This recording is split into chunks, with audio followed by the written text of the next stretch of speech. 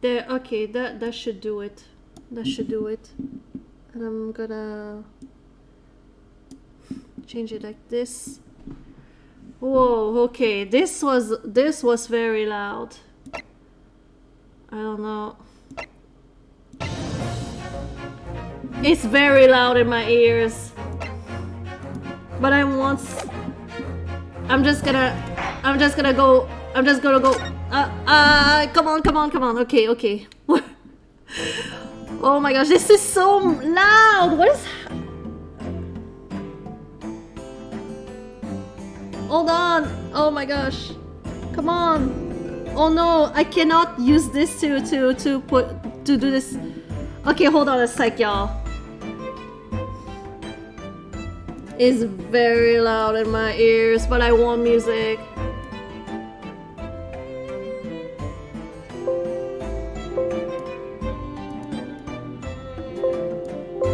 Oh my gosh, imagine I had to reduce the sound by a lot.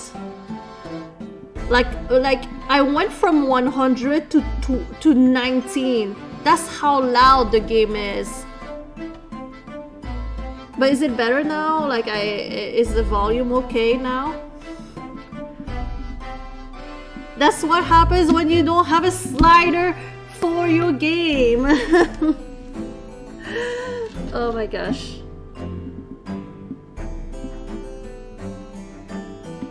Oh, hold on a sec.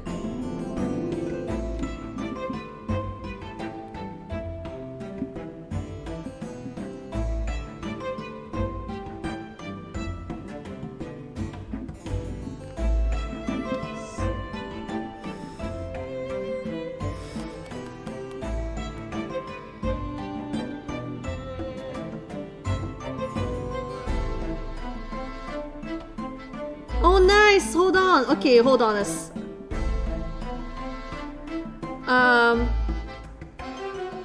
Okay, I just got like a confirmation from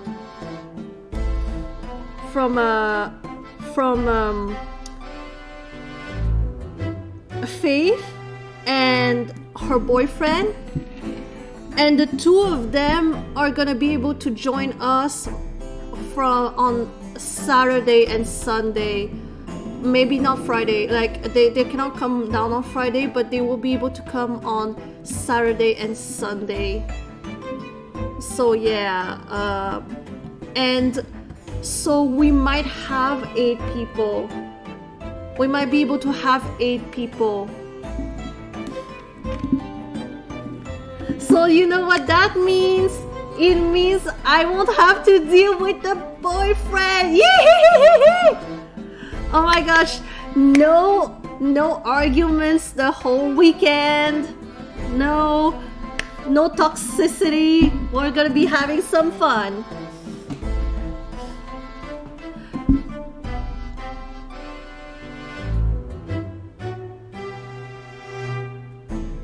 Are the 2 from last night going? Just the girl. As long as her boyfriend is not coming, we're gonna be having a good time. But I have like this little thing in my stomach. I have this little thing in my stomach that worries me that she sounds like the kind of, because she's the kind of person who would like try to sneak someone in, like sneak a person in, and totally disregard that. I'm actually like, I'm scared about that, but maybe she won't like suggest it, but she kind of did, like, but like jokingly, like she's like, I'm joking, but I'm not sure if she's actually joking. She's actually wants to sneaking an extra person, so that would make us 9. He's going to pop up. I will absolutely kill someone if he pops up. Like, I don't care. I will absolutely kill someone if he pops up, okay? if she does that, I will tell her. I will just simply tell her that it makes me uncomfortable. We pay for 8 people, so if she brings an extra person, I'm just not comfortable with that. Like, I don't want to get into trouble with my host and get a bad review by my host and getting blacklisted and stuff like that. That because it's gonna fall on me. It's gonna fall on me.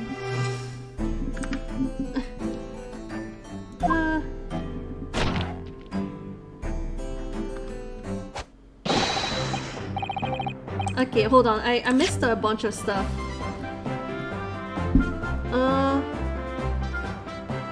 Witnesses, please state your name and occupations for the court.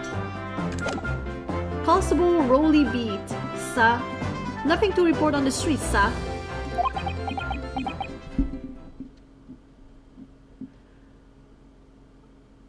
Damn, he's not doing good right now. And I'm Mrs. Beat. Patricia's my name. I'm proud to say I'm this young town's hero's wife.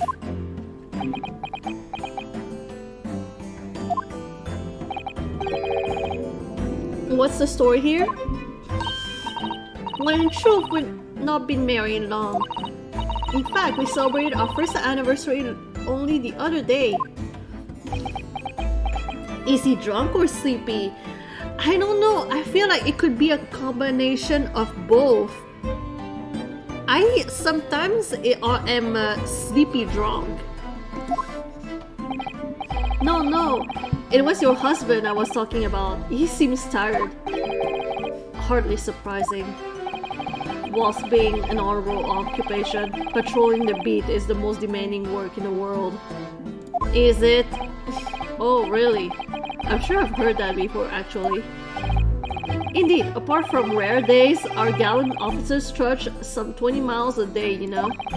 They patrol boarding houses and pubs, collect taxes, survey the streets, check that meters are reading true. Why? What? Why do you overwork these people? Why are you overworking your people like that? And these are these are the people who are supposed to be alert, catch criminals, keep the streets safe. But like, how are they gonna be able to do that if they're like sleepy? It's just an accident waiting to happen. And they're responsible for keeping the streets clean and lighting and extinguishing our street lights. That should be the lighting and extinguishing the street lights. That should be a separate job. What's England doing? Yo, I'm quitting. I'm not doing any of that shit. There are a number of items on that list that don't sound much like policing duties at all. Since when does the police have the job of extinguishing lanterns and shit? I wouldn't just be falling asleep on my feet. I'd have collapsed long ago. But it goes without saying that a policeman's primary duty is the apprehension of criminals. Like, he's not gonna apprehend criminals if you make him do all that extra shit. He's gonna be too tired to run after criminals. Even when he's off to duties, a constable is expected to investigate and resolve any crimes on his beat. Who are you? For the London Bobby's a man of honor. If that's what being honorable is, I would be dishonorable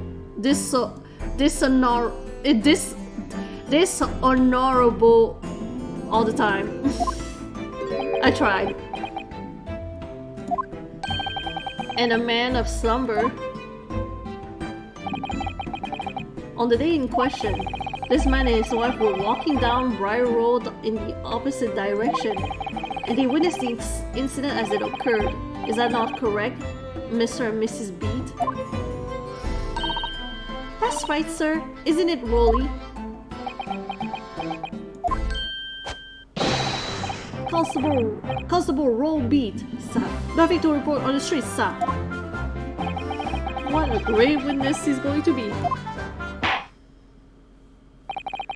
Very good. I'd like to hear from your formal testimonies now, please. You will tell the court exactly what you saw on the afternoon of the incident. Yes, sir.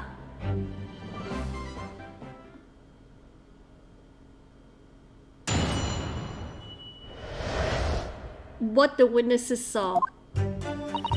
It was our wedding anniversary and Rolly was taking me out for a meal. There was no time to change after work. Anyway, two silhouettes appeared out of the fog on the pavement in front of us.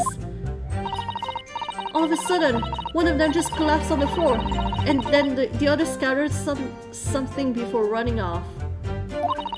We ran straight over, of course, and then went for help at the nearby police box. It was definitely the Japanese man in the dock. Rory and I both saw him as clear as day. Well, this is extremely compelling testimony, I must say. Oh dear, this policeman is one for claiming to have positively identified Mr. Natsumi at the scene. If their testimony is true, the alternative course of events that you establish in the summation examination will be squashed. Will be quashed. It's death knell, in fact, because that alternative was never viable in the first place. What an unfortunate behancing, and on your wedding anniversary too. Oh, I know, but I still managed to go out for the evening with my man. I thank the Lord for that. Gosh, the life of a London Bobby sounds very hard indeed. Indeed, however, this cross-examination will be over in minutes. You may well have time to rest this afternoon. What do you mean by that? My learned friend, the witnesses saw the face of the man fleeing the scene. They are testifying under oath that it was without doubt the accused Mr. Suseki Natsumi. And one of these witnesses is a policeman, no less. So you appreciate the gravity of the situation, I'm sure. Just because he's a policeman doesn't mean that it really brings any value to the testimony. In fact, I would say it's the opposite. But all these people are probably like Blue Lives Matter. They are probably Blue Lives Matter. Except that the man's so tired, his wife has to do all the talking. Enough preamble. Counsel for the defense. Commence this cross-examination, please. Yes, my lord.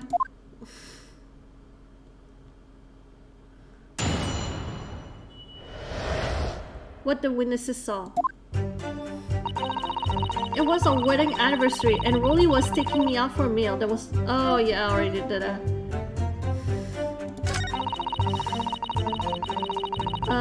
Okay. So I'm gonna press this. Hold it! Two silhouettes. That's right. They were coming towards us, walking Briar Road in the opposite direction. There was a rather plump figure followed by a scrawny, thin-looking man. That does sound exactly like the victim as pictured in this print, and like Mr. Natsumi. Yes, unfortunately it does. And you're certain that at that time there was nobody else nearby. Oh yes, quite certain. It was dark, but there are street lights on Briar Road, you see. There was nobody else around at all. Isn't that right, my darling?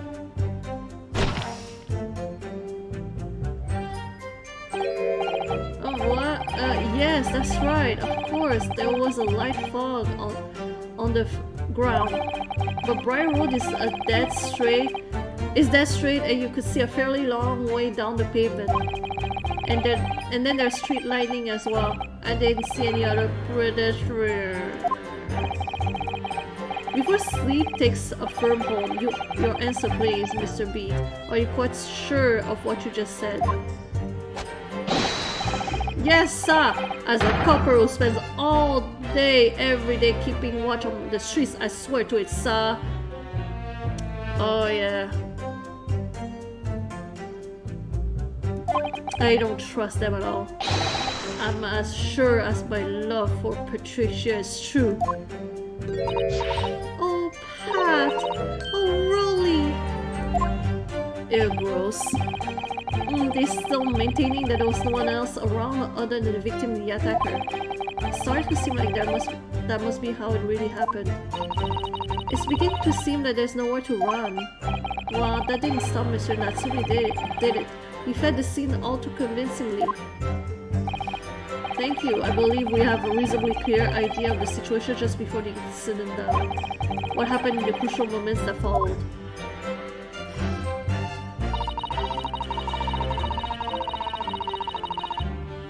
Hold it! Scatter something? What do you mean by that? Oh wow, I couldn't quite make out what it was at the time. But then, when we got closer, we realized what it was. Did we, darling? Damn, she about to slap him with that scarf. Well, yes, that's right. It was some old books. I see, old books. Yes, sir, the culprit just dropped a number of them all around where the victim lay on the pavement. Indeed, as clearly pictured in this photographic print. The wrong Japanese man did that when he did the deed. Not Patricia referring to him that wrong Japanese man. What is up with the racism in here? Oh my gosh. Not the racism, but I knew it. I didn't want to say it. But my gut was right. She's these two blonde, blue-eyed fuckers. One is a copper. There was a high chance that they were both racist. There's a high chance that they were both racist, and I was right. Patricia just showed us. Hold it! Let's not forget that it remains to be established that the defendant was indeed the attacker. But we saw him. It was the man in the dock without question, sir. The mustache, the hunchback, the cat-like eyes, the tall mouth, the snub nose, everything. Any more insults you want to throw in? That's right, he looked down at that poor defenseless woman with those terrifying, intense eyes. And then suddenly threw his books onto the pavement and ran away. I see. This is tough. They seem as though they are telling the truth here. May I remind the court that this unambiguous testimony comes from a policeman and his wife? It don't mean shit. Now please continue. Oh, what is up with these all Blue Lives Matters people? Yes, sir. Can someone give him a chair? He's about to collapse. He ran straight over, of course, but then went for help at a nearby police box. Hold it! Was it your husband who went to fetch help? No, I went. I may not be a police officer myself, but I am the proud wife of one after all. Is that alright, my darling?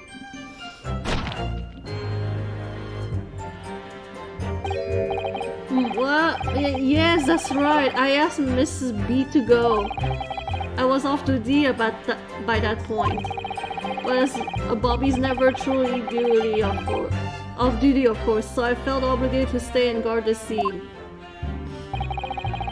Very laudable, Mr. Beat. Preserving the scene of a crime is a task of considerable importance. That's why I sent Patricia, you see. I told her where to find the right police box. Forgive my ignorance, but what do you mean exactly by the right police box? It depends on the crime's location, you see, as to who deals with it. Where the woman was stabbed wasn't actually on my beat. So I told Patricia the way to the police box for the beat. The incident fell under so she could go and report it. I ran there as quickly as I could and asked for help from the Bobby on duty. There's nothing more potent than a young couple in love working together, you know? And thanks to your swift response, the case was quickly resolved, the actions of two model citizens. Oh please, you're making us blush, isn't it, he darling?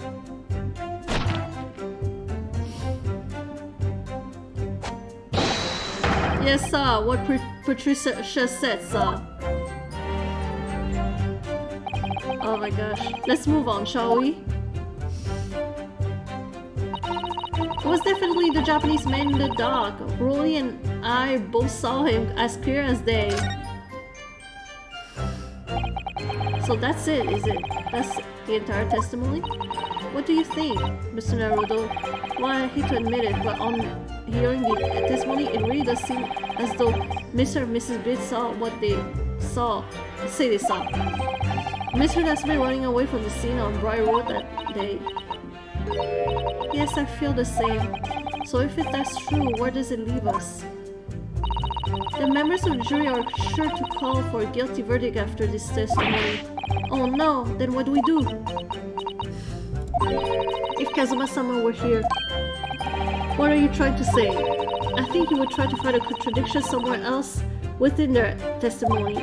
What do you mean, somewhere else? There's this statement about saying Mr. Natsume is unequivocal. Calling that into question won't help. But if you could identify some other parts of that testimony which appears to contradict the facts, you might be able to discredit them to make the jury doubt if the pair's memory of the day is accurate. Oh, right. Put simply, we must focus on finding a discrepancy in those statements somewhere. If we don't, I'm afraid the trial might reach an early and unfavorable conclusion. Why do I always seem to be so up against it?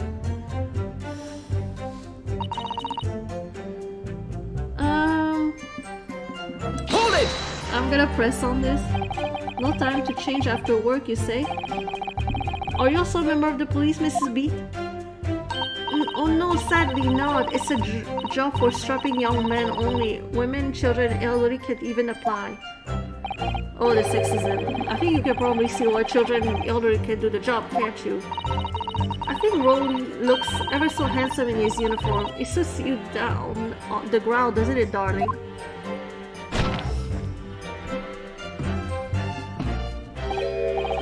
What? Yeah, I just finished my beat. Pat and I were heading back to the station. I was actually planning on getting changed there. Is he talking in his sleep? This is creepy. Oh no, Rolly, I much prefer you in uniform. Sometimes I don't recognize you when I see you in plain clothes. Oh dear, that doesn't seem healthy. Hardly adhere to that point. You were going for a meal after you had finished your beat for the day, correct?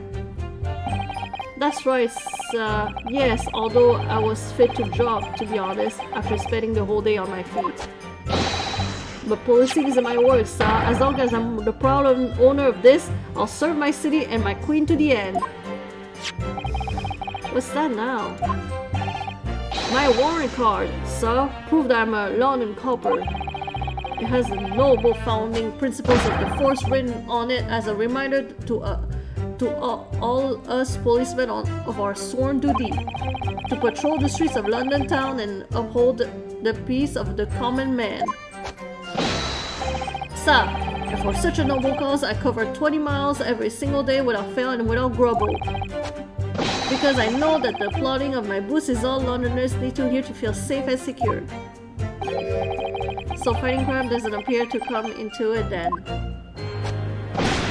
But sir, just on that one particular day, I was looking forward to celebrating my wedding anniversary. Mrs. B put up with a law being married to a Bobby like me. I want to show my dear wife how much I care. Oh, Pat. Oh, Rolly. Oh, what a charming couple. Their young love is such a joy to behold. I wouldn't say that. I wouldn't say that. They're getting on my nerve. Quite a little over the top, perhaps. And then, kindly describe what happened next.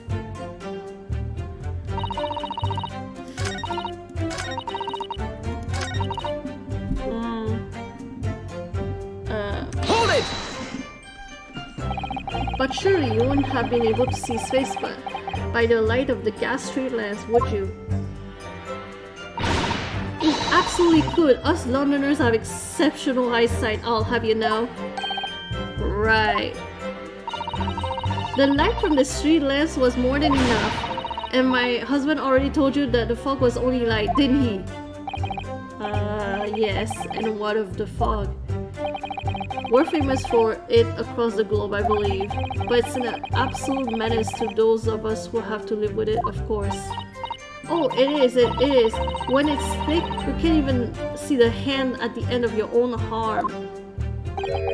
Yes, alright, I take your point. Now, could you stop shaking your husband about? The constant fog around our eyes, very sharp, you see, makes our eyes very sharp. That's why we can tell you for sure and certain that it was the little Japanese man we saw. Can't we, darling?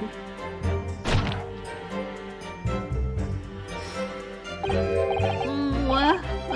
Yes, it was the accused and no mistake. The mustache, the hunchback, the cat-like eyes, the plump... Okay, we already went through this.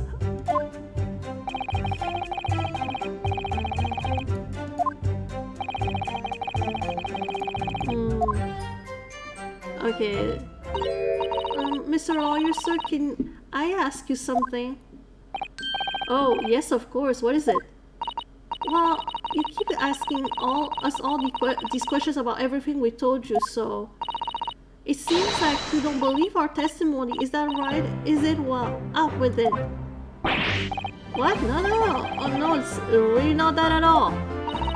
My husband's a policeman, remember? And I know what I saw. I remember every detail, everything, like... Oh, I know. What about the books the man dropped? Oh, she's gonna give us some details here. I could tell you the names of every single one. I could, every single one. She's gonna give us good material. And you dare to question how reliable my testimony is? That will do, Mrs. Beat. No, it won't do at all. Japanese lawyer has no idea what I'm capable of. Even if I decide to forgive him for insulting us, don't think for a minute that Rolly will. I really didn't mean to cause offense. Please put your husband's fist down. Perhaps you would like the opportunity to supplement your testimony, Mrs. B. Might that appease you? Oh, thank you, my lord. That will settle things nicely. Wouldn't it, darling?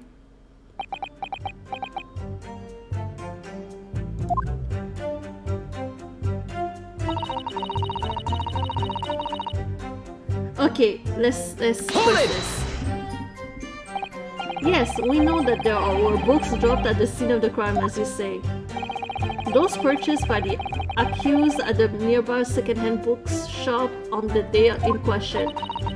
After I'd been to the police box for help, I decided to have a good look over the area for good measure. I'm a proud policeman's wife, after all. I did for Rolly. And what was your husband doing at the time? Oh, he was lying face down in the snow, getting some well-deserved rest. He works ever so hard, you know? Ever so hard. Don't you, my darling? Interesting way of guarding the scene of the crime. Well, Mrs. B, seeing as you've regaled the court with tales of your years of recollection, would you be so kind to recount the titles of the books you observed at the scene?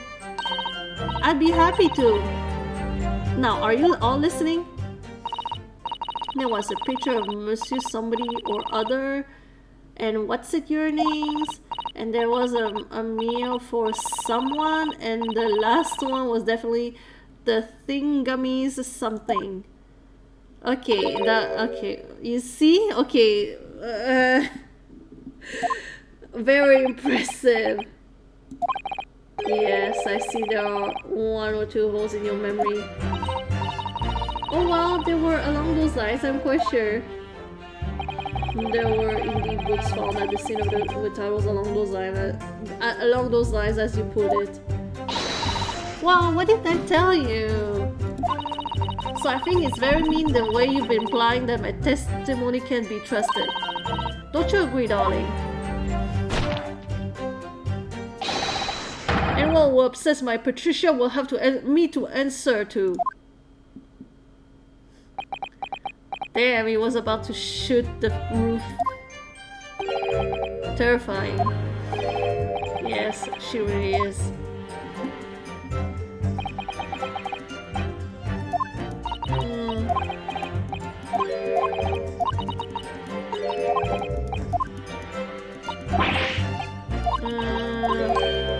Yeah, I'm trying to think about... I pretty much pressed all of them though. I pressed on all of their statements. Welcome back, Blue.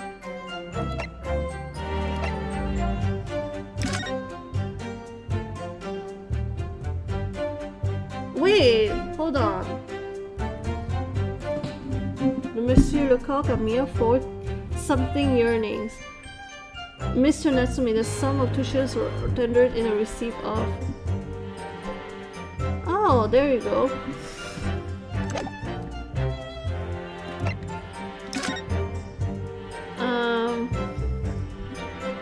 Reporting officer Rolly Beat.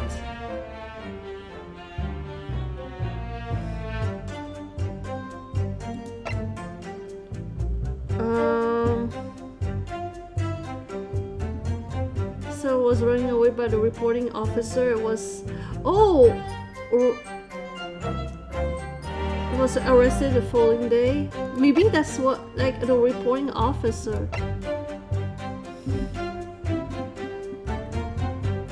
Oh, maybe that's what it is.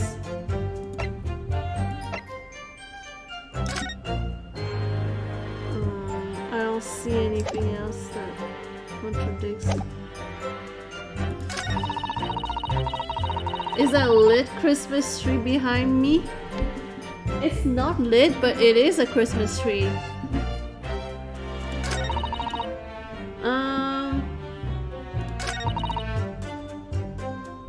Okay. Okay, I'm gonna present something. I don't know if it's gonna help, but let's present. Objection! No, it didn't.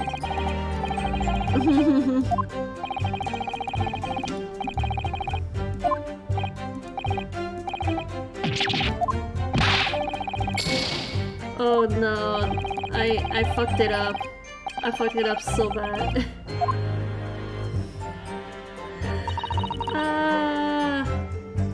Okay, well, what am I supposed to do?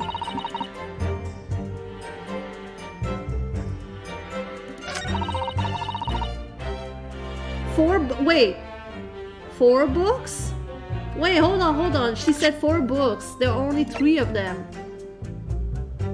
Objection!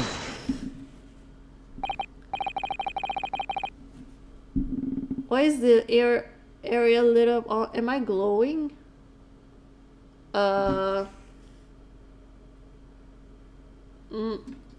Wait. I have lights on. Is there a problem? It's my normal lighting.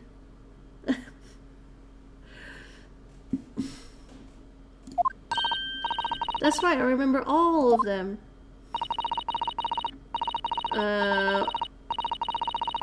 The Thingummy something. He didn't buy that. I'm sorry, Mrs. Beat. But there is a fundamental flaw in that statement of yours. Oh no, what flaw? Oh my gosh. Simply put, at the scene of the crime, there were only 3 books, not 4. What? This is a receipt from the bookshop where the defendant bought his books. Your books? Yes, and it details Mr. Natsume's purchases that day. But as you can see, only 3 books are listed. Only 3? No, that can't be. I remember seeing them. There were 4 books, I tell you, 4 dirty old books. Oh really? Have a good look at this photographic print of the scene of the crime. As you can clearly see from this evidence as well, there were only 3 books. But I just don't believe it.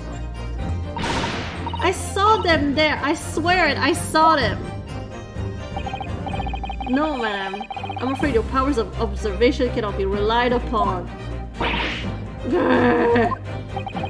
So it cannot be denied. That, though you say it was a defendant you saw, you could very well be mistaken. Oh no! Oh no!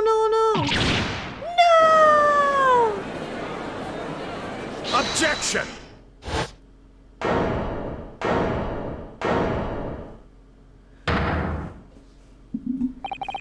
It's plainly evident that it is your powers of deduction that cannot be relied upon, my learned friend. What? Well, it cannot be denied that these 2 witnesses saw the accused running from the scene. A fact that you know very well you have no hope of disproving. Huh? So you're striving to avert attention from that by dint of something inconsequential discrepancies. Would that be fair? He sees right through me. But your plan as someone recoiled against you. What are you talking about? It's quite simple. Let me explain with a toast. To the policeman's wife and her entirely accurate testimony in every respect. Oh? You see, the matter is not up for debate. At the scene of Briar Road, a total of 4 books were most definitely found. Objection! But what about the photographic print? It only shows 3 books. Quite right. Only 3 can be seen in that print. That print? You mean to say... Allow me to present another one that shows the victim's hand. Couldn't you have just given us that from the beginning? Can we have all the photographs, all the evidence beforehand, like, so we don't run into like stuff like that? The Lion's Pride. Thingamy? Lion is the thingamy? I don't believe it. Oh my gosh, what happened to the corner of that book? What? It's the 4th book. As you will observe. Hey, the Lion Pride! It's the favorite book of that guy, that soldier guy with the maid. The 4th book was hidden from view in the original print by the victim's torso. No. No! That is so sad. Order! Order! There! You see? Look at that! Look! Yes. It's just like I said, isn't it, my darling? Yes, Patricia's always right, sir. Let's study the receipt for the books purchased by the accused on the day in question. Mrs. Beat, the titles once again, if you please. Oh yes, of course. The picture of Monsieur somebody or other. The picture of Monsieur Lecoq. What's it? Yearnings. Canterbury yearnings. And a meal for someone. A meal for Gaboriau, in fact. As the court has just heard, the witnesses remembers the book titles flawlessly, save for a few minor details. Mrs. Beat's powers of recollection can only be described as exceptional. Did you hear that, Rolly? The gentleman paid me a compliment. Yes, sir. Flawless, sir. Patricia is flawless. But there are only 3 books on the receipt, and Mrs. B mentioned 4. There's nothing surprising about that. Clearly, the 4th book is that which is shown in the photographic print. I'm sorry, Counsel, but does not see nod? Why should the 4th book be omitted from the receipt? It's not all at all, my lord. As the photograph clearly shows, the 4th book was found in the victim's clutches. In other words, it belongs to the victim. The victim was holding her own book? I wonder what became of that 4th book. Obviously, it wasn't overlooked by investigating officers at Scotland Yard. I have it here as evidence. You will submit that and the aforementioned photographic print to the Court, Police Council. Why couldn't you do this from the beginning?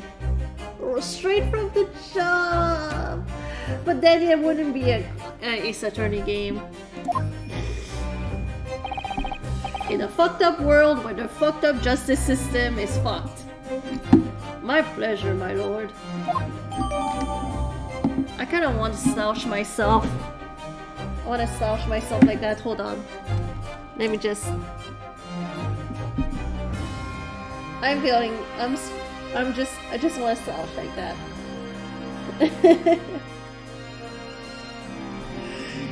The guy is withholding evidence, but this is not the first guy. It's not the first time. It's not. All the prosecutors withhold evidence until like such a time where it's like, aha! Well, I have something to show you here, and then the Ace Attorney is like, no. A second photographed the scene taken by a policeman just after the incident. Specifically shows the victim's hand. A book entitled The Lion's Pride discovered in the victim's hand at the scene. Prosecution rests. I have nothing further to add. What? You seem surprised, my learned friend. But your resistance until now has been vain. Entertaining, yes, but futile. The spurious longer route to the accused's lodgings that you try to establish in your summation examination.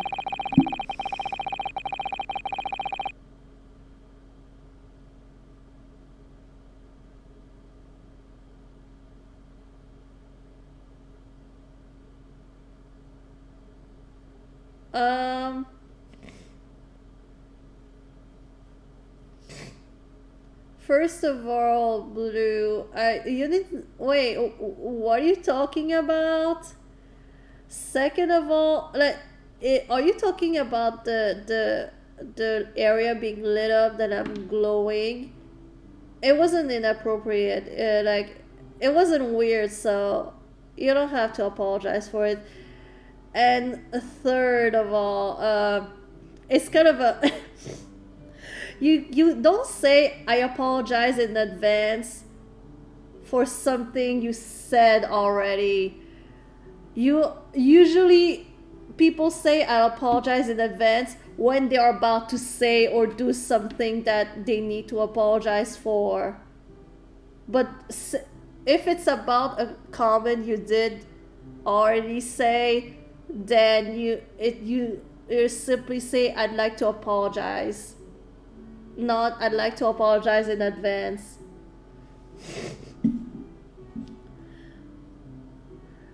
And the attempted discrediting of the witness's powers of recollection in your cross-examination. Futile. I walked right into this, didn't I? You see? Everything we've said is true. Isn't that right, my darling? Yes, Pat. Marry me, Pat. So perhaps the ladies and gentlemen of the jury would like to reconsider their positions. I mean... I mean, grammar is complicated. Nobody's gonna fault you for getting mixed up. Should the court waste any more time on this Nipponese travesty? What is up with English people? Why are they so focused on the Nipponese? Or is the decision you have to make all too apparent already? You have heard all the witnesses and seen all the evidence. This trial has run its course. Mr. Naruto, I'm afraid we are in a terribly precarious position. I know, but if I fight back in the wrong way now, I could very well just make matters worse. Think, Yosuke, think. What do you do now?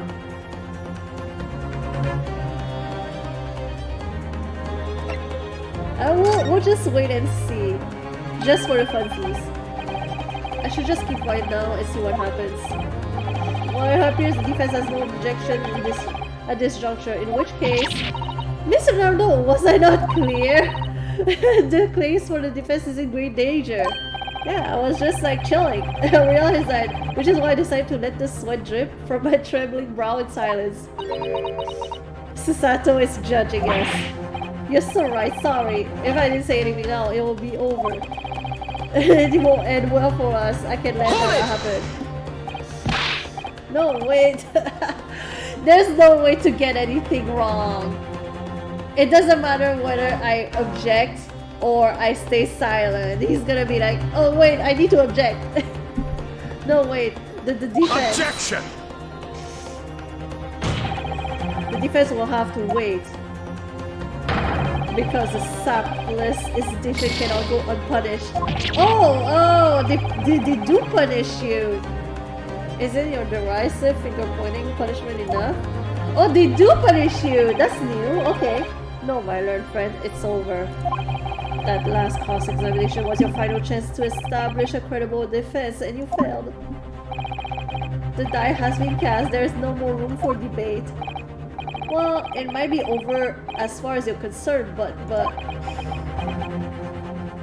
British Fire 2.0 is trying to win a case. You know? Do you know who's gonna come in and save the day? British Vampire #1. British Butler. The Butler.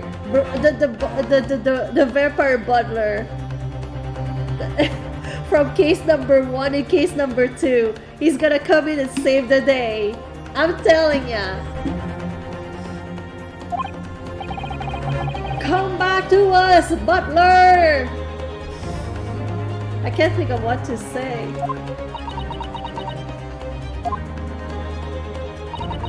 If I may, Lord Van Zeeks, it seems somewhat boorish to close down the debate at this point. Your insignificant little Eastern Isle must be a lawless hole indeed. Oh no! Oh no, Van Zeeks is going too far. He's going way too far. I do not like this guy at all. He's the racism. For a lowly judicial assistant to have the audacity to intervene at a moment like this. How about fuck off? Oh. Oh hell nah. Oh hell nah. Oh hell no! Like, you do not make Susato like feel ashamed like that. You do not upset Susato like that. I'm going to come and kick your ass, okay? I'm gonna come and kick your ass. Are you not ashamed of yourself? Are you not embarrassed? This is really embarrassing. I am too ashamed. Still a very inexperienced lawyer. So you will have to forgive me, but I consider my sister's advice essential and her opinions invaluable. Yes, Ryu! Tell him, Ryu! Mr. Naruto! One of this land's great guiding principles is tolerance, so the court will hear you, madame. Go ahead, Mrs. Sato, please. Yeah, tell them. Go to the right, jump out of the plane, slap the living shit out of Van Zink. That's what I will do. I want my first slap to be Van Zink's. It will be a slap that is so hard, so loud, so like the sound resonance will be so loud that it will shake the ocean, the earth, and the island is just gonna raise from the ground. Oh my gosh. Great Britain. I just like slapped the living shit out of Great Britain. Very well. Pray, what insight can you give us? What have we all overlooked in this matter that you see fit to pursue further? I don't care about your sarcasm now, your tone, mister. I don't care about it. I'm not gonna slap you as hard as him, okay? Don't you worry. I'll be nice to you.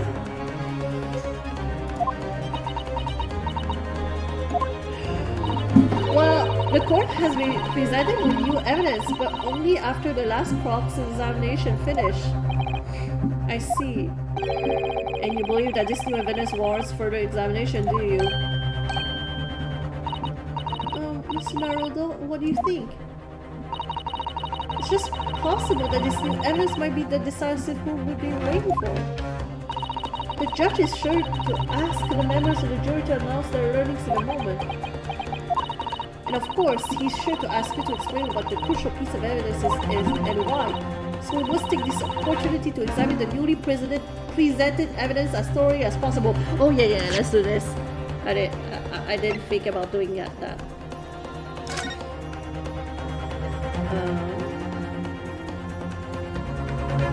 There's some shoot.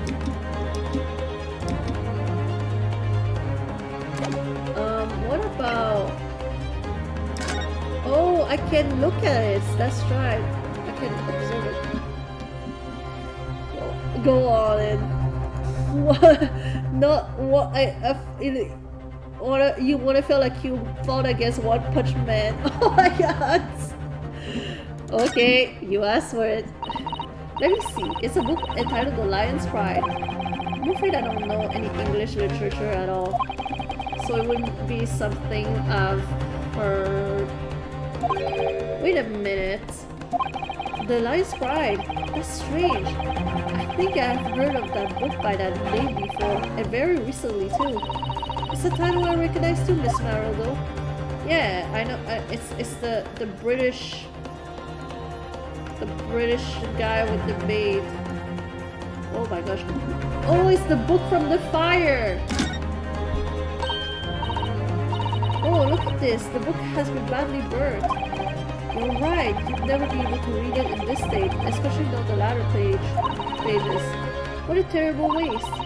Judging from the scorched edges of the paper, I think the damages must have occurred very recently. A book recently damaged by fire. Why does that seem to raise a red flag with me? Okay, alright, I'm ready. Yes, I understand. And thank you, Mrs. Sato. This is it. Sato-san has managed to win us one last chance here.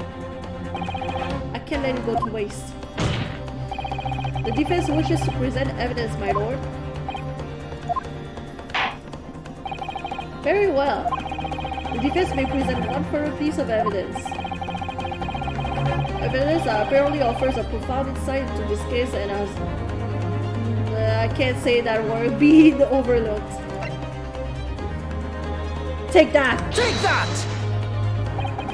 The evidence in question is what we can see from the newly presented photographic print of the crime scene. The fourth book found in the victim's hand. Objection! We have already discussed the fourth book at length. Other than it being in the victim's grasp at the time of the incident, no significance has been attached to it. pursuing that matter further would be a flagrant waste of the court's time, as you well know. Yes, I'm afraid, counsel, I must conclude with the prosecution of this matter. When I afforded you this opportunity, you led the court to believe that the evidence in question contained a... What the fuck this word is on the discovered clue? So I must insist that you elaborate, counsel. You would identify this clue at once. Do I make myself clear? Oh, yes, my lord. It's, Mr. Naruto. I believe the prosecution is trying to avoid a thorough examination of the evidence, which means you may very well be on the right track. Yes, I think you might be right. So, counsel, precisely where is the vital clue of this case, which this fourth book conceals? How do I? Okay, there, and present. Got it! Why is the English being hard again? Why is talking so hard? Why can't we just like shut up and just lay down and chill? I would ask the court to observe the back of the book in question. I need someone to do like the talking for me. The back would be, oh good gracious, it's been burned to a crisp. So we have to ask ourselves, why was the victim clutching what is clear and unreadable book?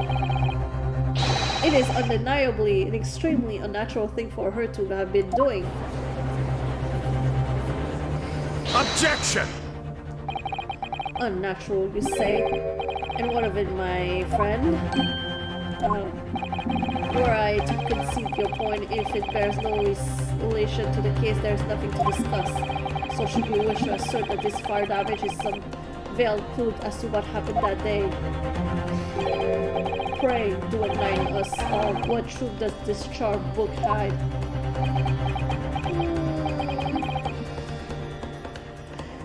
But no, people want me to go outside, go make friends and talk to people like it's that easy.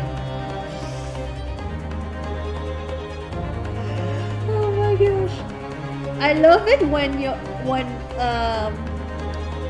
you're like, yeah, I don't socialize a lot, I don't have many friends, and the response of people is like, have you ever tried going out and talking to people and making friends? I would look at them and I'd be like, is that really your advice? Is that really your advice? Okay, okay. Very helpful.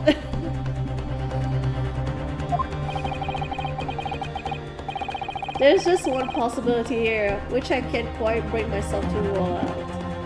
Like, I will say this though.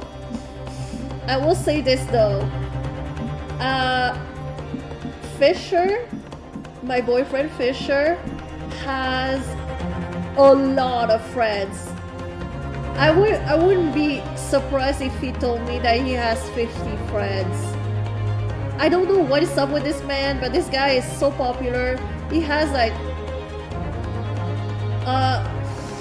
a big entourage, and when I asked him, okay, just then, how many close friends do you have? Like close, as in like the very close friends. He would still say, yeah, 10 people. What's it? How does he do it? How does he make so many friends so easily? I need to know. I need to know this. This guy has a power. This guy has a power. He has the same power as that guy from Last Train to Blue Moon Canyon, the dead guy, the dead skeleton guy. This guy managed to become friends with Mark Twain and the president, like fucking, oh my gosh, I cannot think, but like very powerful like celebrities. So I'm like, oh my gosh, they're the same people. They're the same extroverts. Oh my gosh. I would, to be fair though, to be fair, Fisher gives me vibes of introvert vibes sometimes. Like he likes to be by himself. However, when he's in a social situation, he's just so good at socializing. He's just so good at socializing. He's so good at talking to new people and meeting and talking to new people. I don't know how. I don't know how he does that.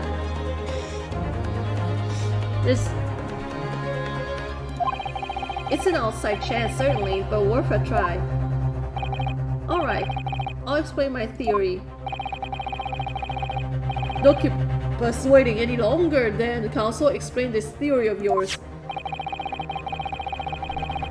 You can't have that many friends in real life. But like, do you want to? Like, if you could choose how many friends you could have in real life, like, what would be a number for you that you could handle? I would say maybe 4. 4 friends it's actually a good number. Like, I would say 4 close friends. But so far I have my bestie, I have Fisher, so that's 2 already. I don't know about the rest.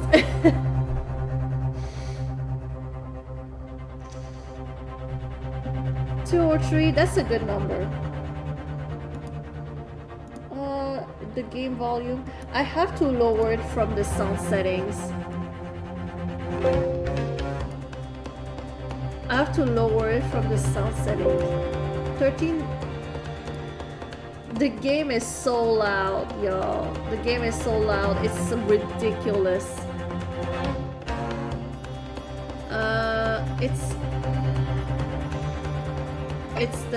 It's owner.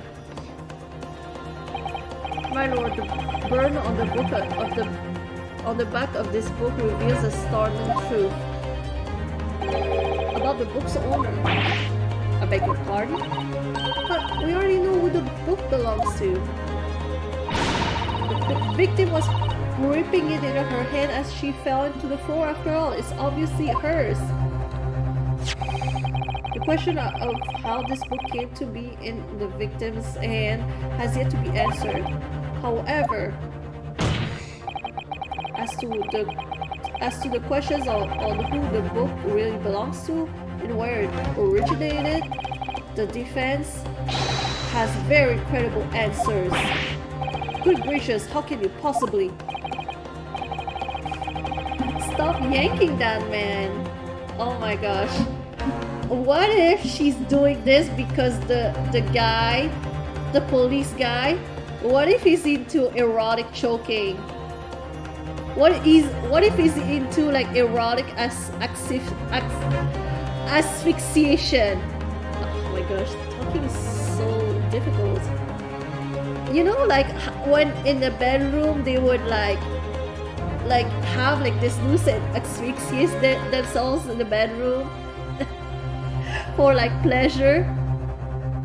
Yeah, maybe that's what he's into, but like she's like doing this because he likes it. You know, they are trying to be like a little bit like subtle about it, but I see through them. Very well, I'll play along with this futile attempt to delay your inevitable demise. But do remember, the members of the jury may well burn you if your little gamble goes awry. Counsel, the defense response here is very likely to influence the final outcome of this trial. So tell the court who do you claim is the owner of this burned book. It's Jean Gary Depp.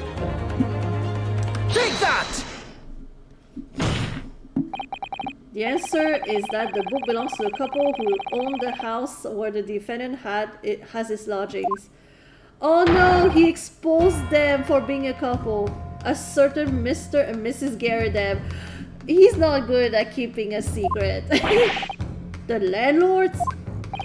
And whether this is an extraordinary coincidence or some kind of fate at work, I don't know, but of all of the people in London, one of the 6 chosen for jury duty in this courtroom today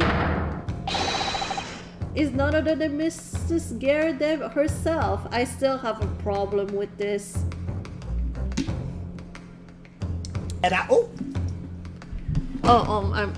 I mean, this would be better.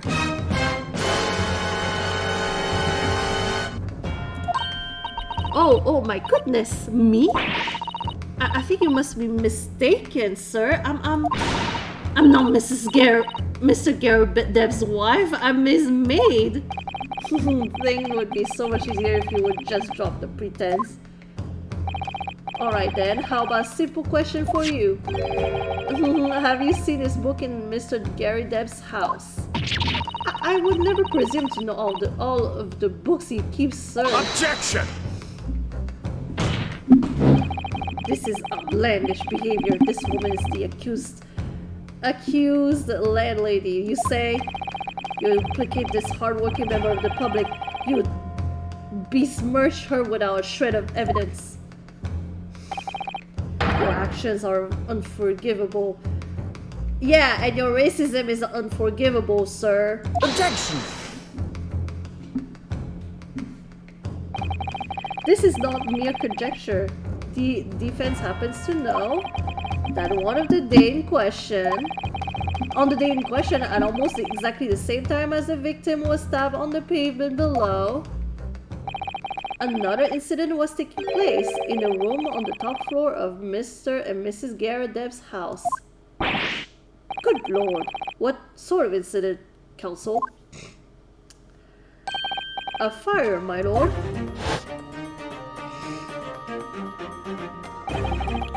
Afraid to say it was happened in the blink of an eye, you know. The whole place filled with smoke. Couldn't see a bally thing.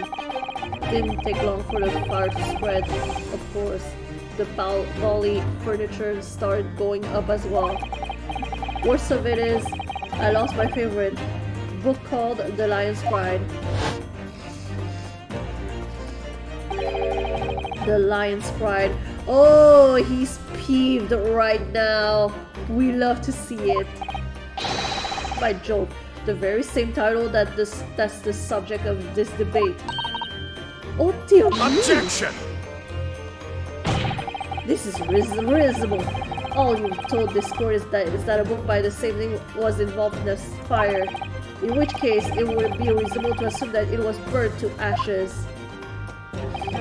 And entirely unreasonable to infer that it magically removed itself from the scene of the crime.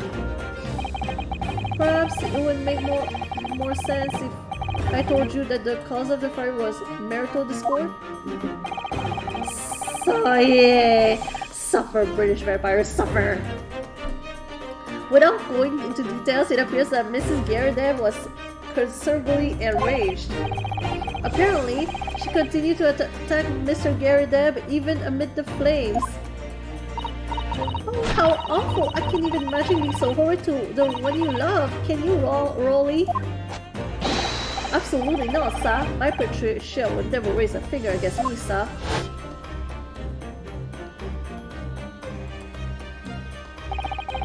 Had all of my favorite old novels in that case, but as soon as the fire got hold of them, that was it. Whoop, whoosh, up in smoke.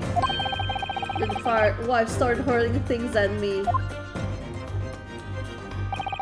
There was I, back up against the window under heavy enemy fire, incendiary books incoming 10 to the dozen. She is so abusive. How do you literally, like, your house literally caught fire, the books literally caught fire, but she took the books and started, like, she took the bird books and started to throw them at him. This woman needs to be stopped. This woman needs to go to prison. She's dangerous.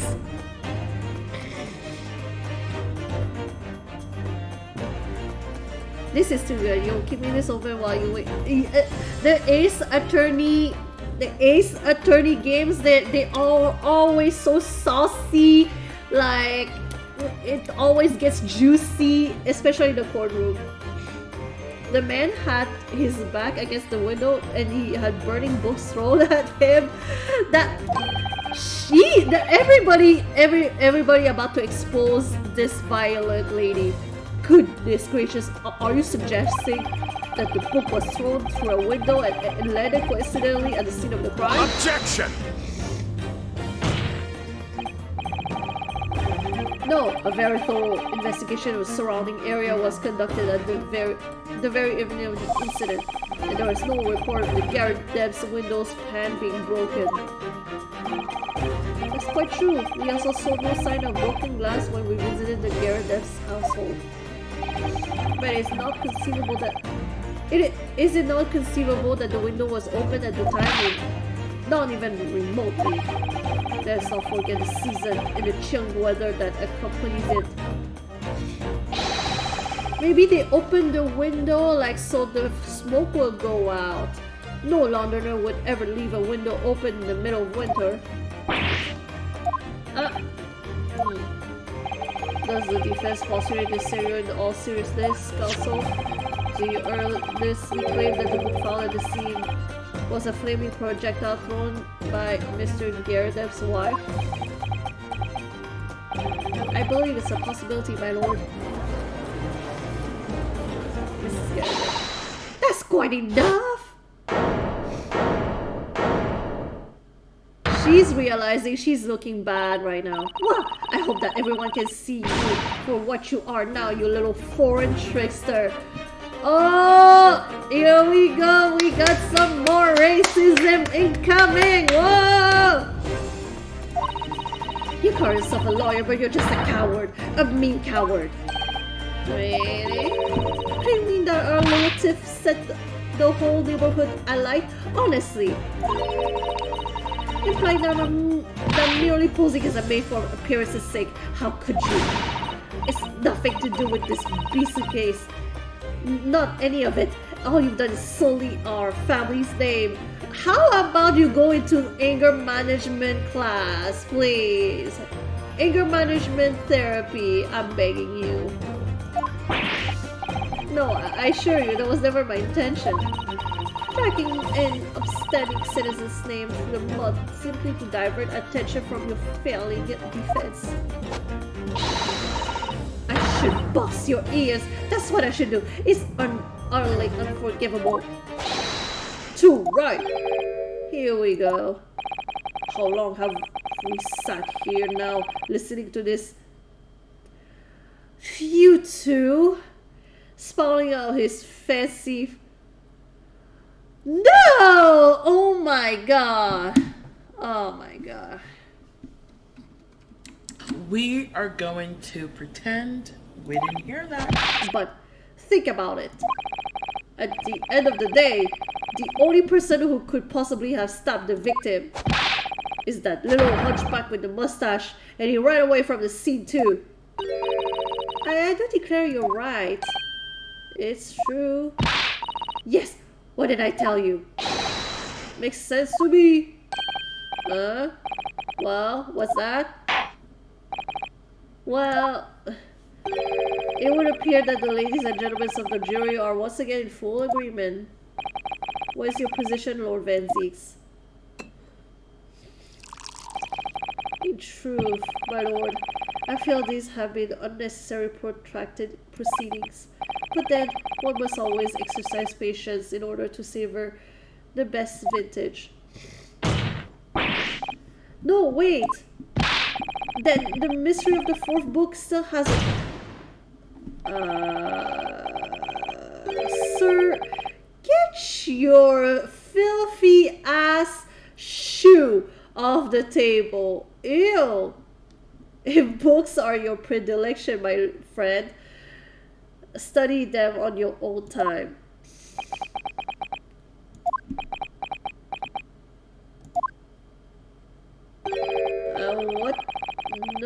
forgive the discourtesy this time? In that case, ladies and gentlemen of the jury, you will now state your individual decisions regarding the defense culpability for the court to hear. Guilty! Guilty. Guilty. Guilty. Guilty. I like that they're now saying it. They are like saying it. I don't have to repeat guilty 6 times.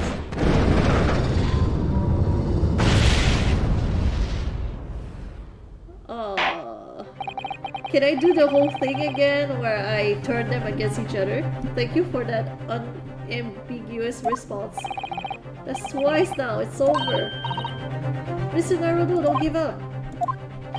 Mrs. Sato, have you forgotten? The battle isn't over yet. You're not suggesting. Of course, the defense has the right to another summation examination at this point. You can still convince the jurors to change their minds. You have one more chance. Oh, you can do it again? Okay. They could keep doing it like over and over and over again. The defense has the right to exercise its right to a summation examination. You believe you still have tricks up your sleeve? I don't intend to trick anybody. I intend to uncover the truth. There's no time to be downcast. As long as there's a chance, I have to stay strong and determined.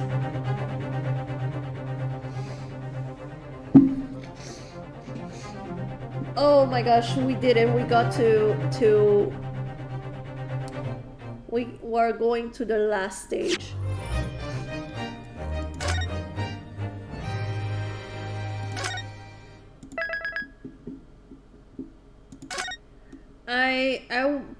I will try to finish this episode number 4, case number 4 tonight. But that was a long case. That was a long case.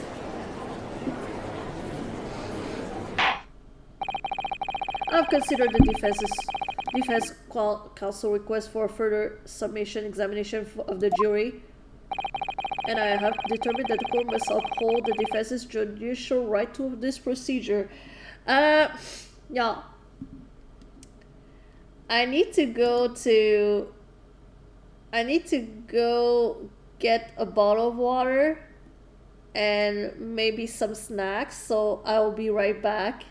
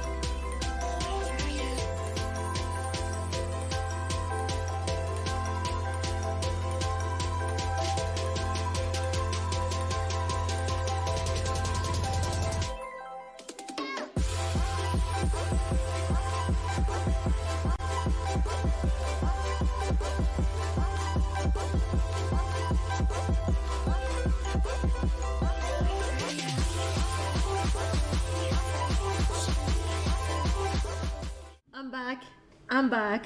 I had to. Okay, so I have my snacks over here, and I have my water bottle, and I did my Duolingo because I forgot about it. And knowing myself, in about 5 seconds, I'm gonna need to go to the bathroom.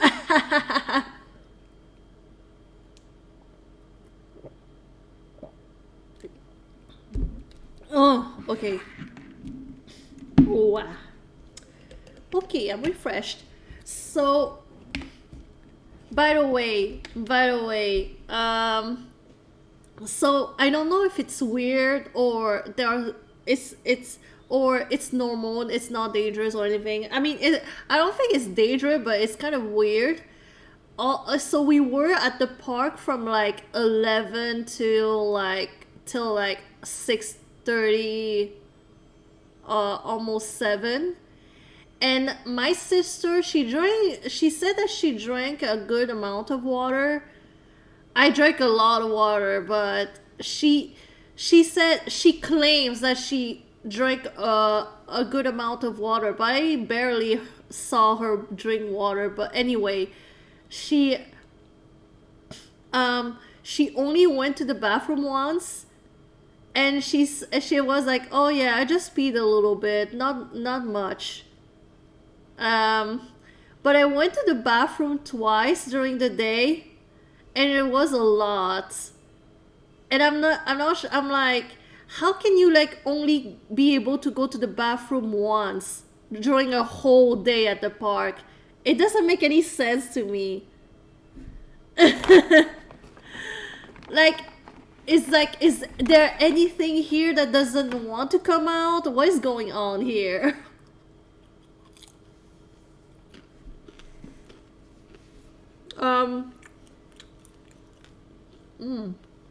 This is good. And to answer your questions, there are 5 episodes just for this like adventures there, but there's another one. It's actually 2 games in one packet. It's absolutely amazing. We're doing case number 4, but there are multiple parts in each cases.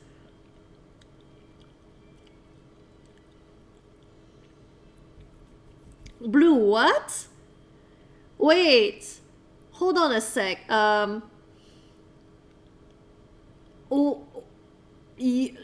Where would you pee if you had to pee? Like, where would you go?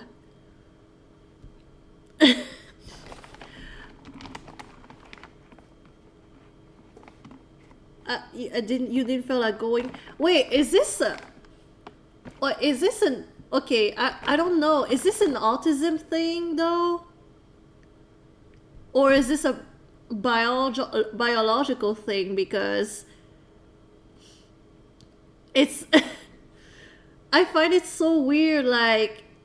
How do you not... Why is it not coming out? Why is it not coming out? Like, don't you drink? Don't any of you drink? Don't any of you eat? Where is this thing going?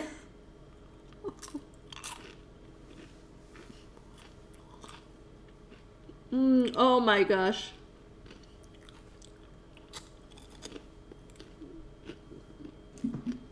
Nah, I go to the bathroom every 4 hours. Every 4 or 5 hours I have to go to the bathroom. I have a small bladder. And if I had to retain myself from going to the bathroom at the amusement park, I would shoot myself. I would shoot myself. I would be like, just end me. Just end my life. I cannot do this. But anyway.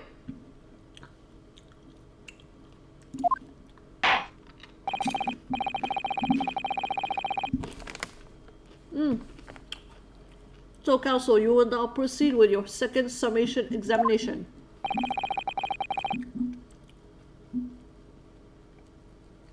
Even that's not enough. You don't drink enough water. It might be a bad sign, though, if you don't feel the need to go to the bathroom. It could be a sign that you don't drink enough water. Blue, do you drink water, like, constantly? Like, do you keep yourself hydrated? Or do you, like, just, like, a little bit here, a little bit there? I drank pretty much the whole day. In every ride, I popped out the water bottle. I never once... That's the thing. My sister says that she drank a good amount of water, but I never once saw her drink water. And we were together the whole day. Except the times when we had to go to the bathroom, so we had to go different stalls and everything. But I only saw her drink from the fountain. Once.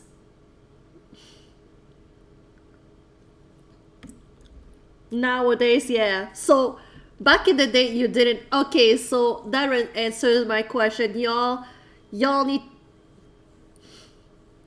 to keep yourself hydrated.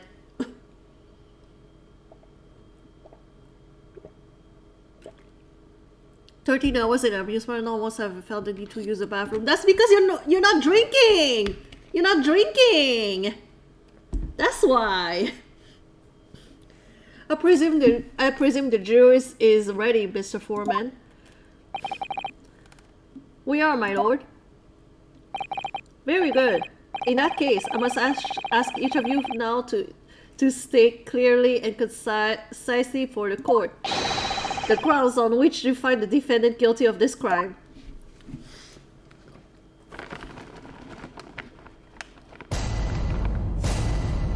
By the way, Somber, like, we've been playing for like 1 hour and 30 minutes and you missed a lot of racism.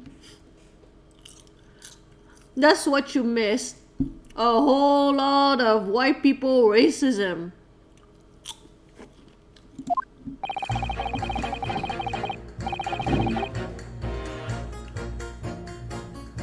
The accused left behind evidence at the scene, didn't he? Those 3 books of his. If there wasn't some novel, alternative explanation about how the victim was stabbed, I might reconsider. Even if the woman was throwing books, it can't be related to this crime if the window was closed, can it?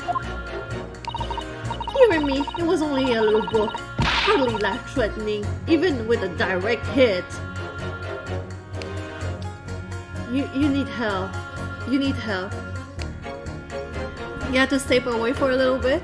That's okay, that's valid. Okay, so this woman, she's pretending to be a maid, but she's actually married to the landlord. So she's a landlady. And the part where like there was a fire, like they were fighting and there was a fire, and instead of putting out the fire, she took the books that were in flames and started throwing them at her husband. That's how enraged she was. Believe me, she's gonna someday kill someone, okay? She's gonna someday kill someone. And she's gonna be like, oopsie, I didn't mean to do that. It was just a little knife. I didn't think it would do that much damage.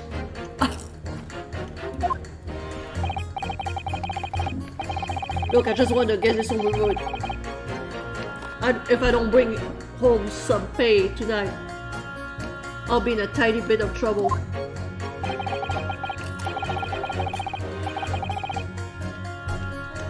Come to think of it, we had a fire at home a while ago. It gave me the sneezes. Yes, considerably more tangible arguments from all the members of the jury this time around, it seems. With one notable exception, of course.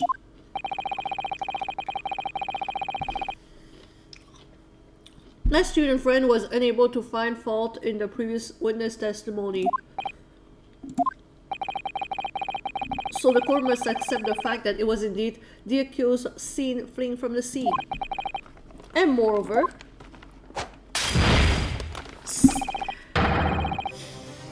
rest in peace, glass of wine number 47. You will be missed. No one else was even at the scene to commit the crimes.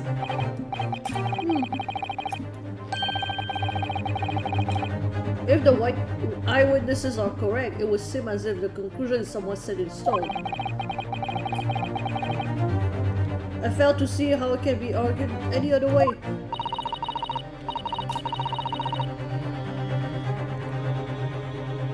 That means, I'm afraid, that during the summation examination, it's essential that you establish some other tangible explanation for the facts. But how? What would even constitute a tangible explanation here? Isn't it obvious? Who stabbed the woman and how? Those 2 details are all you need to provide. Please simply give us a name and a method by which the attack was concluded. And I was thinking this might be hard.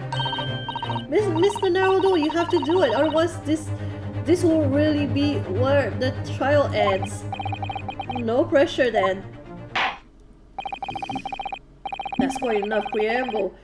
Proceed with the summation examination, please. I presume you are prepared, counsel. Oh yes, my lord. Alright, Ryunosuke. Focus your mind now.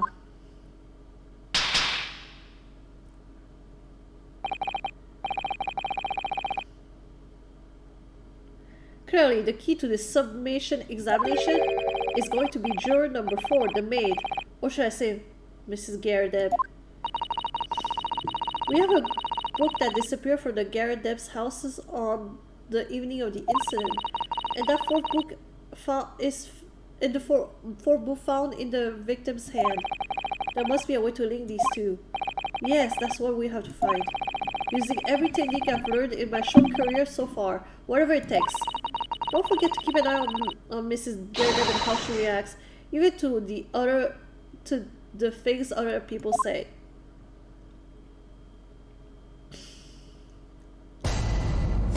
I love this part. Look at them in the back, just chilling. The accused left behind evidence at the scene, didn't he?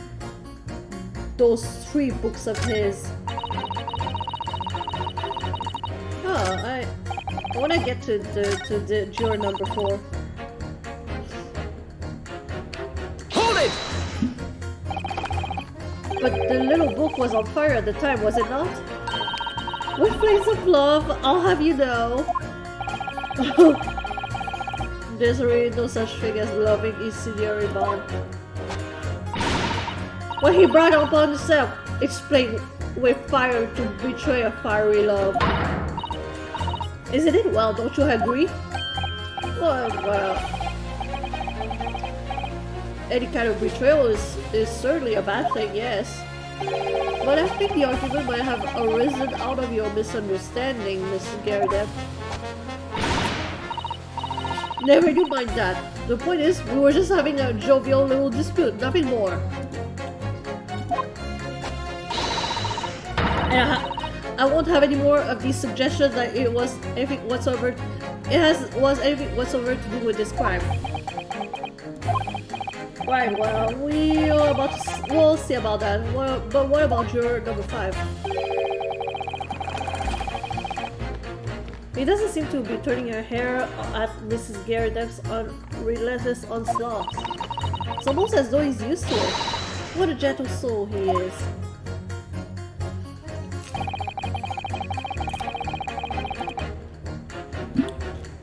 Hold it!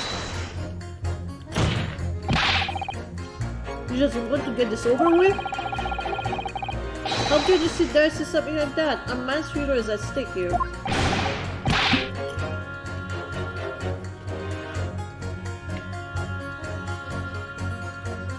Well, him and me both then, like I said before. What? I told you already, I'm a day laborer, aren't I? If I don't bring home some CDs, readies with me tonight, you'll find me floating face down the Thames tomorrow morning. What?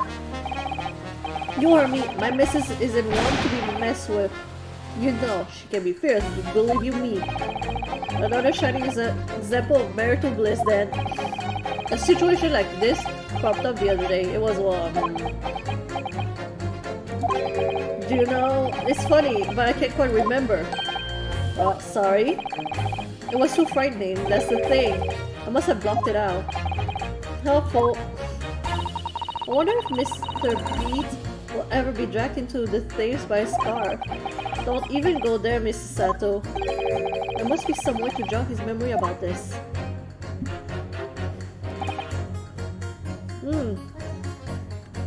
Hold it! Does that have anything to do with your decision about the defendant's culpability in this case? Sorry, what's that? You'll have to speak up, lad.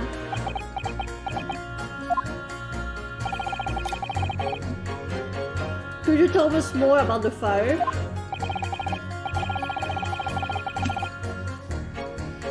It was last winter. My grandchildren baked me a lovely cake on my birthday. It has 75 candles on the top, it did. What a sight to behold it was. You put candles on a cake? What was it, some kind of devil worship? Of course not, it was an angel cake. To celebrate my birthday, obviously. It seems as that's a common custom here in Great Britain, Mr. Naruto. Anyway, I mustered all my profit to blow them out. Only I must have blown wrong somehow. The flames didn't go out, but the candles were flying all over the room. The furniture caught, and everything went up. The whole place filled with smoke. Definitely That sounds like a devil worship to me. And by the sneezes, I presume you mean a cold? How did you catch a cold from a fire? What a fiasco it was. The grandchildren, bless them, threw water over me as they tried to put out the flames. And then, because of the whole room was filled up with smoke, of course, we had to open all the windows to clear it. The windows? The biting winter air rushed over me like the devil dancing on my grave it did. I caught a terrible cold from it. It put me in the hospital for a while. I won't forget that birthday in a hurry. Anyway, it was devil worship all along. But something about this old man stories playing on my mind for some reason. He opened the window. We need to demonstrate who, apart from Mr. Natsume, could have attacked the young woman on the street, as well as how he or she could have done it. Yes, but once again, the jurors' statements were full of personal prejudice. A lot of them seem convinced that they are right, even in the face of logical arguments to the contrary. I think you're going to need to pit them against each other. Okay, alright.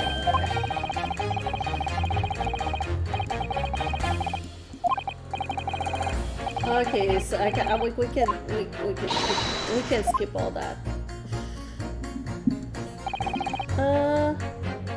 Hold it! But as we now know, there were 4 books, not 3. Well, what difference does it make? There's every possibility that the 4 books in fact belongs to the defendant's landlord. Yes, that's the part I have a problem with. Sorry? Well, at the point the woman was stabbed, the little fellow was at home, wasn't he? Enjoying a fiery scrub with his wife or something, you said. As long as I hear how I put it, no. Well, anyway, the point is the fellow and his wife were somewhere else when it happened. I think that's what you call a strong alibi. So it could have been the landlord who did it, which only leaves the Japanese fellow. Honestly, I can't see what all this palaver is about. It's a done deal, isn't it? I suppose it is, since I have nothing witty left to say.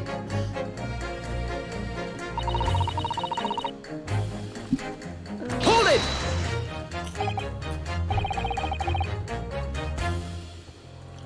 So, you might be willing to change your decision, you mean? Oh my, such delight on your face. But I'm afraid I shan't be swayed by emotion. This is why what you may think of me. I'm a very modern, metropolitan, and rational woman. That's great. If one reads the morning papers, it's all forgotten by tea time, isn't it? So why read them in the first place? You see, modern, metropolitan, and rational thinking, wouldn't you say? And not at all extreme. As I see it, an overwhelming suspicious Japanese man has been implicated by overwhelmingly strong testimony. So despite 1 or 2 minor puzzlements, I do declare that this man is overwhelmingly guilty. Modern, metropolitan, rational logic, wouldn't you say? Overwhelmingly. And us modern gals are always delighted to embrace the new fast, you know? So I'd be only too happy to consider an exciting new theory if you could come up with one. I'd be happy to do that too, if only I could. Let's do our very best not to disappoint the modern metropolitan young lady. Right, I'm glad you omitted rational there.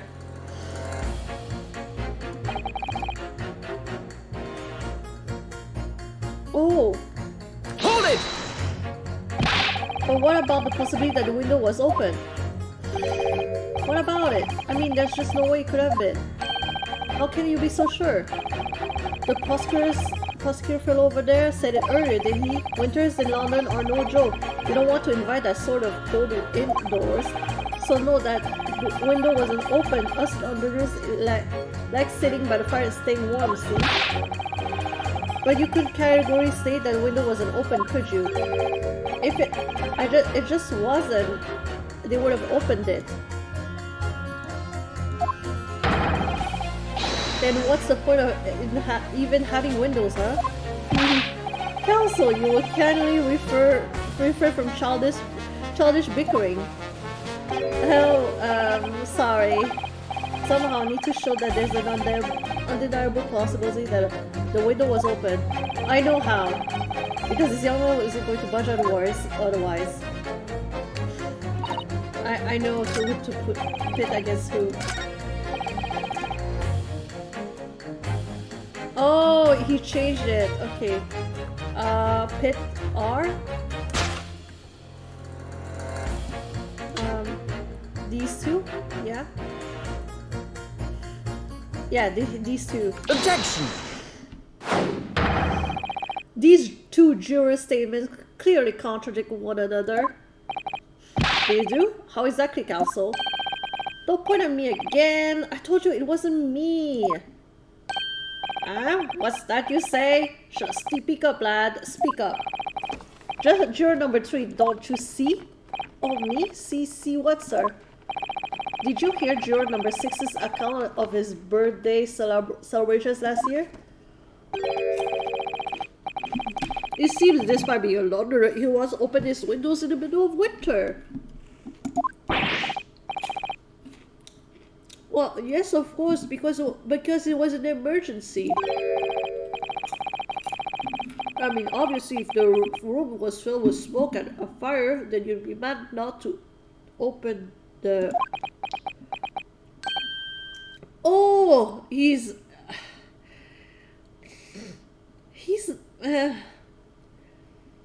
It took you a while. Exactly. Only in question, at the time of the incident, there was a fire in the Garrideb's household. And Mr. Garrideb had the following to say about it. The whole place filled with smoke. Oh my! Oh, my hat. Oh, how do I pursue? Excuse me! Juror number 4, do you have something to say about that?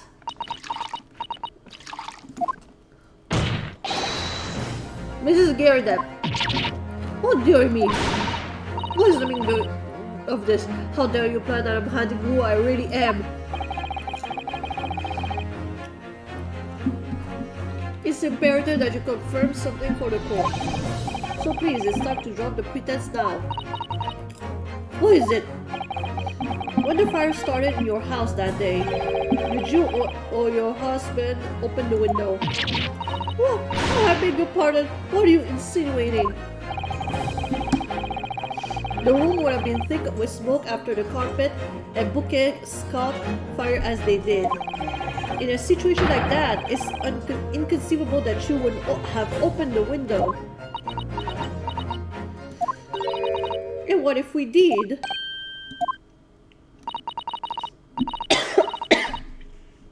Oh my gosh. Hold on a sec.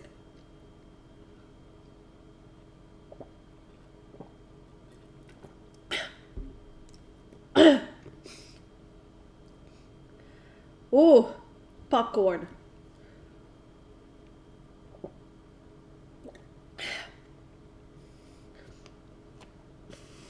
All right, I'm good. All right then, yes, you're right. You should have said that from the beginning. My husband was frantically trying to open the window, which can't have been easy since I continued to give him a justly deserved book battering. Even though your house was on fire, oh, you never stopped throwing until the anger subsides. It would be terribly bad for the nurse to do otherwise. Not looking at her justifying her violence. Of course, I should realize. That's a significant step forward, Mr. Naruto. You managed to establish that the window was open. We simply must have that added to Mrs. Garrideb's formal statement.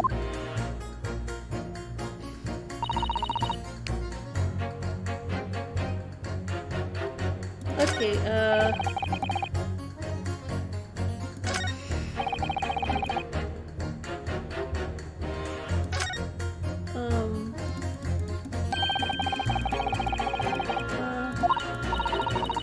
like there's no way for me to go back. I have to go through all this again.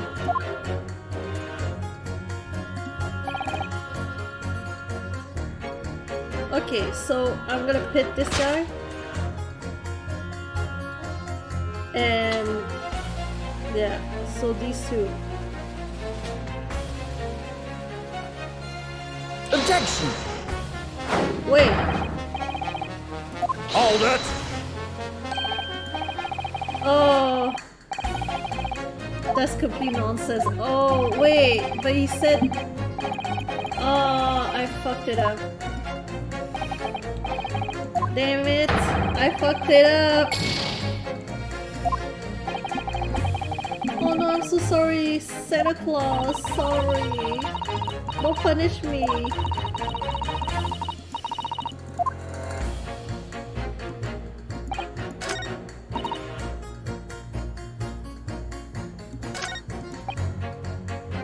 Could have been open when the woman was throwing books. I mean, it's definitely a possibility.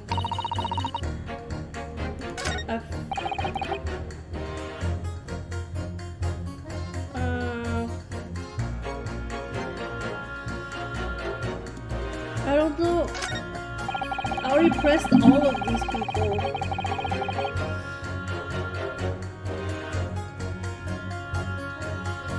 I don't know who to. Okay, I need a hint here. Someone was open when the Gyarados were arguing that day. Yes, Mrs. Gyarados has finally admitted to it, which is a very significant victory.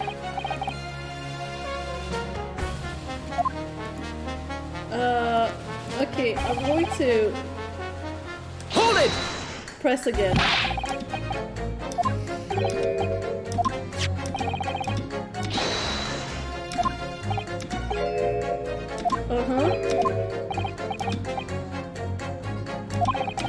Yeah.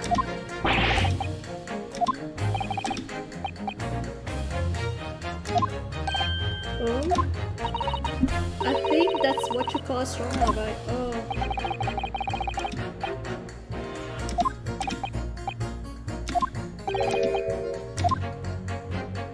Oh my gosh, okay.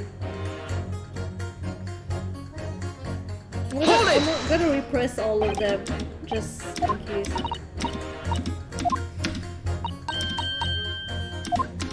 Yeah, I'm just trying to see if there's another reaction from the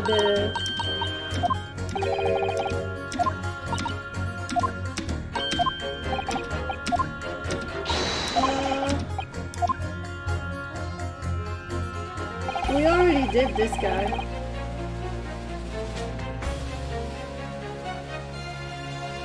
Well, we already... I mean, I'll try to pit him and her, because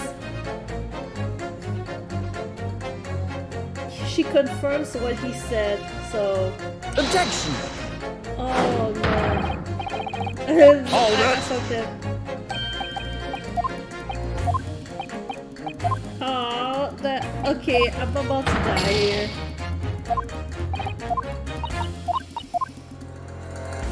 Oh my gosh, what do I do? Hold it! At the point where the victim was attacked on Briar Road, we know that there was a small house fire in the Gyarados household on the opposite side of the street. Well, yes, it certainly seemed that way. And on account of the smoke, I imagine that they would have had the windows open in spite of the cold. We also know that Mrs. Gyarados was throwing flaming books at her husband. Her husband, who was backed into a corner by the window due to his wife's frenzied attack. Yes, that's right. So there's definitely a chance that one of the books could have flown past the man and out the window. Only what? Only I can't really see how it could have gone all the way over to the other side of the road, that's all. Ah. So I don't really see how I can change my decision, really. Oh, I see. That wasn't enough. What is it going to take to persuade these people?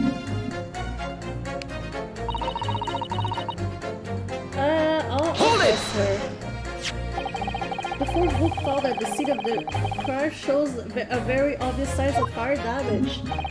And the title of the book is The Lion's Pride. The same title, in fact, as the book that Mr. Garrett told us he had been reading. Well, I really could say. On the day in question, did you or did you not throw at your husband the copy of The Lion's Pride that he had been reading? I did. It was the first thing I could lay my hands on, so I hurled it straight at him. And now that you come to mention it, yes. He was rather enjoying reading it. You're right. Why did you not reveal this information to the court from the outset? Because I couldn't, you little insolent little man, I didn't remember. At times like that, you pick up and throw whatever you can lay your hands on as, well, you know. I really don't. I barely noticed I was throwing a book, much as the title of it. Oh, someone just recalled something. Excuse me. What is it? Juror number 5? You know something? I remember what it was. That memory I blocked out.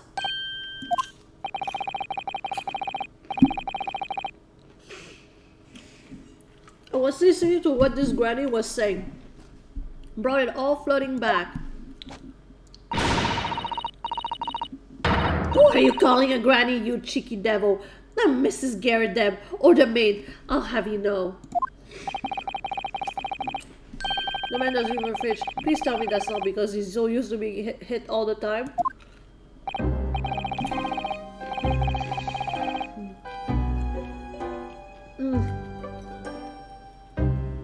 It was about 2 weeks ago now. I just got back home after work, like. I put my hand in my pocket for the wages I just heard that day and I nearly died. There was a hole. Every last penny had dropped out. Oh dear, what a disaster. You haven't heard the half of it, boy. Oh? The wife was cutting up some chicken at the time. I could hardly get the words out, so I told her straight. I've lost the day's wages, love. Next thing I knew, the blade was whistling past my ear. Stuck into the wall next to me, it did, about an inch deep. I knew it. I knew it. These heterosexual people are not okay. They're not okay. I'm gonna need y'all to go to anger management class, okay? It's getting to the knives. It's getting to the knife. It's already in danger zone. No words, just terror. I could smell it then, you know, the god-awful stench of the Thames. I was sure I was going to end up face down in the muddy banks that night, I can tell you. Now, that's a real disaster, isn't it? I'll never use that word lightly again. Anyway, the point I'm trying to make is this. When women lose their rag, they'll throw anything at you. Knives, hatchets, hammers, you name it. Okay, listen, I'm gonna need you to... I'm gonna need you to help yourself here, okay? Your wife is about to kill you.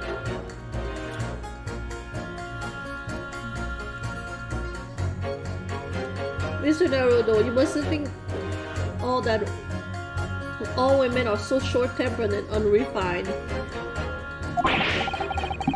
No, I wasn't thinking that.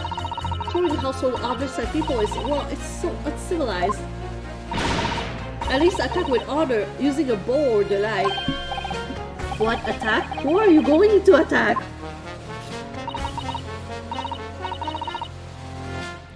Never mind. Anyway, this man's words could be rather significant, I think. Alright, we'll come back to the bow and arrow thing later, Adair.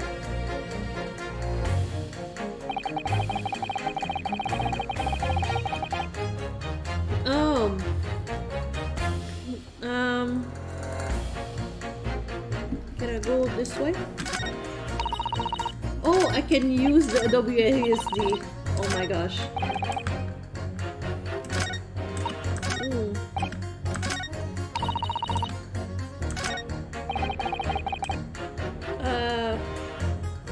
What if I pit this guy with her?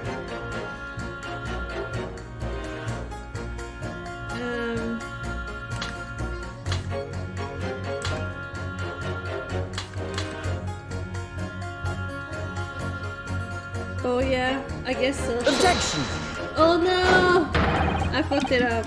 Hold it! I fucked it up. I'm thrown out of the court. Yeah, that's it. I ran out of chances. Greatest Attorney Chronicles is over, everybody. Thank you so much for joining me, and I'll see you next time. Bye! Bye!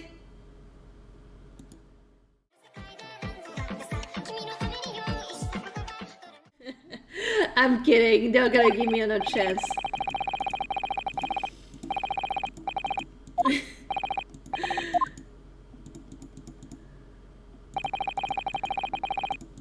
Guilty!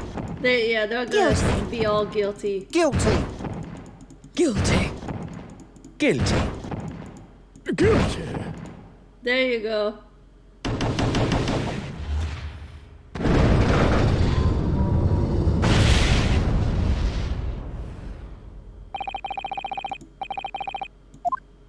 Guilty. There you go, ladies and gentlemen of the jury. I applaud you. Considered an expedient deliberations. Court is adjourned. Bye.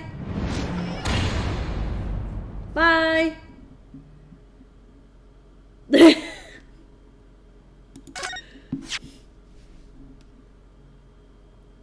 No, wait, no.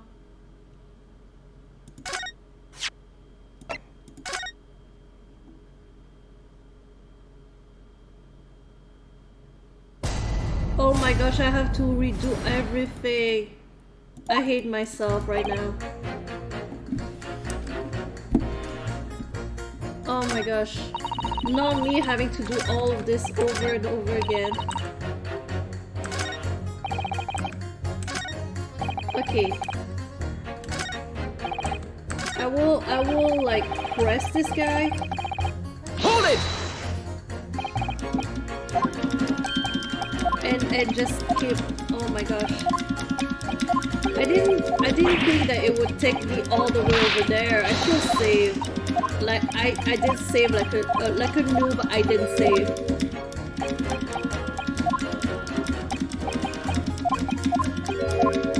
All right. We'll get back there. We'll get back there.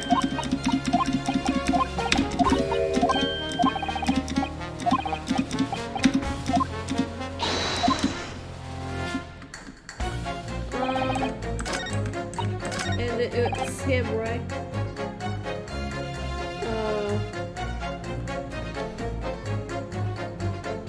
I'm gonna press him just in case.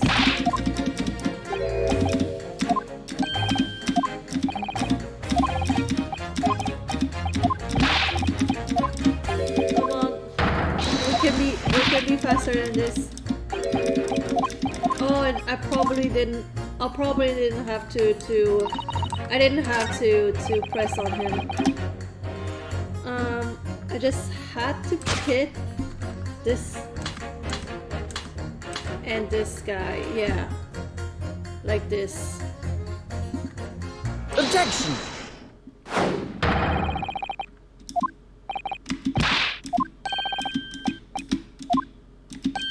Okay, alright.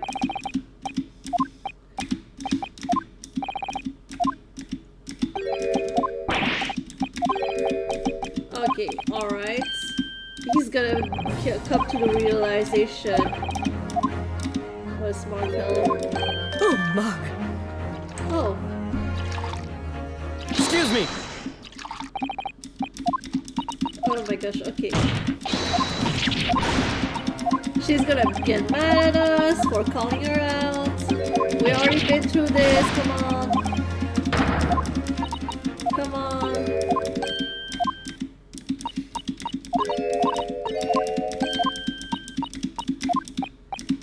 Oh, this is the worst.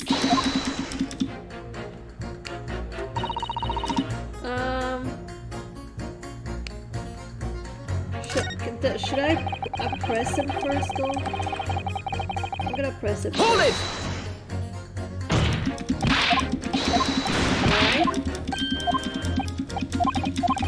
Alright, and he's gonna tell us that he forgot something, he thought about something, and he completely forgot and blocked it out of his memory.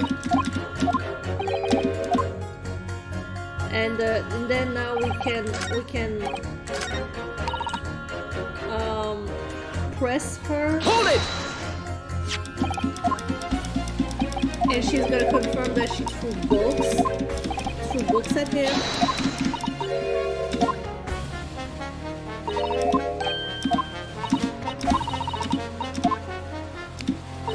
And it's gonna jog his memory.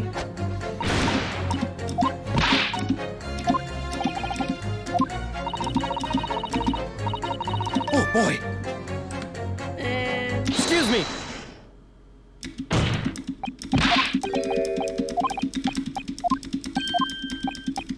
alright.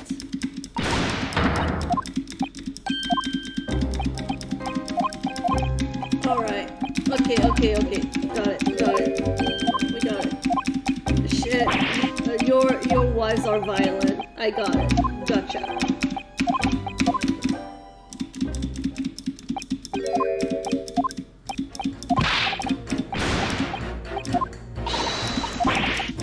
Okay, alright.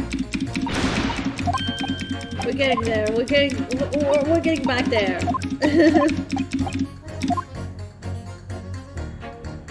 Okay, so this is where I'm going to save in case shit goes down again.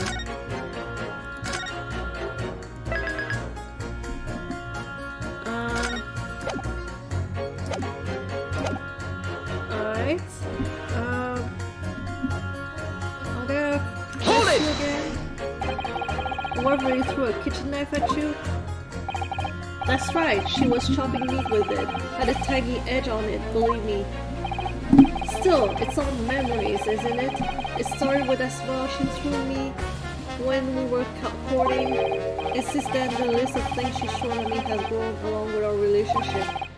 There was a cup, then a glass, then a pot, then a kettle, a chair, a wardrobe, a cooker, a bathtub. Your wife must be beefier than you. How do you throw a bathtub at someone? And things came to a head last week when she threw me right into the Thames. Still, she's not so bad. When she's calmed down, she's a little sweetheart, really. I'm so happy for you. If you want to know what I think this whole idea of ladies first that we're so obsessed with in this country was thought of by some clever lads who've been tossed up in the Thames a few too many times by their wives. That's a very interesting theory. What a terrible thought. On the face of it, this juror statement just sounds like a really extreme anecdote. But I think it might turn out to be an extremely powerful weapon. A weapon I might be able to use to make the jurors accept an alternative explanation here. Oh, okay, thank you so much for the... Thank you so much for the...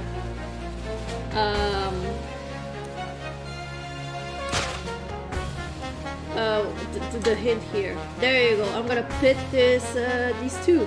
Objection! These two statements clearly have a deeply significant connection. Good grief, you mean they don't contradict each other? Explain, counsel, at once. Juror number 2, do you think perhaps that this could be one such novel alternative? Oh my, whatever do you mean? An alternative explanation as to how the victim was stabbed in the back. What are you talking about?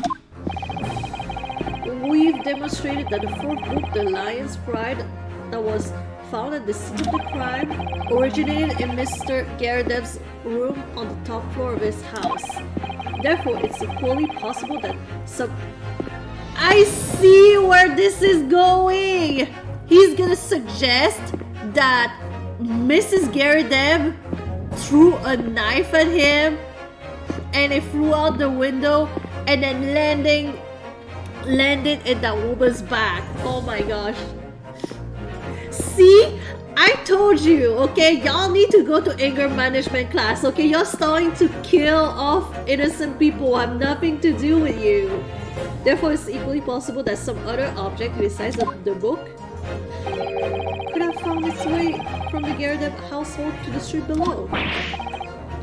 What's that now? After all, Mrs. Garadev could have thrown any number of different objects at her husband. Isn't that right, juror number 4? What are you insinuating now, you little beanpole? I'm beginning to think that ever since the true origins of this book came to light, perhaps she had a feeling this might be what happened. Now, listen here, you Eastern Gala. Oh my gosh. As the foreman of the jury, I demand a straight answer. You give us this yarn about some other object making its way out of the house. But what? What is it? I'm really taking a big gamble here. But that was a bold accusation to make. But I haven't had any real evidence to back it up. But I'm certain that at the very least this warrants further investigation. Alright, Mr. Foreman, I'll try to explain the defense's theory. The other object that found its way from the the jackknife. It's a jackknife. Take that! Juror number 4, Mrs. Garadev. What now? I must apologize in advance for this. But I need you to confirm something else for the court. Hey, what? Boo, you didn't miss much. This knife. Have you ever seen this knife before? Ah! Good lord, counsel, what on earth are you doing? That's the weapon that was lodged into the victim's back, man. Do you say man? My lord, remember that when the victim was attacked, Mr. and Mrs. Garadev were in the throes of an argument. Mrs. Garadev was hurling anything she could at her husband, who's been backed up against the window, a window that had been opened to clear the smoke, and through which a book sailed to land at the crime scene. You can seriously believe that the book was found in the victim's grasp. Are you saying that it flew out of the window and across the street to land neatly in her hand? Even my missus hasn't got an aim like that. Yes, I admit, there are many details we don't yet understand. But that's the point. That's precisely why we must not allow this trial to end, not right now. Oh my! Mrs. Garadev, your answer please. Have you seen this knife before or not?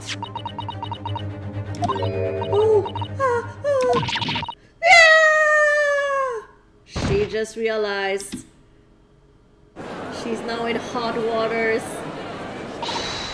Maybe this will motivate her to go to anger management class. My lord, I wish to change my decision. I'm a woman of my word after all. Thank you, madam. So basically, the theory that is presented is that, so we know that the book that is in the victim's hand is from the Garadev's house. So the theory is that, okay, so the place was in flames. They put out the fire. They opened the window because of the smoke, and Mrs. Garadev was like throwing things at her husband, a lot of objects, because, you know, anger issues, and that's how the book landed in the street, because the window was open So my guy over here is suggesting that she also threw a knife at him and it landed it stuck on the victim's back. I certainly didn't see this coming, but I just don't think it would be right for this trial to come to an end with so many unanswered questions. Mr. Foreman, I'd have to agree. Not that I think that the granny didn't mind. Yes, you know what? I'm not quite happy about this at the moment either. All together now, ladies and gents. Grandpa, are you not gonna join us? We did it! Congratulations, Mr. Naruto.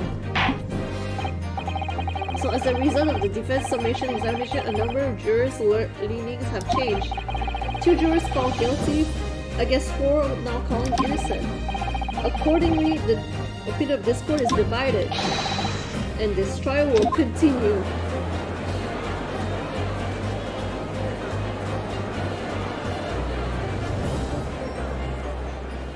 The vampire the British vampire is not gonna be happy. He's gonna insult the jurors after this.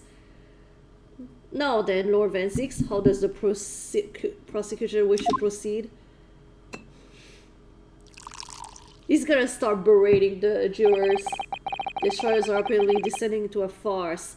I told you so! I know how this guy works. I can tell what he's gonna do. He's gonna say that they are easily swayed or something like that. Like a cork wine, the very few sips are bitter enough. But what follows is so repugnant, it's good for nothing save the gutter. If I may, Lord Van Zieks, the defense had just put forward a credible alternative explanation for what happened. Credible? Is that your considered opinion, Mr. Foreman? The defense's argument is a joke to which I barely know how to respond. But let me start by insisting that you must all familiarize yourself better with the relative positions of those places being discussed. What do you mean by that? What's his angle this time? It should already be more than apparent that between the crime scene and the Garrett household runs a rather wide street, Briar Road, which means that the distance from the Garrett's house and to the scene is some, yes, 15 yards. Let me see. 15 yards? That's around 40 meters. 40 meters? Yes, meters, okay? Americans, get to the program. Meters! That's a little further than I imagined. That was more directed towards Somber. As you ladies and gentlemen of the jury rightly noted, as having portentous significance, the book was found in the victim's clutches. In other words, the smoldering book wantonly hurled by the lady of the house traveled some 15 yards to land on the opposite side of the road, neatly between the collapsed victim's fingers and thumb. Is that your final conclusion, my learned and deluded friend?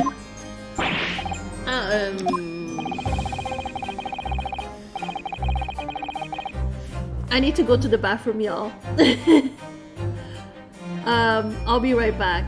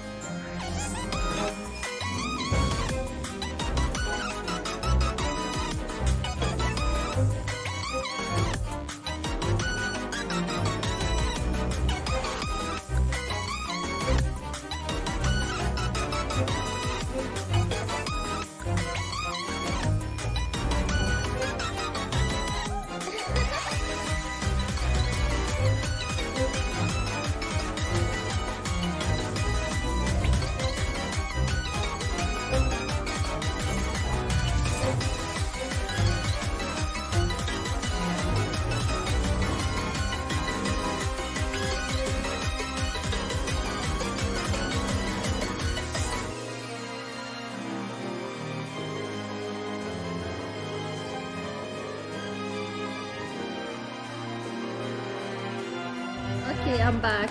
I'm back from the bathroom. Did the jackknife follow a near identical trajectory to plunge it in the middle of the victim's back? This fantasy is somewhat stretching the notion of having a bad day for the victim, I think. Even those pathetic serialized detective stories have more believable plots. Like Sherlock Holmes? He's a real guy though. Oh, there's nothing I can say to that. That prosecutor loves the sound of his own voice. Mr. Sato. Serialized detective stories are pathetic, are they? How dare you?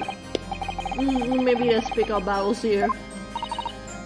No, might be allowed to speak.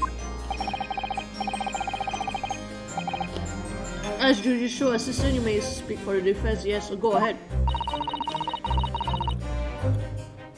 The prosecution may consider the idea of a fantasy, but what the defense has postulated was believable enough to persuade the jury to change its leaning.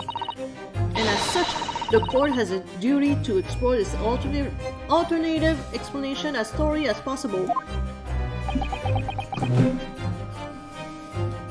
Yes, tell him, Mr. Sato, to that end,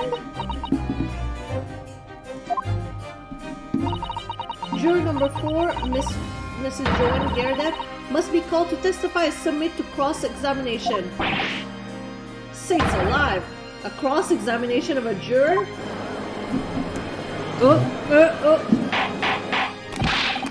Order! Well, this is really irregular. It is unprecedented for a member of the jury to be summoned to the witness stand. That's what happens when you have a juror that is connected to the not the defendant, the defendant. That's what happens. You have the landlady as one of the jurors. You knew it could have been a possibility. Come on! She should have been there in the first place! Objection! The guy behind it is like, excuse me, sir, yeah, you, I'm sorry to bother you, but could you maybe please stop throwing wine bottles at my face? Like, I am drenched in wine, and it's not really fun to receive bottles of wines and splashing all over you. So could you please stop it already? This is so unnecessary. Thank you. Lord Van Zieks?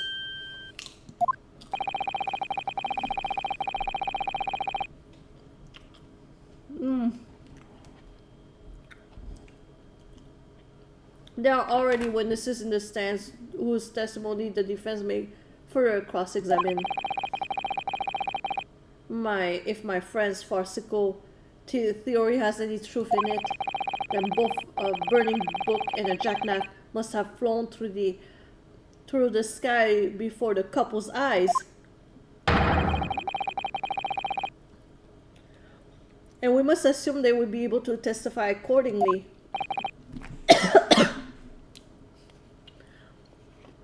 There's a...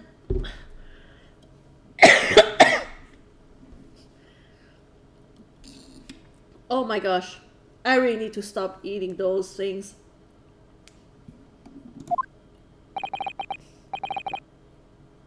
What say you, witnesses?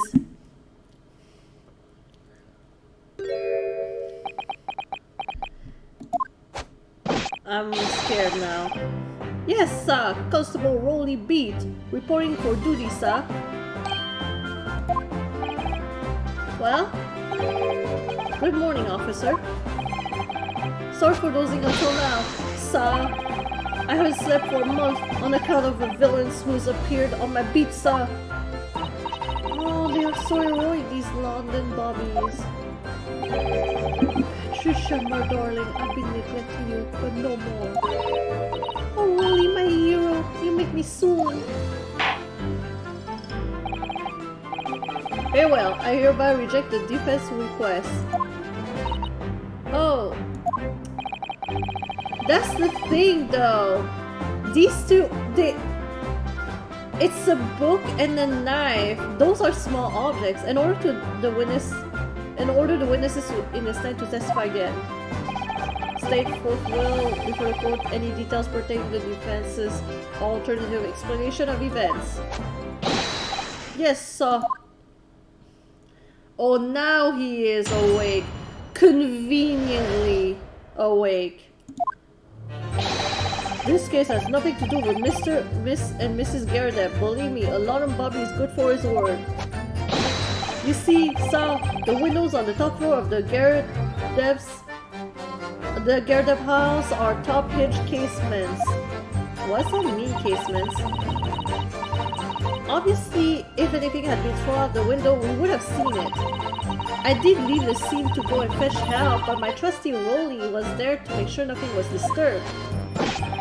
I didn't take my eye off the crime scene for a moment, sir. Nothing strange to report on that front, sir.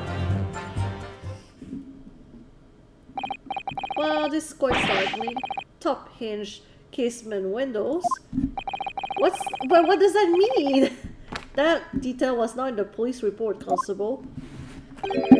Yes, I'm sorry about that. I must have been a little drowsy. You cannot excuse your sins with drowsiness every time, Constable. No, sir. Sorry, but... what exactly is a top hinge casement window? Oh, I knew. You cannot excuse your ignorance with such trite remarks, my friend. Of course, sorry. I found it, Mr. Naruto. Oh, okay, how many stuff are in the book? Cast your mind back to the windows in Mr. and Mrs. Garrett's room. Alright, I'll try. So the window opens in order to allow air to circulate inside the house. But as it's a top hinge casement windows, it swings open along the upper edge, you see? Oh, okay, yeah, it's not. I'm glad you rectified your ignorance.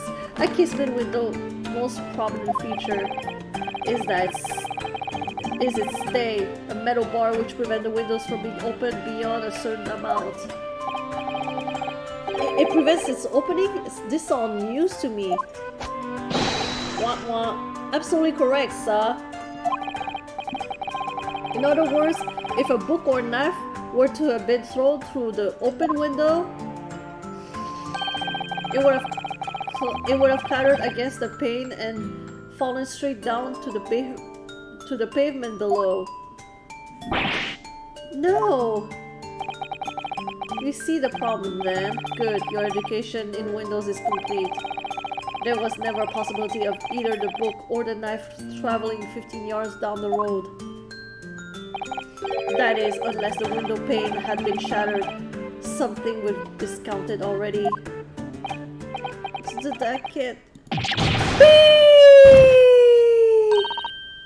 Did you see that, Rolly? That young Japanese man just collapsed in agony. Oh yes, my darling, I saw it. I saw how he crumbled before me. Oh, Rolly, you're so strong.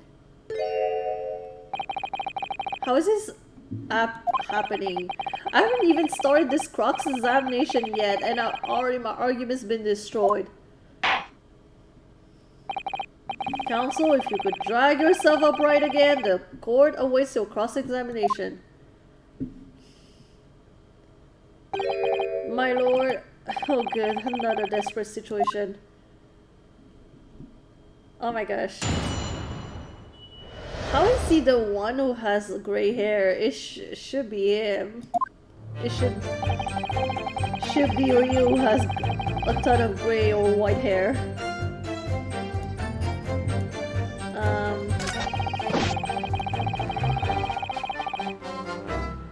I'm just gonna press it. By which you mean they don't open fully, is that correct? Yes, sir. They're just there to allow a bit of air through the house, you see. So there's a restriction. They are restricted as to how much they open. And therefore, anything thrown out the window from inside the room would simply strike the pane and fall to the street directly below. For clarity, allow me to mark the map. Here is the location where the object would have fallen. Yes, directly opposite of the scene of the crime on the other side of the rather wide road. Would it have been so hard for somebody to mention the top-page casement thing before? Well, I have another question for you, Constable. And what would that be, sir? How do you even know? Why would you have any idea what sort of windows Mr. and Mrs. Garrett Deb's house is furnished with? Ah, well, sir, that's very simple. You see, I helped with the investigation yesterday.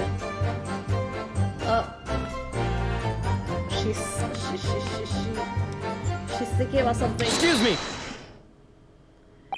Do you have something to add, Mrs. Beat? Sorry. You look, well, delighted. Is there some particular reason for that? Oh, I was just remembering. That's all. We really were so lucky. Lucky? What do you mean? Well, of course I feel terrible for the poor woman who was attacked. Don't misunderstand me, please. But we were just lucky that it didn't happen on Rolly's beat. It was so close, you see? Oh, I hadn't realized. Ah yes, the street, Bright Road. That's the boundary between Rolly's beat and the next one. Isn't that right, my love?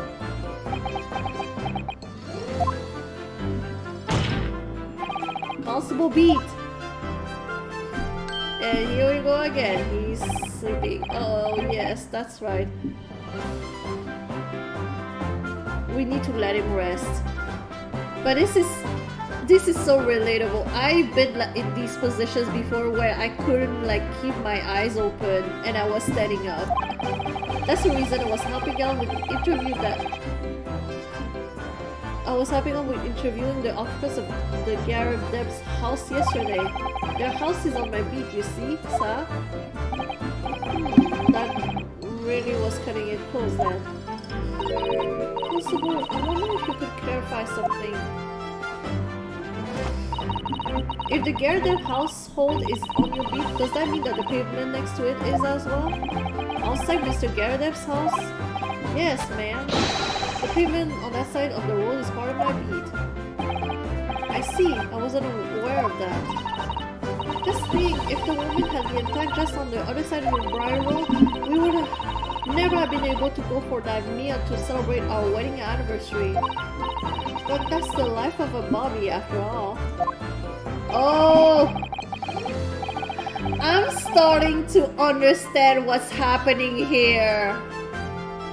I was wondering what would be the reason to drag him to the other side of the road, but then they just explained to us they straight up dragged the body on the other side so another cop would have to take care of it that evening.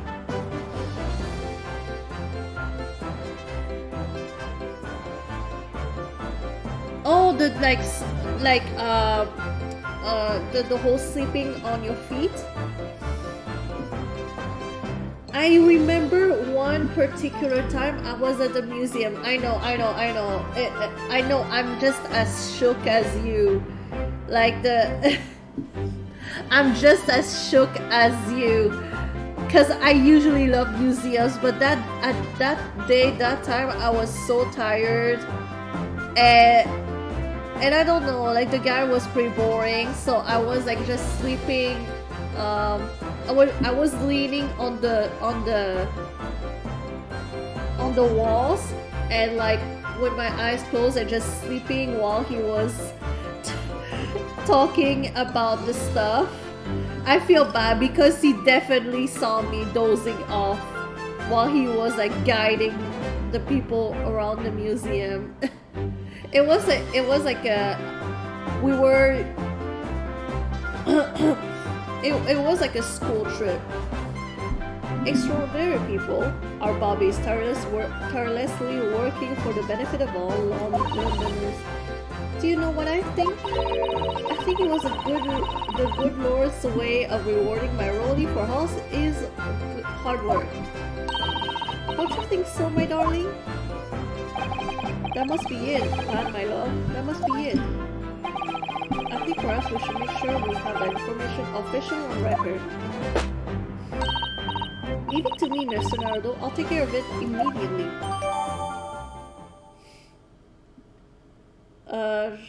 Where the victim was found lies just outside the border, which runs the middle of...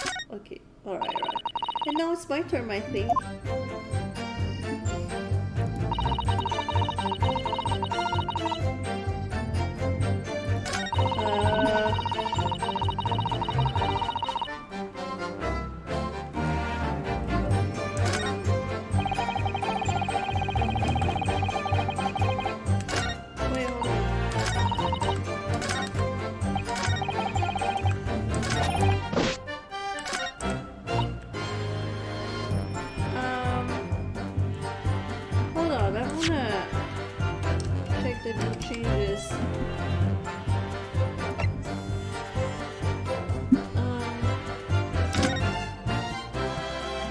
Payment of Railroad East Side.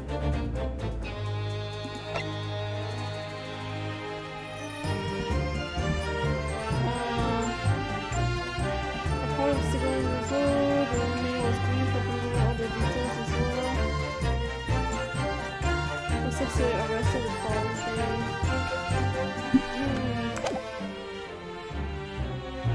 Okay, nothing really changed.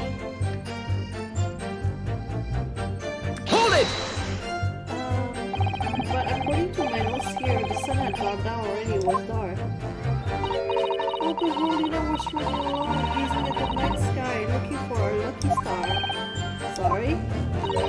The star that will guide us to eternal happiness.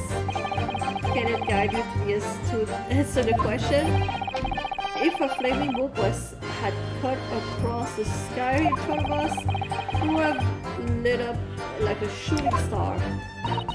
And if I'd seen a shooting star, I would have made a wish upon it. May it only be an expector, I would have said, 3 times at least. Of course, what with the smog and everything, we couldn't see any stars. In short, are you trying to say that neither a book nor an eye crossed the sky before you? Yes, sir, that's correct, sir. As sure as the night sky in London is starless, sir. It certainly seems like they're telling the truth. And then we saw that poor woman fall into the ground, so we went straight over to help her.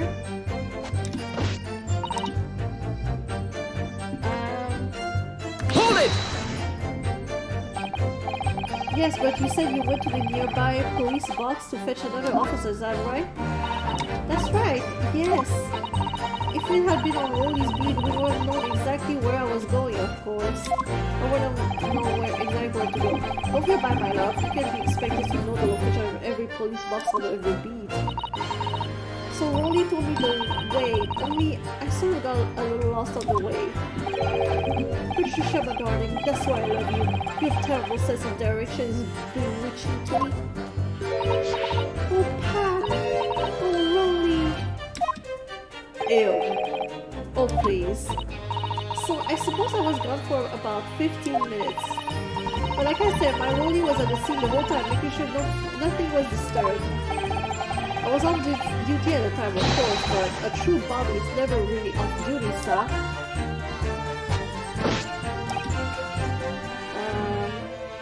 Hold it! Nothing to report? That's correct, sir. I had my eyes wide open the entire time, never looked away for a second. No one else approached the scene and nothing was removed from it. Are you sure? You kind of like sleep a lot. I Can swear that's on my yard's honor. Stop. Really? That seems a little strange. Beg your pardon, sir? Strange, sir? Seems altogether regular to me. This burned copy of the Lion's Pride was originally in the Gyarados household, so the question remains, how did he find its way into the hand of the victim? Can you shed any light on that, seeing as you weren't at the scene of the crime the entire time? Aha! Could it be a different copy, sir? One that just happened to be burned as well? Even if that were possible, why would the victim have been grabbing a book like that in her hand? As we can see from this photographic print, she had a bag over her shoulder. What's that? The book was in the lady's hand for the moment we arrived at the scene. Is that so? There's something about that statement that's not sitting right with me. Two mysteries of how the knife ended up in her bag and how the book ended up in her hand. There must be some common thread between them. I'm so sorry, Mr. Naruto. I had no right to speak out. What do you mean? I requested the strong cross-examination of Mrs. Gyarados without consulting you. Even if the judge did deny me. Oh, I see. Well, I agree with you. We do need the testimony of Mrs. Gyarados if we're going to get to the truth of this matter. Do you think so? Wow, think about it. No matter how far it is across the road or how that window opens, Mrs. Gyarados' book found its way to the scene of the crime somehow, didn't it? You're right. Well then, there was Mrs. Gyarados' reaction to me showing her the knife. The woman's hiding something, I'm sure of it. You're right again. We need to sue this cross-examination to uncover more clues. We'll get to the bottom of this one way or another, I swear. Yes.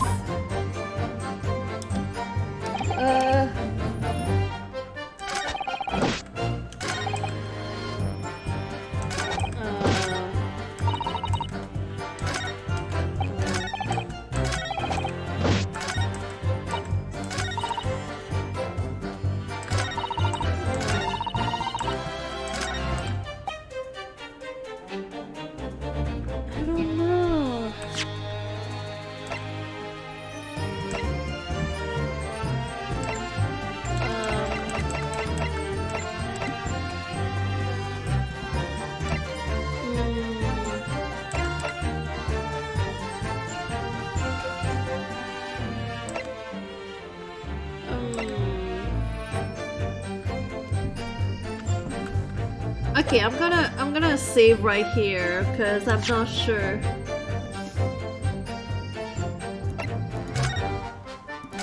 I don't know how far I am into this part. I don't even know if I'm gonna finish it tonight. I hope so. I'm so confused.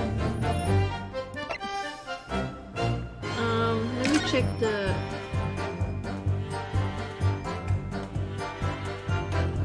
No, it's not really helping me here.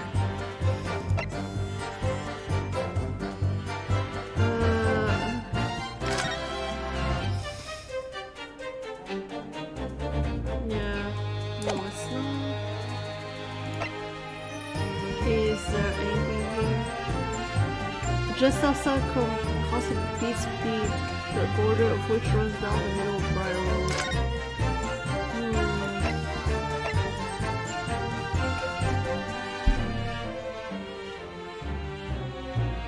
East side? Hold on. No. Wait, east side?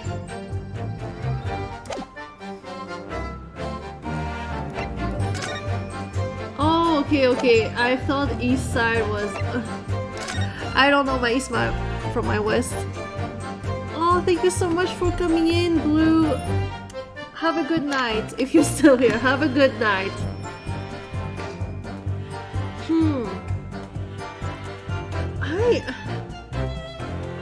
I don't know.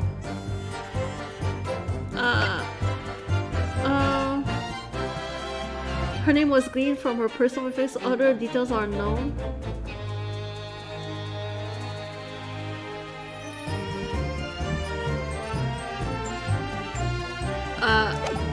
Oh my gosh. I don't know. I pressed everything, right? No, I didn't press everything. There's this thing I didn't press. Hold it! How can you say that for certain? A very good question, sir. And the answer is this.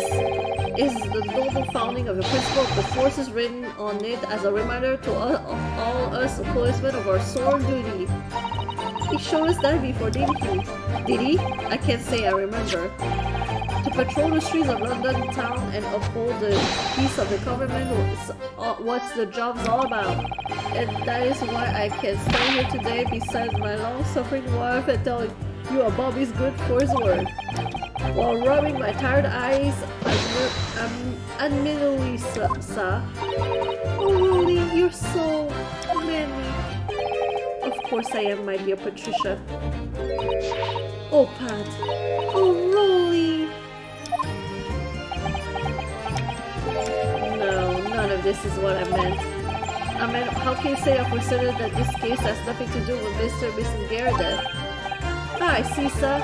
You should have said so earlier, sir.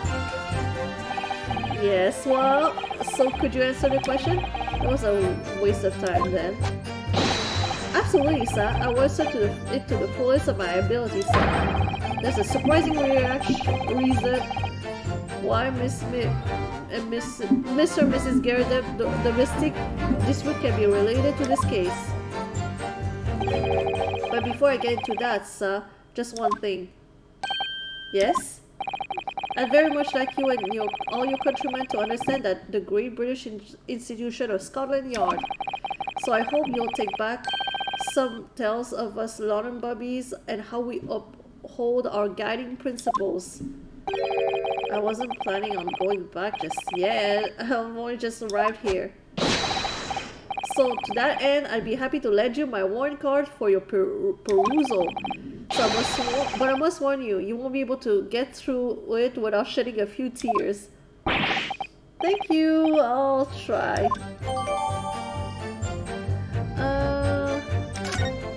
Oh, nice. Nice, okay, this is the proof that we must press everything. We must press everything. Because we just got a new evidence. A policeman will strive to preserve the peace within his allotted beat. A patrolling officer is expected to walk 20 miles around his beat every day for the furtherance of community relations. Any crimes fall under the jurisdiction of the beat in which they are discovered. When a crime is discovered on his beat, a policeman must assist with initial investigation and help detectives. What? Oh. Wait, but... wait. Oh my gosh, I'm so confused by whatever they're saying. Oh, yes? Of course, what is it? You're doubting us, aren't you? I can tell. What? I wasn't really, what's she doing? Please, just because I'm a woman, it doesn't make my testimony any less valuable. You might just see me as the wife of a policeman, but I'm a woman of my word, I am. I really don't remember ever suggesting that I doubted you. No excuses, I don't want to hear it. My voice will be heard. My lord, you'll let me speak, won't you? Yes, Miss Beat. I will allow you to supplement your testimony if you so desire. Sometimes the path of least resistance is the sage one. That was a very loud mutter. I heard that. The Japanese man thinks a policeman's wife's word counts for nothing, does he? Well, watch out, sir. I might let you get away with something like that, but my Rolly won't. Duly noted, Mrs. Beat. Please, I humbly ask you to continue. What could she possibly be about to say, I wonder?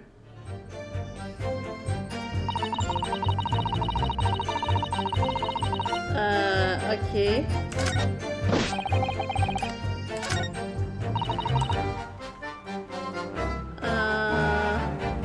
Hold it! Mrs. B, nobody's questioning what you told us.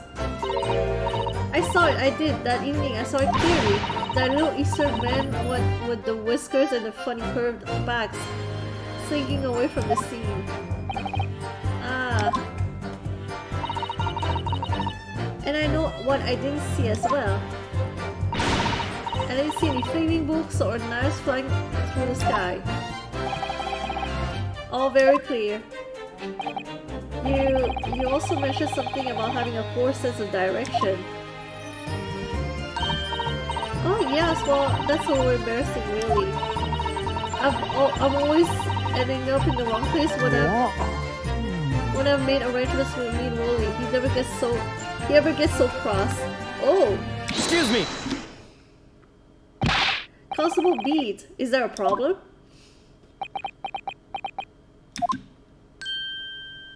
Oh, no sir, no problem sir. Did your wife's remark just now bring something to mind perhaps? Oh, well, in a way sir, yes sir. I was just remembering that the same thing happened that evening is all. You mean Miss B lost her way on the night of the incident? Well, you see, I sent her off to find a police box in the next beat over from mine.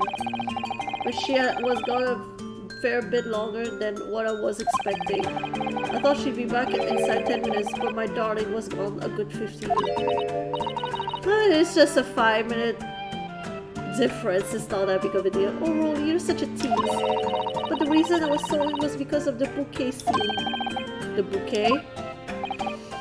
Sorry, what bouquet are you talking about?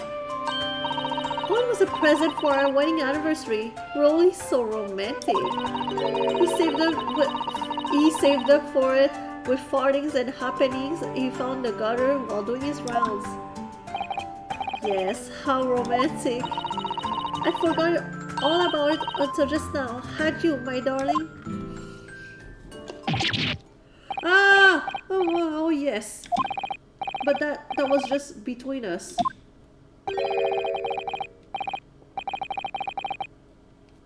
No talking about it to anyone else, darling. You have to promise. Really? Oh. What was that all about? Constable Beat looked very obviously troubled during that exchange. I'm afraid I can't offer any useful insight, Mr. Naruto. But I'm quite sure of one thing. We have to ask Mrs. Beat about the bouquet. Mrs. Beat, this bouquet you just mentioned. I'd like you to add details about it into your testimony, please. Oh, really? Yes, I'd love to. Van Zix is very bored right now. What happened was I dropped my bouquet and ended up losing my way for a while.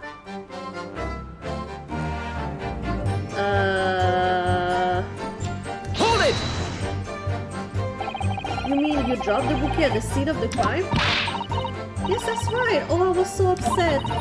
When we ran over and saw it was a woman with a knife in her back, I was so shocked I dropped the bouquet Rolly gave me. It was in a dark spot where the streetlights weren't casting any light, so I didn't notice at first. And then you went to the police box to report it to the policeman whose beat it was on? Yes, and I came back to the scene together with the other constable, you see. That's when I spotted my bouquet again, but the funny thing is, when I went to pick it up, it was nowhere near the victim's body at all. I knew it! He moved the body! He moved the body! Because he wanted to go to sleep. In case you need reminding, the victim is not deceased. I was all flustered for a moment before I heard a voice calling me from the other side of the road. Your husband, presumably. That's right, silly me. I'd gone over this wrong side of the street. Although I'm going to blame the bouquet this time. I can't think how it got there. I really can't. Oh, she's gonna be pissed off. Once I expose his ass. So the bouquet somehow moved from one side of Briar Road to the opposite. Curious indeed. Isn't it? But the worst of it is I forgot to pick the bouquet up again when we left the scene. That beautiful rose only bothered me. Would that change from the gutter he spent so long collecting? By bouquet, do you perhaps mean? This sorry solitary rose? Oh, yes, that's it. That's the bouquet Rolly bought me for our anniversary with old bits of change he found in the gutter. Maybe you just call it a rose. Tell us, Vezis, where did you come by the flower? According to the report by the police officer in charge of the crime scene investigation, it was found on the edge of the pavement in front of the Garadeb household. In front of the Garadeb house? Although it wasn't noticed until the morning as it lay where the street lamps cast no light. It was believed to be of no relevance to the case since it was found to be on the opposite of the thoroughfare. Oh, thank you, sir. Thank you. Could I have it back now, please? No, I think for good measure the rule should be added to the court record as evidence. Oh, I'm gonna expose his ass. But it's a symbol of our love. I want it back after the trial. Do you hear me? I want it back. Oh, good grief. Rest assured I shall do my very best not to forget this indeed.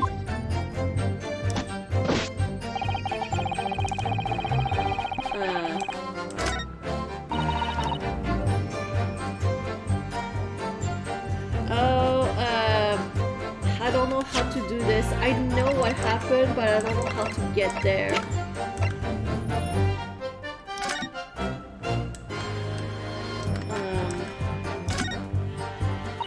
An English rose is such a beautiful flower. Ah, this is a rose, is it? I've never seen one before. Do you not take an interest in flowers, Mr. Naruto? I wouldn't say that exactly, but I do know 3 types at least. Gosh, 3? Yes, plum blossom, peach blossom, and cherry blossom. Perhaps you should consider branching out and learning some that aren't fruit tree based, for example.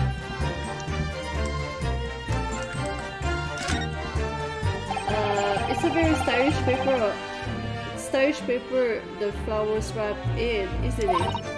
It's just an old newspaper, Mr. Naruto.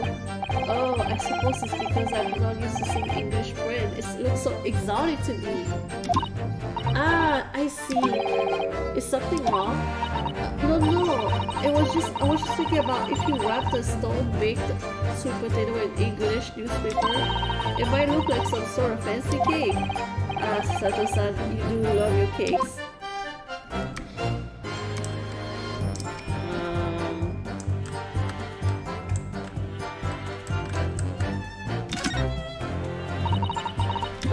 Oh, yes, well, we already did that.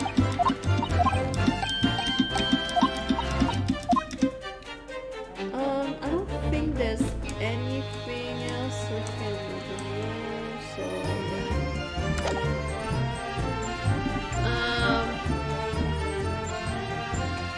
Oh my gosh. I don't know.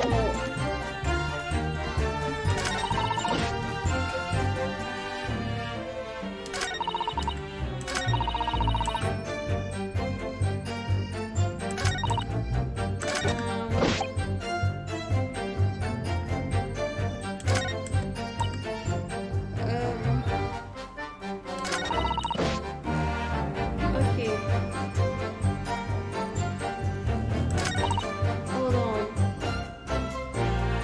I don't know what to do. I'm going to save here, but I'm stuck on this because I know that he moved the body. I know he moved the body, but I don't know how to bring it up.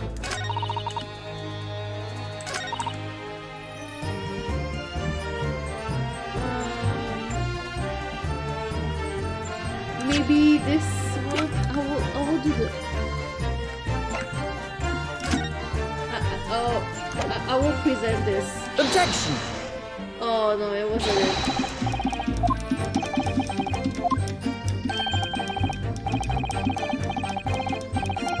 Oh my gosh. He. Oh, it's so sad. It's so sad.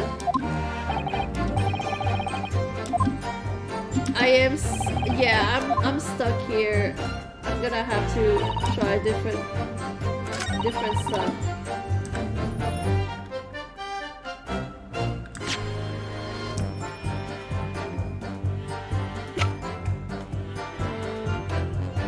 I'm gonna check this out again, maybe just to make sure that I didn't miss anything important.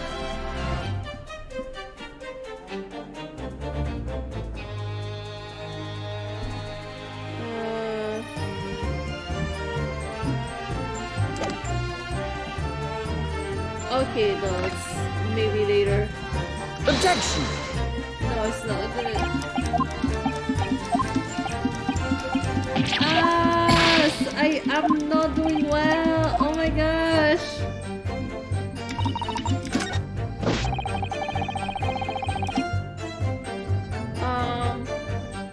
Okay, so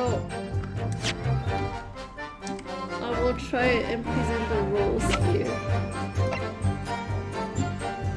Objection! Oh, that's the statement that I was supposed to do. You claimed, Constable Beat. There was nothing to report in the 15 minutes or so that you were guarding the scene. But that cannot be.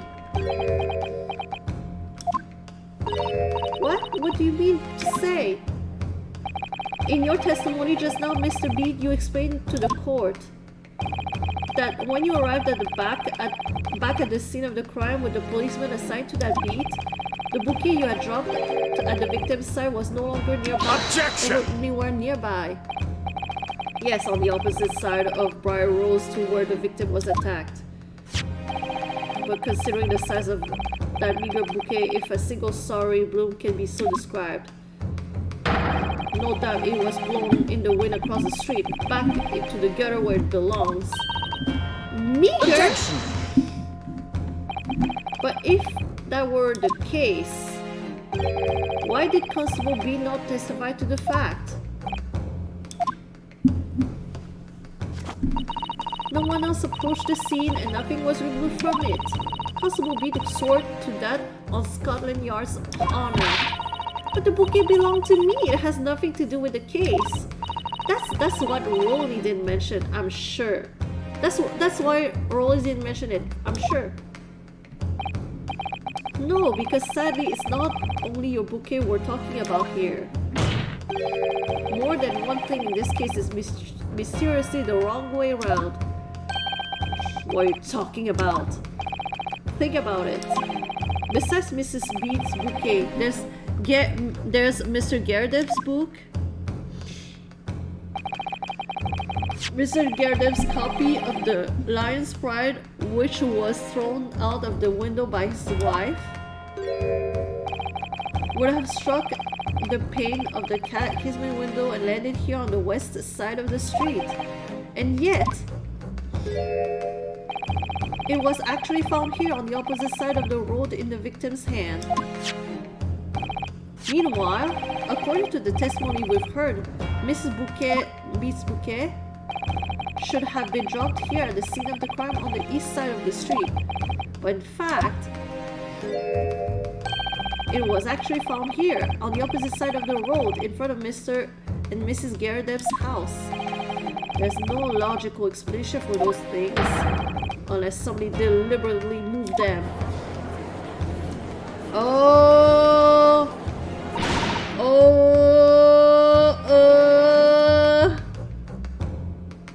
Oh, hell no! Oh my gosh, wrong one. I've ruined it. What are you trying to say? That when you're talking, it sounds like you think my Rollies does something wrong. Don't you listen to a word of that scrawny lawyer's.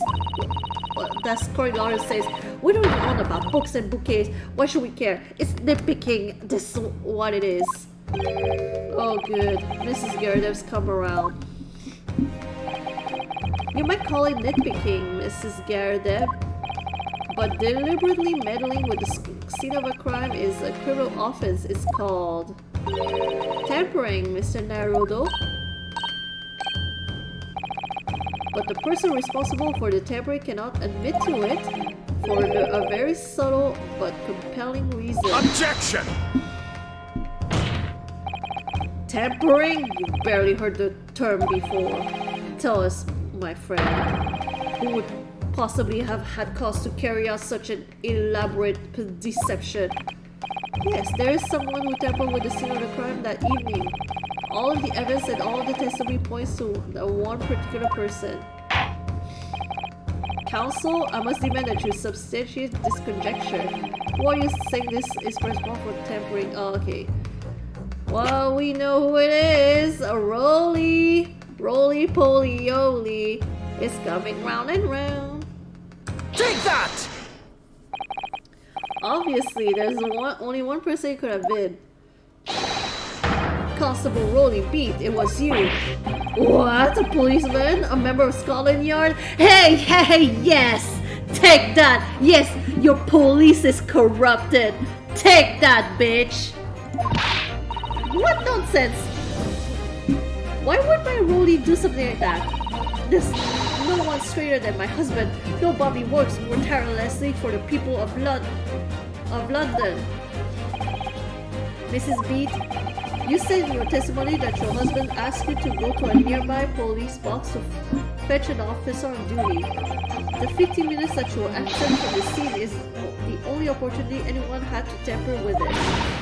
You're making it up. It's all nonsense. It's all lies. What about that Japanese man with the whiskers? I bet it was him. He did it. Objection!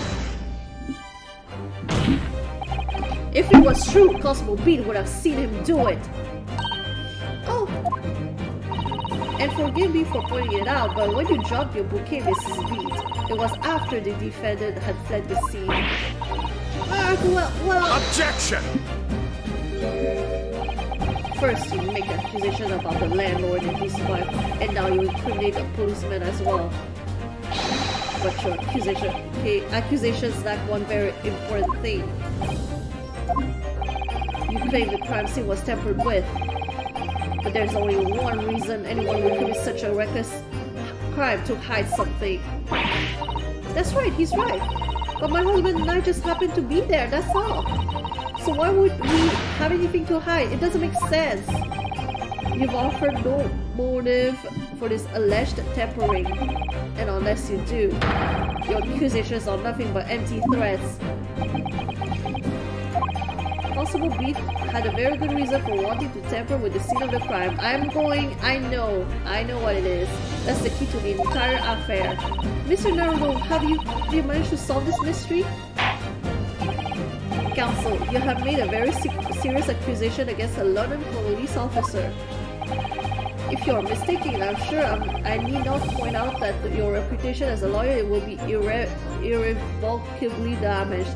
Wouldn't it be nice if the victim could wake up in the hospital and say, "Oh yeah, I was clearly on that side of the road."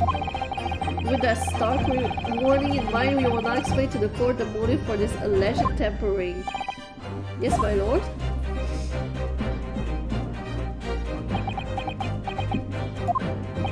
Constable B's motive, alright, is where the victim fell. where the victim fell to the ground. This is what this Bobby had to cover up at all costs. What? Where the victim fell? You mean where she was attacked? What are you talking about? We told you at the very start, didn't we? On the pavement of Briar Road, we saw it happen, remember? It was right here, as if anyone didn't already know. That's certainly what everybody would have been led to believe, but in fact, that isn't where the victim was stabbed at all. What? What?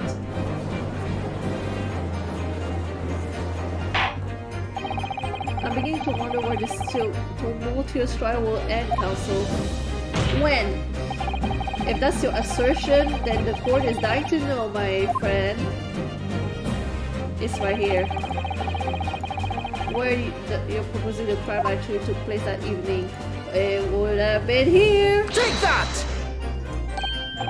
But that's on the opposite side of the road. I don't understand. They're not really fast learners here. On the evening in question, Mr. Gerardev's book fell directly down from the open window above. And your bookcase, Mrs. Beat, never moved at all. What did move was the scene of the crime itself. Good gracious! Objection! Perhaps you haven't been listening to the ample testimony the court has heard. These witnesses both saw the moment the attack took place. That's right, I saw it with my own eyes.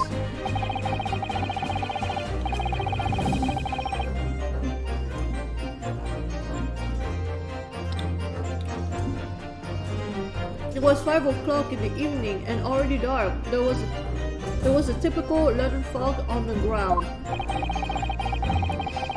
When you saw the incident unfold and ran to the victim's aid, that was actually on the west side of Briar Road. No, that's not true, and it can't have been. Constable Beat had then arranged for you to be absent for a while by sending you for help. And during the 15 minutes you were away, he transplanted the crime scene. He moved all the things shown in his print, the victim herself, the 4 books. He moved everything, in fact, to the pavement on the east side of Briar Road. Extraordinary. But the constable overlooked one thing. What? What did he overlook? Okay, I presume. Exactly! The prosecution told the court just a few minutes ago about the discovery of the rose bouquet. Lord Van Ziek said it wasn't noticed until the morning as it lay where the street lamps cast no light. Yes, it couldn't be seen in the dark, obviously, which is why it was only the bouquet that was found in the original position on the pavement on the west side of Briar Road. And that is the defense theory about what really happened that evening. How do you respond? Constable Rowley Beat?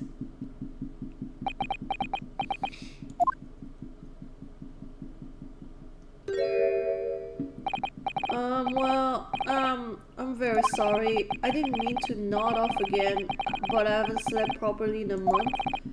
Did I miss anything important? Oh, Rolly. It isn't true, is it? What that lawyer said is all lies, isn't it? I know it is, because you're the most upstanding righteous man I know. I had a dream, a terrible dream. All the things I did that night, everything come out, everything exposed. Oh, only it seems it wasn't a dream at all. Good golly! Oh my gosh. Order, order, order! What on earth is the meaning of all this? Oh, Rolly, why? Why would you do something like this? moving a corpse is a criminal offense, isn't it? He was tired. I don't blame him. I would have been tired if I was him. Wishing the victim dead should be one too. Constable, explain yourself. Why would you do this? As a respectable member of Scotland Yard, your duty is to protect the good people of London town. I can't say, sir. What? I really am ever so sorry about all this. For damaging the Yard's reputation, for everything. I have a possible explanation for why on that particular evening Constable Beat felt compelled to move the scene of the crime. I can't think of one reason. What? How could you possibly know? You, a foreigner, presuming to understand the mind of a Scotland Yard policeman. Lock him up? Yes! You know what, Somber? That's a good idea. We lock him up and he could like sleep in the cell all day long. He wouldn't have to work. He could just you know, sleep for like months and months. Eat, sleep. That's all you will have to do. We just solved the case. We just gave him a good solution here. And yet, on Van Zeeks, it is this foreigner who has uncovered the starry truth of the matter thus far. I believe it will be beneficial to the court to hear his extraordinary young lawyer's theory. Also, for the defense, if you please. Yes, my lord. Now then, I think you had better show us some evidence. Maybe that's not the best punishment. But Somber, okay, I asked this question before to Fisher. Which punishment would you choose? Like you're being punished. So where would you rather go? Be sent to the army or to prison?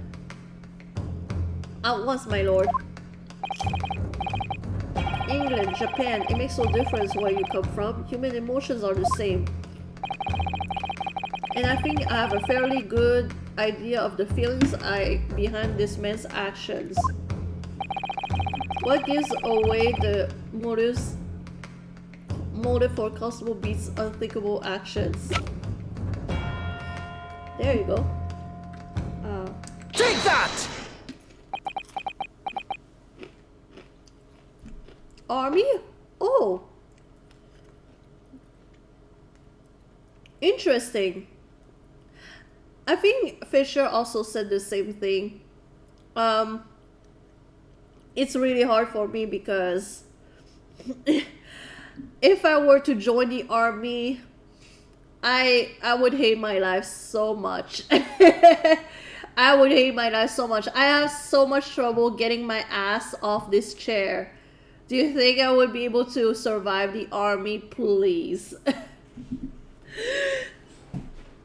I can't even do 5 jumping jacks, please. I realize I'm a foreigner in this land and I've only just arrived from Japan, which is why all this information about London's so-called bobbies is completely new to me. I've learned that through honorable patrolling the beat is the most demanding work in the world, for example. Keeping the peace, looking after the citizens on his beat in all kinds of ways. They'll whip me into shape in no time. No! No, I don't want that. I don't want that. I just want to be, if I get like the position in the army where I just do the yelling but I don't do any exercising.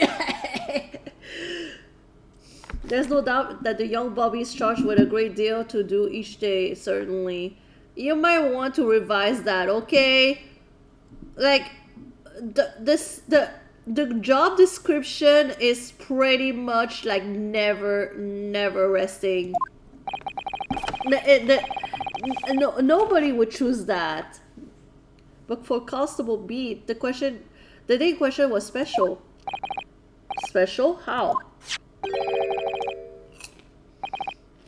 On account of this bouquet, my lord. Oh yes, it was our very first wedding anniversary. Constable Beat had worked so hard to be able to afford this simple gift for his wife. I was so looking forward to taking her out for a celebratory meal. When he and Mrs. Beat stumbled upon a crime along Briar Road. When he saw the shadowy figure through the fog collapse on the pavement ahead of them, what must have gone through the man's mind? Besides, just on that one particular day, I was looking forward to celebrating my wedding anniversary. Mrs. Beat put up with a lot of being married to a Bobby like me. I want to show my dear wife how much I care.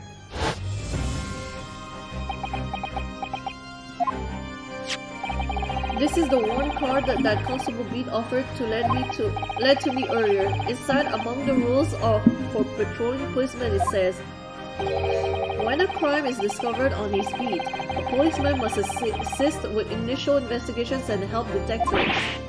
Aha! Constable Beat? Is that not the reason why you moved the whole scene of the crime that day? Yes. Everything you said, it's alright. But that's it. Was all to do with the boundary of your beat. Oh. Exactly. To summarize, the incident actually occurred on Constable Beat's beat. Good gracious! Constable, do you realize the gravity of what you have done? It was the first time since I became a copper that I'd ever cursed God. Stay close to me, Pat. The criminal could still be lurking somewhere. As we ran over to the scene, I had every intention of doing my duty as a police officer. We've got to report this to the station as quickly as possible. But then it dawned on me. I realized where we were, where the victim was lying, and what that meant for me. When a crime is discovered on this beat, the policeman must assist with initial investigations and help detectives. Why here? Why did this have to happen here? And why tonight of all nights? You gotta blame the marital the couple like down upstairs, especially Mrs. Garrett Deb. Send her to anger management class. I'm begging you. Why?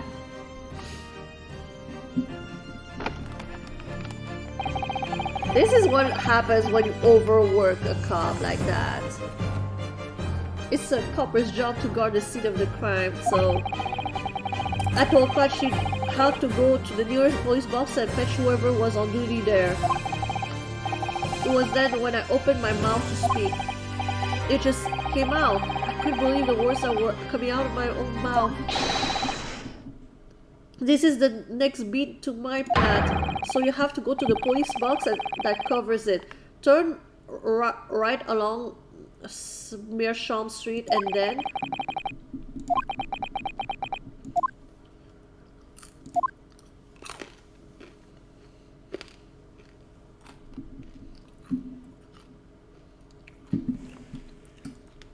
he's gonna get severely punished.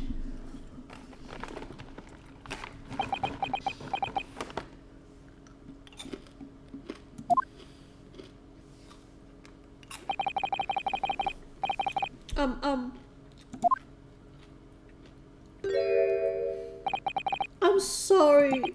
I'm so sorry. Oh, Constable. Oops. I just wanted just that one night to take my Patricia out for dinner. Oh, really? Just that one night.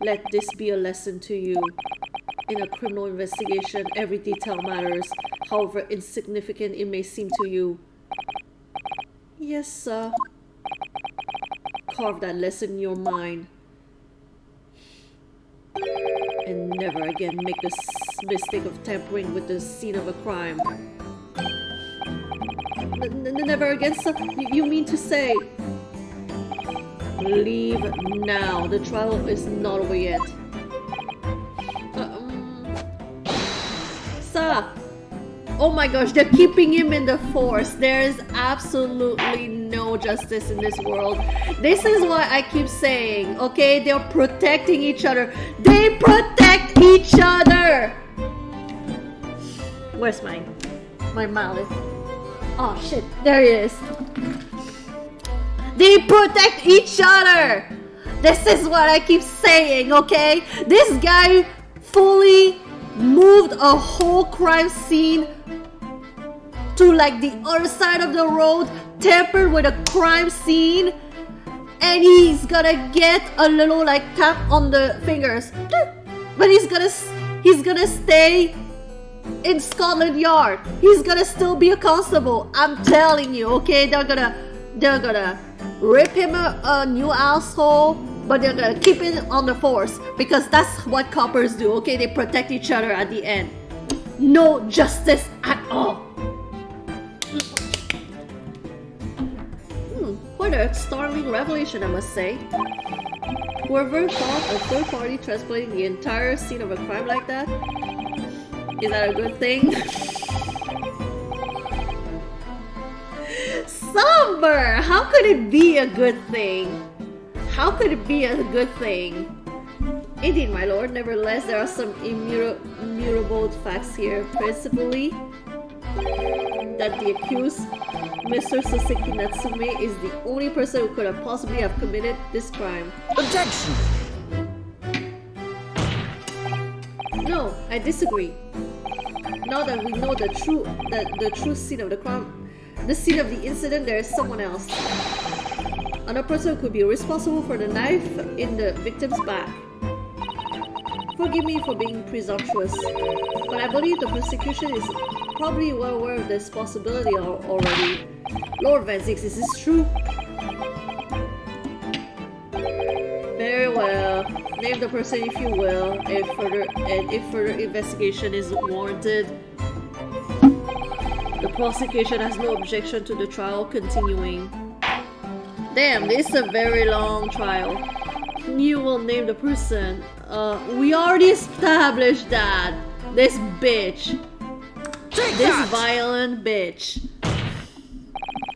The defense would only like to request the cross-examination of a new witness, my lord. Once again, my assistant made the same request earlier, in order to finally reveal the truth about this case. It's imperative that we cross-examine juror number 4, Mrs. Joan Garrett-Depp. Me? Oh dear me. Objection! That request has already been denied. Objection! But the situation is very different now. Mrs. Garrett-Depp, answer me this. What do you want now, you little toad? At the time of the incident, you were engaged in a violent argument with your husband, Mr. John Garrett-Depp. In the course of the argument, a minor house fire was ignited, and to clear the smoke from the room, your husband opened a window that looks out over Briar Road. What of it? You threw this book at your husband when he was cornered with his back against the window.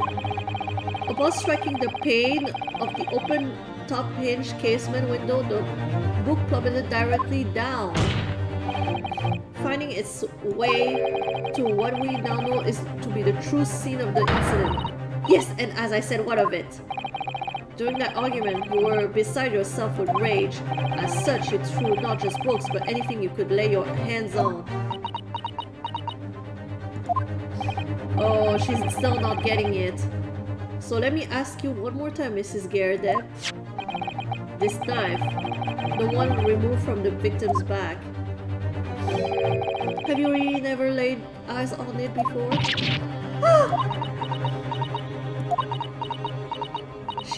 Are you catching on now? Are you catching on? I don't recall it.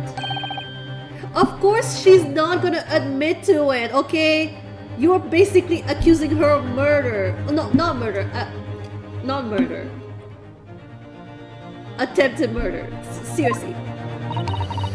Am I supposed to remember everything I picked up and threw at my husband? And anyway, the man over there in all that regalia said the members of jury didn't testify, didn't he? Conveniently, yes. Objection! No, I have no recollection of saying that at all. Juror number 4. Oh! Make no mistake, you jurors are not special in any way. You're not immune to this judicial process. If you know something about this knife, madame, let the truth come out. Oh, okay. Lord Van Zeeks is like... you know what? Lord Van Zeeks is positively surprising me right now. But that's just a common or garden knife. It could have come from anywhere. We have several like that at home. If one was missing, how would you expect me to know? What's that? Are you joking? What are you saying, please, Mrs. Gerdev? She cannot control herself. Now you listen to me. I refuse to believe all this nonsense. I couldn't bear the thought that I'd injured someone. Do you hear? I couldn't bear it. Ma'am, can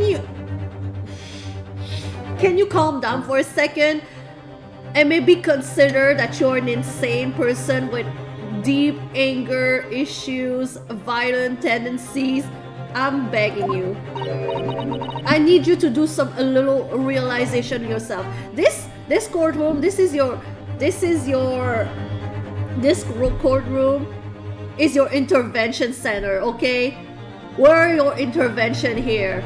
Please, wake the fuck up. Oh, the poor woman. Susato, don't say that, okay? Not poor woman. So yes, I want evidence. I want to see harder evidence if you're going to insist on this being my fault. You're going to have to prove to me that I threw that knife if that's what you think. Come on now, shop. Do your worst. Well, Mr. Naruto, find evidence like that, believe me, I would have thrown it at her already. Yeah, it's all speculation. Take the stand, juror. Oh! The prosecution does not object to the defense's request to cross-examine this woman. I hope that after this, it's gonna be over. We're gonna nail this son of a bitch. Thank you, Lord Van Zeeks. I'm going to have to testify. Juror number 4. As I'm sure you'll appreciate, having observed it with my own eyes today. Witness testimony can lead to the most extraordinary truths being unearthed. Truths of which the witnesses themselves may not even have been aware. Oh dear me!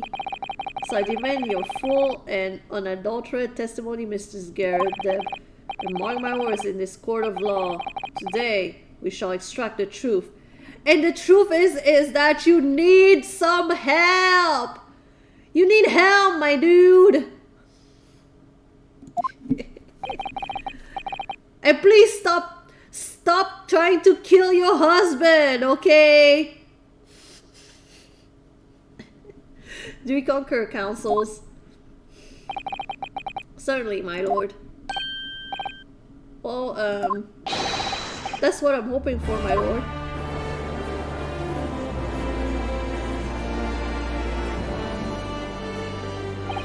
This is such a strange feeling. For the first time since arriving in this country, it actually feels real.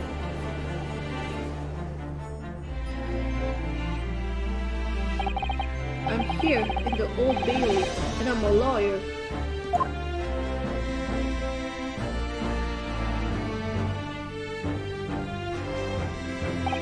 Witness, state your name and occupation. Oh, Yes, my name is John Garrett. And well, I'm a juror and such like. It sounds like even she doesn't know if she's a housewife or a maid or what anymore. The court has decided your testimony is required in order to clarify matters in this case. Do you understand, madam? Ah, yes, my lord. You will tell the court everything that took place in your household on the evening in question.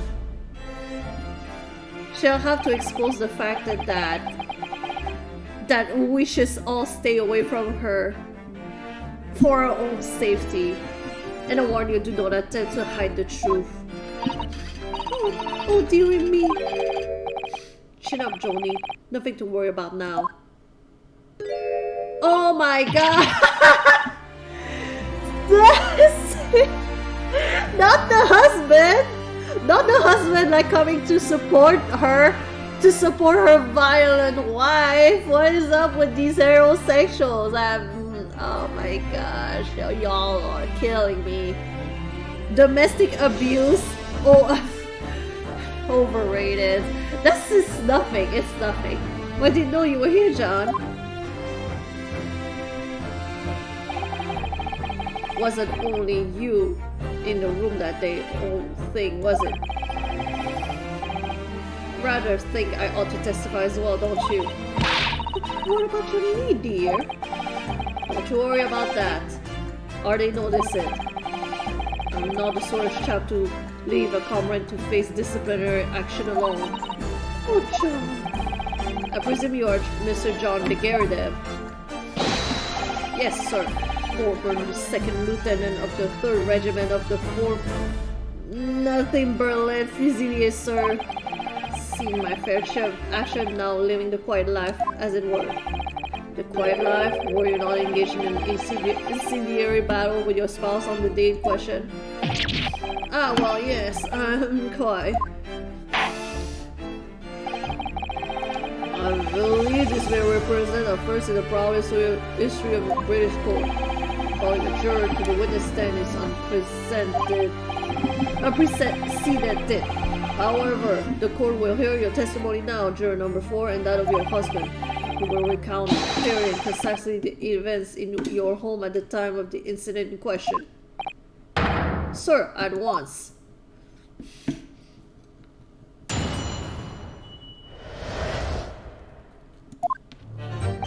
Yes.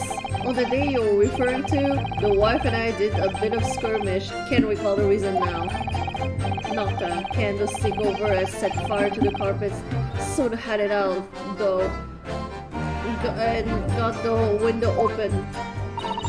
Meanwhile, I was picking up whatever I could find and to throw at him.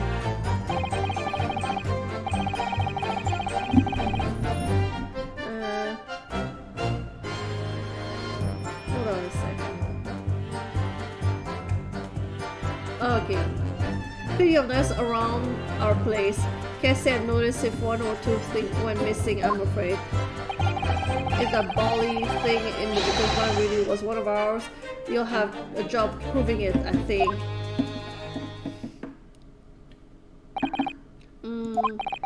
Sounds as though it was quite the battlefield in your household that evening.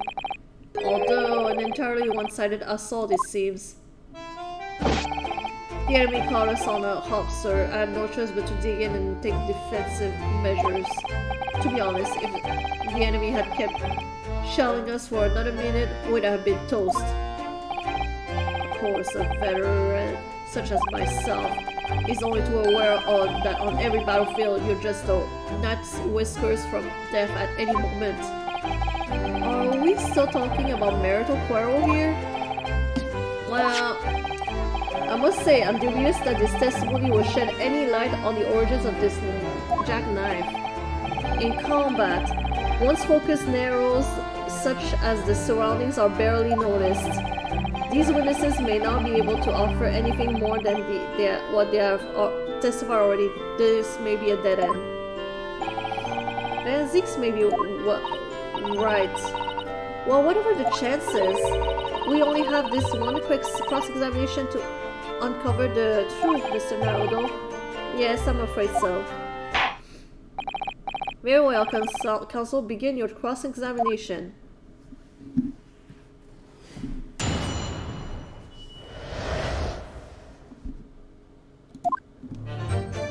Oh, yes, on the day you're referring to, the wife and I did a look.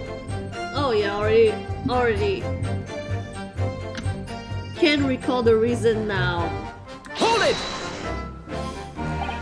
The reason is what you told us yesterday, I believe. Yes, that's right. If I remember correctly, it's all started because of a note that was tucked into the pages of a book belonging to Mr. Garadeb. A rather passionate note, in fact.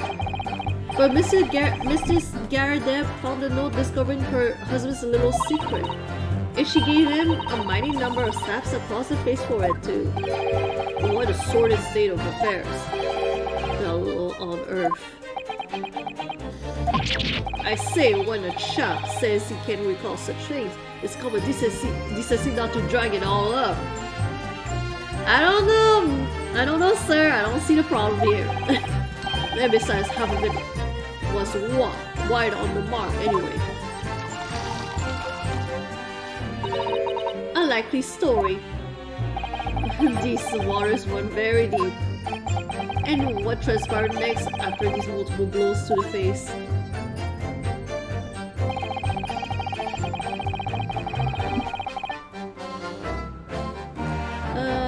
Hold it!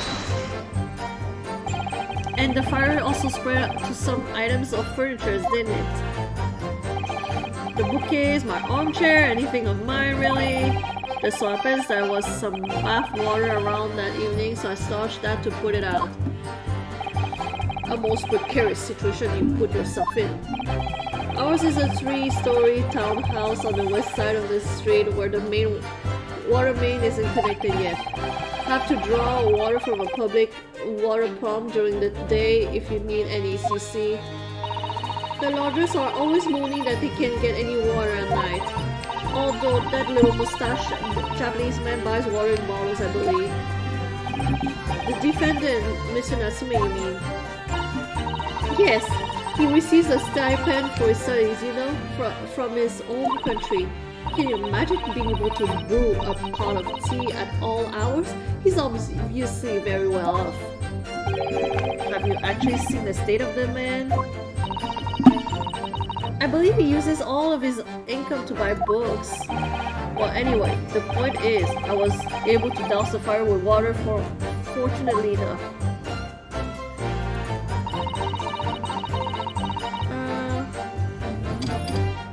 Hold it! Even though the room was on fire, as far as I was concerned at the time, it was more important to extinguish my anger than the flames. When a woman wants to throw, she must throw. That is most certainly not true of a Susato takedown, Mr. Naruto. How did she know I was thinking that? So please cast your mind back and try to remember. Was a knife among the items that you threw at your husband that day? I mean, she would lie. In all honesty, I don't recall. But I feel I must point out that I'm no monster. Are you sure about that? I need you to think again. I need you to think again. Do some reflection, some self-reflection here. You were throwing burning objects at your husband. Let me see. Some bread, a cabbage, garlic, a towel, a sponge, a napkin. Oh! Excuse me! Do you have something to ask, sir? Mr. Garadeb. Don't shoot! Sorry, I beg your pardon. Did your wife's remark just now bring something to mind? Nothing of any significance, no. Just that the barrage of projectiles that old Fig launched in my direction was somewhat more solid than she implies. Books, bricks, and the fire poker, as I seem to recall. She about to throw like boiling tea on his face right now. Ouch. And the woman's aim is uncanny. She landed in a ah! Good grief, woman, we're not at home now. This is a court of law. Oh dear me, ever so sorry, dear. She's still physically abusing him, even in the court of law. She has no control. There's nothing that can stop her. She'll kill this man even in front of a judge. Oh my gosh.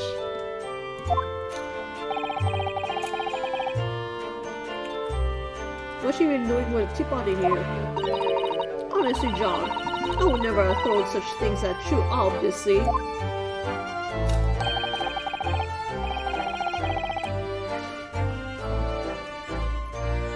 Well, take a look at this then. How do you suppose that happened, Your pipe, sir?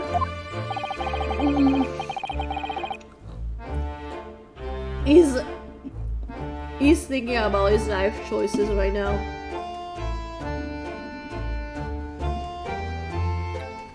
Had this thing in my hand as usual at the time of the onslaught. Knocked it clean out with one of her soft projectiles she did. Yes. And when I went to pick this thing up, it was broken in two. I'd like to see a sponge do that sort of damage. I see, your pipe was broken. It never would have been sent flying unless it was hit by something pretty solid. Anyway, I managed to bandage this thing up for now. Oh, you are one to exaggerate, aren't you, dear? I wonder what we should make of this account. It could be important. The defense believes Mr. Garadev's remarks just now to be of great significance. Objection! This war veteran's words only tell us one thing. Betray a fiery wife and pipes, as well as hearts may be broken. Sentimental wisdom, perhaps, but hardly worthy of adding to the formal testimony. Indeed, common sense, one might say. Might one? In that case, would you at least permit us to examine the pipe, sir? The knife is the thing that cut the pipe. Well, I don't see why not. Oh dear me, there you go again, trying to engage yourself with a young lady. Okay, I'm gonna need you to check out those jealousy issues. I'm begging you. The court will accept the gentleman's pipe as evidence. I hope I didn't speak out of turn, Miss Naruto. Oh, well, I want to observe it. Let me observe it.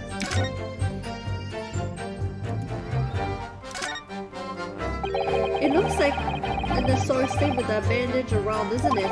But for some reason, it feels slightly ominous to me, like it's trying to shout out a warning. Probably because it's the same blue as Mr. Garadev's dressing gown. I suppose it must have considerable sentimental value to Mr. Garadev, given that he's gone to the trouble of repairing it like this. Either that or he can afford to replace it. Oh! Hold on a second. Oh, something just twinkled inside the chamber of this pipe here. Yeah, I saw it. Something just stuck in here, I think. Let's turn over and give it a shake. What's this? It's a tiny fragment of metal. It looks like the tip of a blade or something. Oh. Oh. Sure, it couldn't be.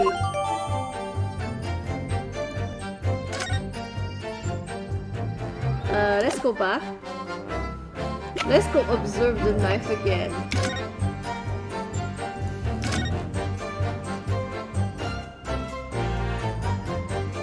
There you go, the tip of the... There's a missing tip here. The tip of the blade here. I was just feeling rather disappointed for you that your request was turned down. Oh no, it's fine. Thanks to Susato-san, I have some new evidence to work with. We should examine it carefully. Well, thank you for that rebuttal, Mr. Garrett. Now, if we could return to the crux of the matter. What can you tell about the court about the knife used to attack the victim?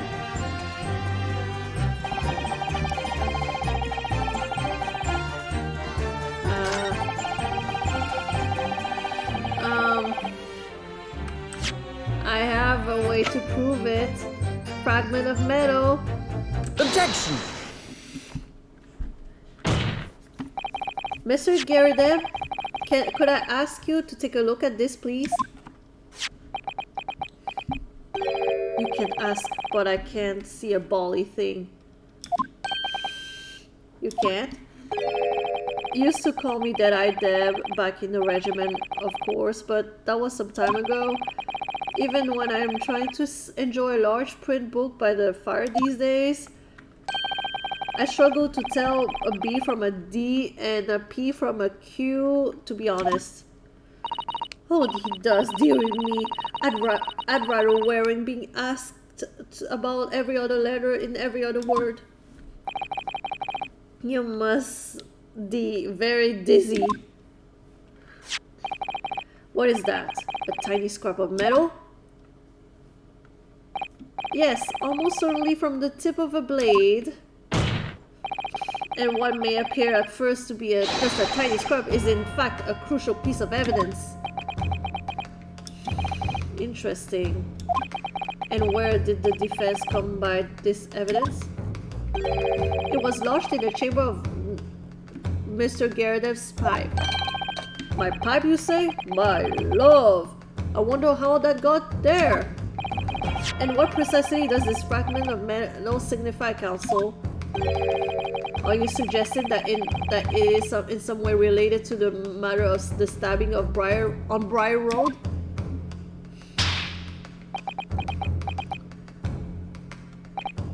I am. What? When put together with another piece of evidence already in the court record, I believe this tiny fragment of metal will unravel the whole truth in this case, my lord.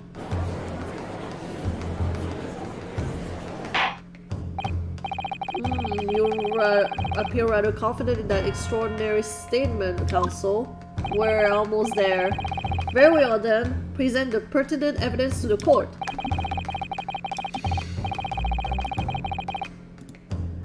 So here we go.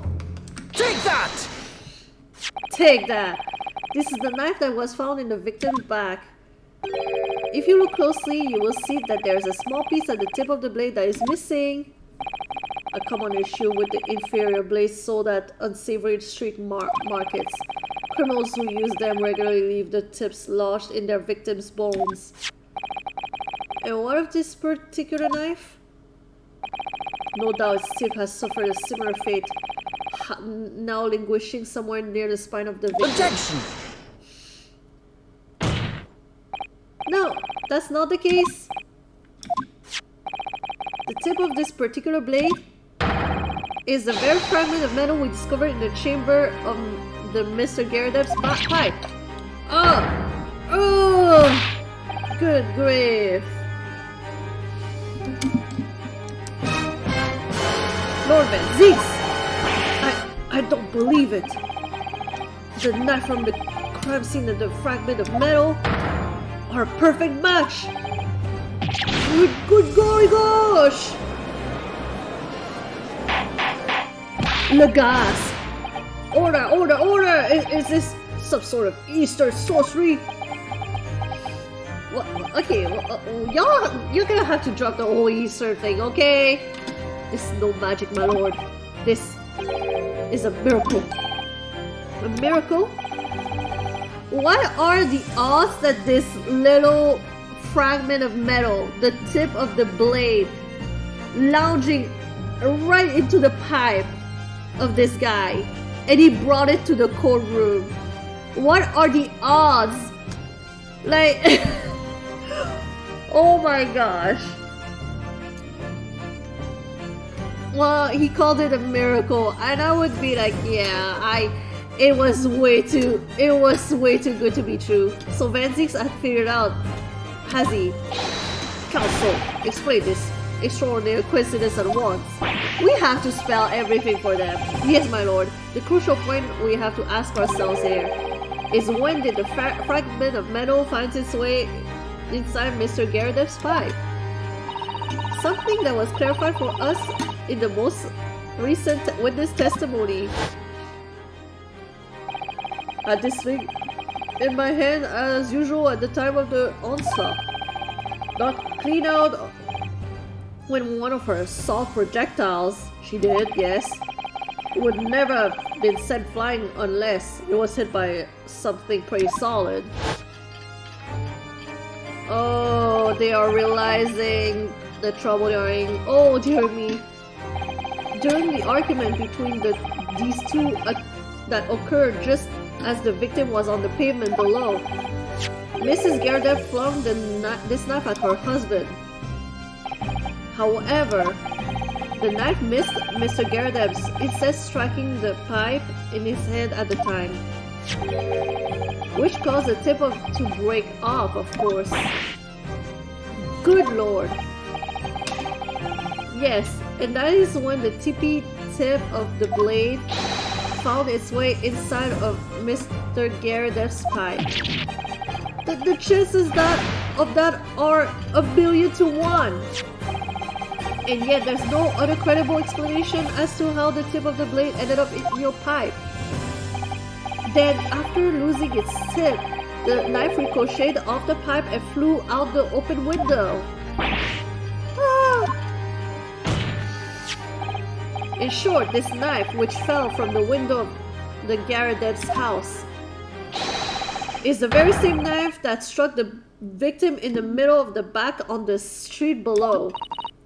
Oh gosh, oh dear, oh no! Okay, are you gonna go to anger management now? T is not gonna help you.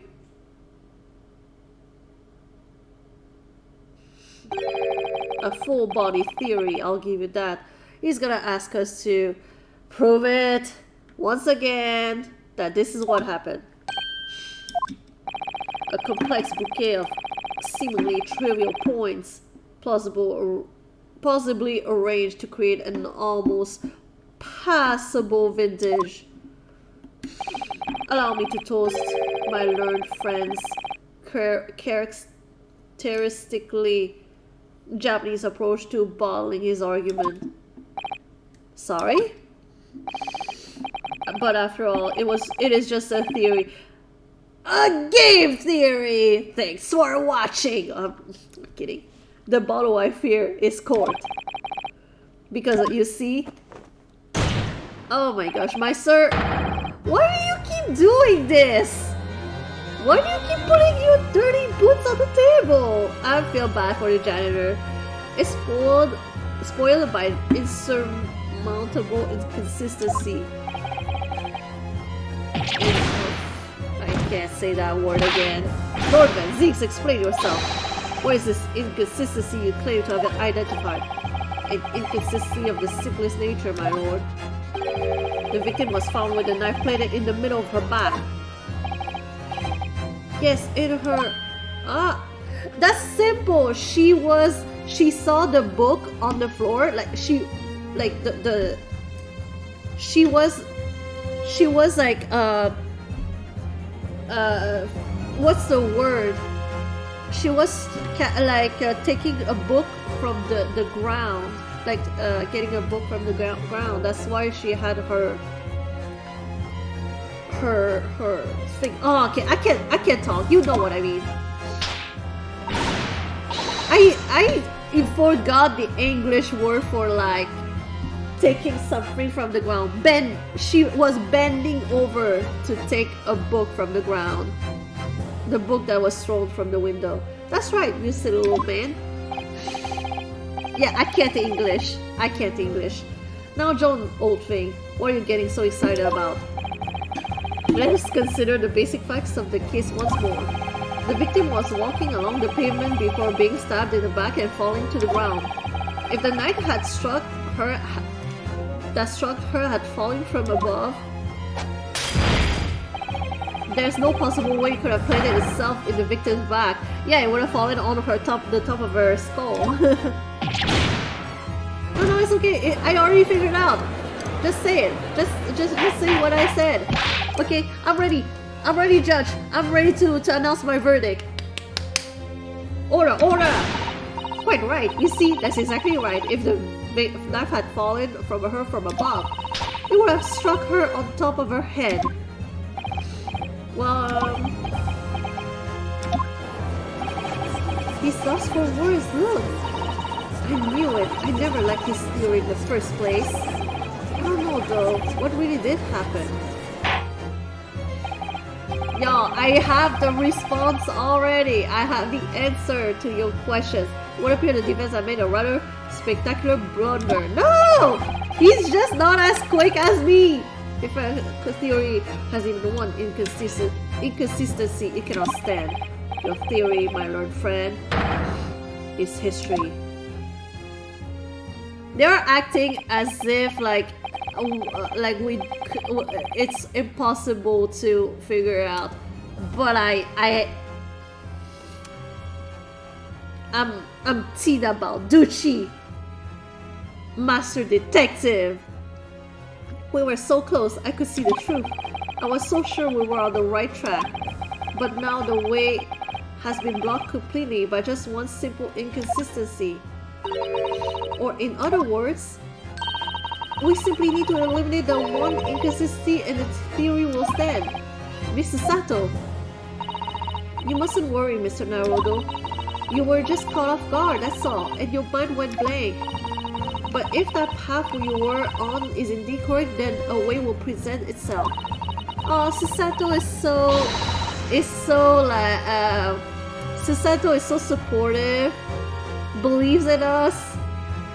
We have no choice but to stand. We must stand Susato. The key to this is in this court record. I'm sure all the information you need is in there. It seems you have nothing to say, my friend.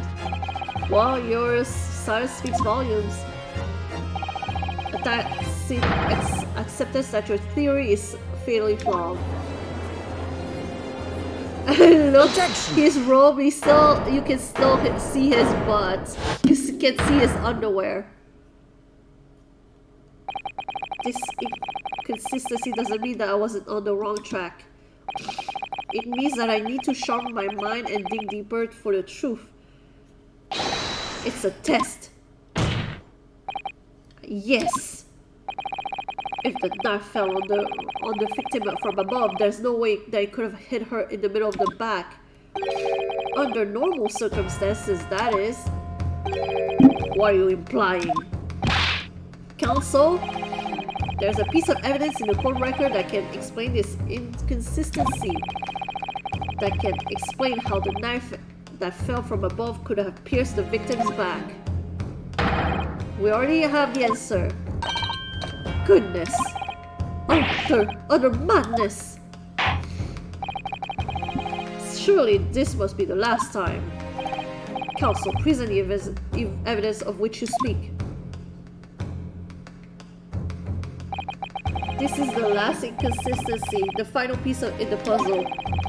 If I can successfully make sense of this, the truth will be laid bare at last. The evidence that explains how the falling knife became lodged in the victim's back. Okay, we have it here. That little old lady threw the knife. Yes, we've been new since like last season. Take that!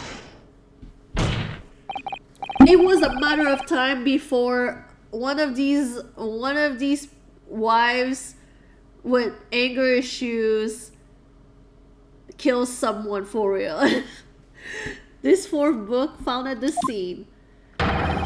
This is the final piece of evidence the defense will present. The bird book? Is that not Mr. Garrett's book? Yes, and to understand its significance, we have to consider how it came to be at the scene in the first place. This photographic print clearly shows the book in question, and the victim holding it in her hand. But as we all know, it was a police constable that put the book between her fingers like that. Quite so, as part of his wholesale translating of the crime scene to the opposite side of the road. That's true, however, as part of his testimony, Constable Beat made an extremely enlightening statement on that point.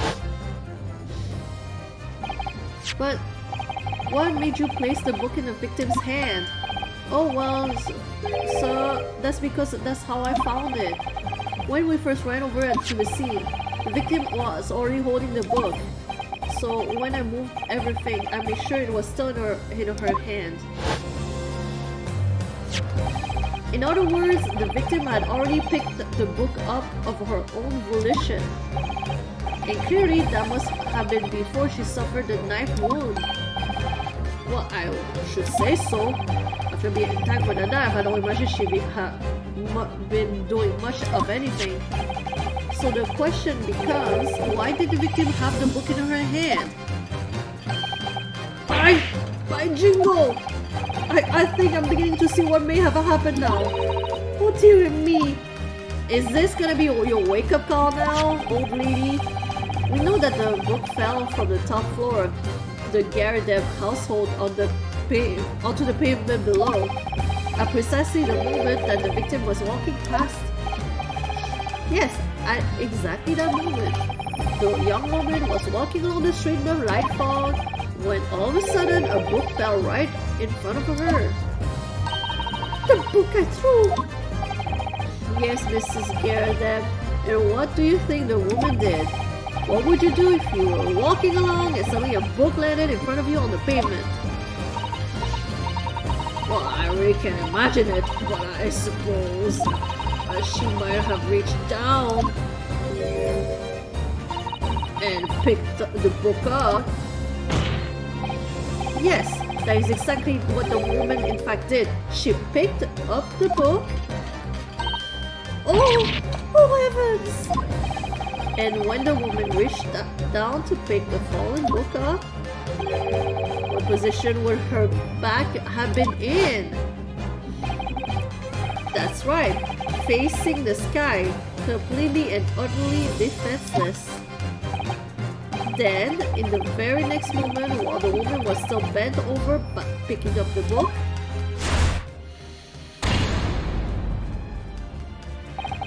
the next object fell from the room above, the jackknife, straight into the middle of her back. At the same time, walking by chance directly behind Miss Green was the defendant, Mr. Suseki Natsume. Well, never. It appeared to Mr. Natsume that the woman simply collapsed on the floor. In the dark and in the fog, he didn't see the knife falling on her from above. Ah!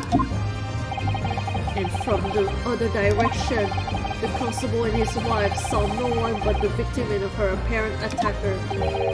So there was never a real culprit to run from the scene in the first place.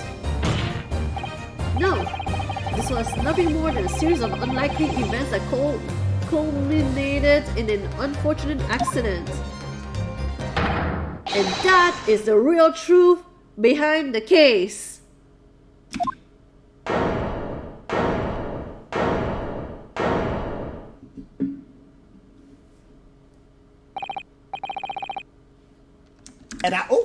Well, Mr. and Mrs. Garrett?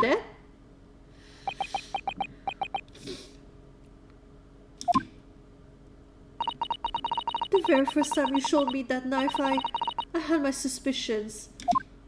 I wonder if perhaps it might have been something like that. There, old bean. Poor Mrs. Garrett. Sasato, please! Don't be like that. She doesn't deserve your pity. Of course, I never meant for any of the sort to happen, but it was all my fault, wasn't it? Lock her up. Lock her up. Lock her up. I'm the judge. I have the hammer. I'm ready.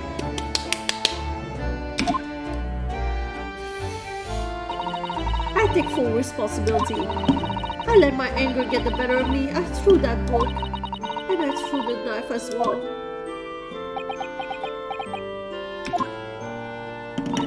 John dear. It's alright. I know. I'm ever so sorry.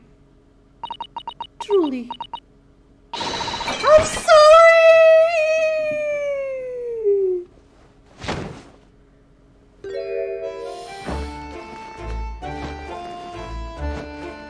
He's trying so hard. Sir, we can still see your underwear. Please, get yourself a decent robe, okay? There are ladies in here. Lord Van Zieks, what news of Mrs. Garden? She's been taken to the infirmary. It would appear that today's events had left her in an especially flustered state. And then you're gonna send her to anger management center, right? However, I believe she will recover in due course. There's no cause for concern. Yet, yes, unbeknownst to themselves, they caused what could easily have been a terrible tragedy.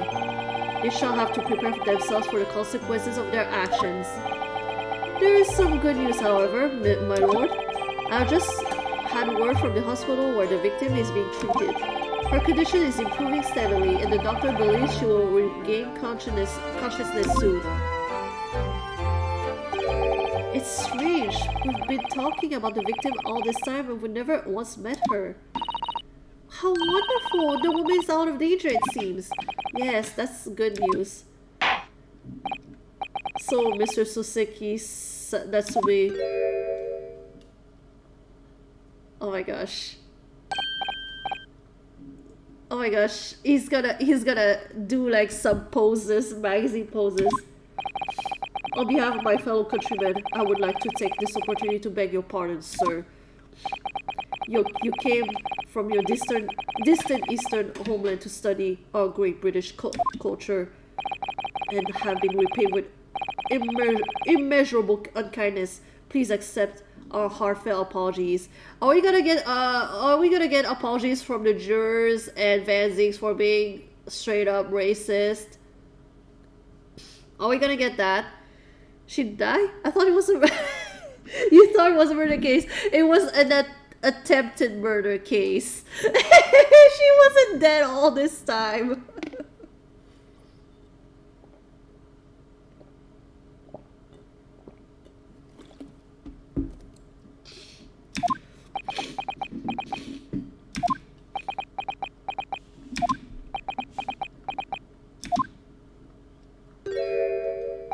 No, it is me who should be begging your pardon. Oh no, Mr. Natsume! That evening, when the young woman just collapsed on the pavement before my eyes, I jumped to the wrong conclusion again in my confusion. What conclusion, sir? I was sure that the woman was dead. Yes, Constable Beat said the same thing, didn't he? He thought she'd been killed too. I suppose she must have looked completely lifeless.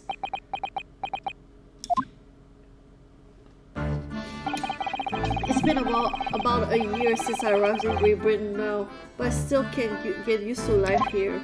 I can't relax. I'm sure there are evil spirits lurking in the fog, like they are haunting me. Poor Soseki-san, his imagination really has gotten better of him. Yes, poor man. So when this happened, I thought the young woman had been taken by the fog spirits. I should have never dropped my books like that and run away. I should have called for help or knocked out for the police! Instead, I've managed to create a rift in the relationships of trust between our two empires. And for that, I am truly sorry. Aww. Aww. One could indeed say that some sort of mischievous spirit has been at work here, I think. one that created a chain of unfortunate mishaps. We were befooled by the spirit and led to false conclusions. But thanks to Lord Van Zix and our young lawyer here from the east, that chain has now been broken and the spirit exorcised. That's one way to put it. I heartily commend you both. Oh, wait, why does Lord Van Zix get praise for that? We were the one who came up with the conclusion. Okay, he did help us with getting like this, getting the couple to do it like testimony as a witness at the end. I will give him that. But we did most of the work. Why does he get to be praised? Now then, ladies and gentlemen of the jury. Yes, my lord.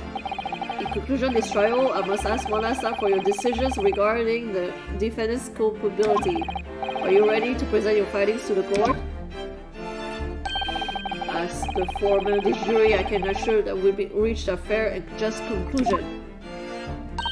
I do declare the truth can be extremely cruel at times. Well, I didn't suspect the woman next to me, that's for sure. Sitting the old bee. Oh my gosh, it's him! He's gonna... Oh my gosh. That is so funny. Sitting the old bean in for the old bean whilst she's out Russian, you know. But I know what her decision would be. Does this mean I'll finally be able to get out of here and start work? Well, that's about time. I see I'll have a cool curve of a story to tell the grandchildren when I get home, won't I? If he knows what's happening. Very well, ladies and gentlemen of the jury, I hereby demand your final decision. Mr. Foreman? Not guilty. Not guilty. Not guilty. Not guilty. Oh, that was his Not voice. guilty. Not guilty. That was his voice? I want to hear more of their voices, though.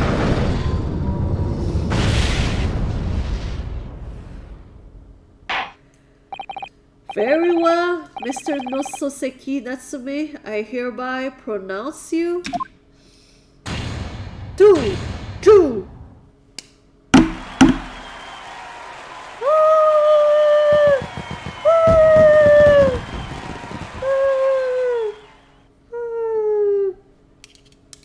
We did it!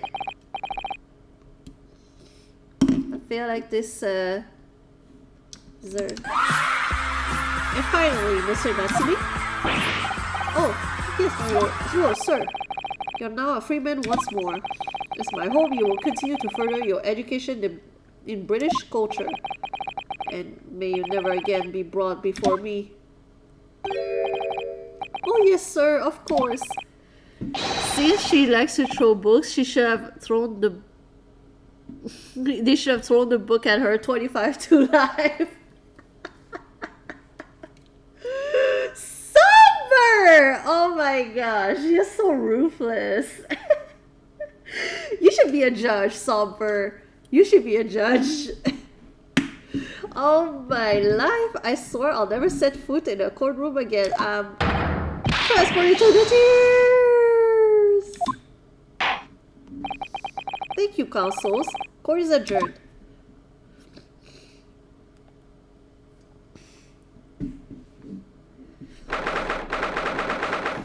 That was a very good case. I really enjoyed it.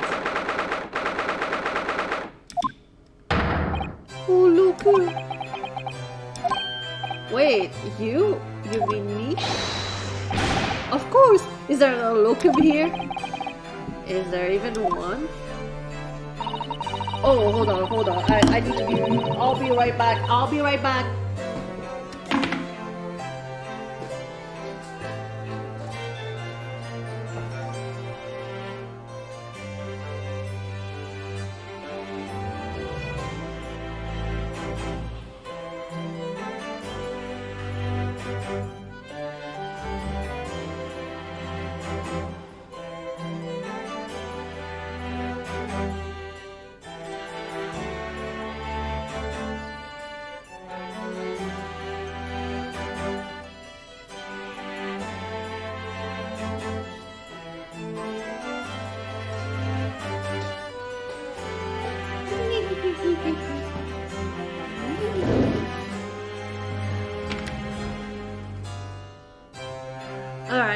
Alright. Oh, it's already 1:30 a.m. over here. I need to finish this and wrap this up. Compared to the original locum student, Mr. Naruto Esquire, your name has become rather short, hasn't it? What's wrong with using my actual name? Oh, at last! I'm free! Joyful, joyous, jubilant, jubilation! Happy, hardy, happiness, hurrah! Oh, I'm pleased! Mr. Natsumi is delighted. Would it be so hard to just say that then? Look him, you did it! You saved me from the brink! Well, what happened to the poor woman who was in no way your... What happened to the poor woman was in no way your fault after all. I'm just glad everyone can see that now. No, not that! Lovely, loyal, locum lawyer! Yes? I mean, as I said before, I have just never gotten used to life here in Great Britain. Every time I look over my shoulder, I see foreigners, I see towering brick buildings, and from high up windows, I see them looking down on me, laughing. Look at that little hunchback. Aww. Oh dear, I'm sure it's all in your head, Mr. Natsumi.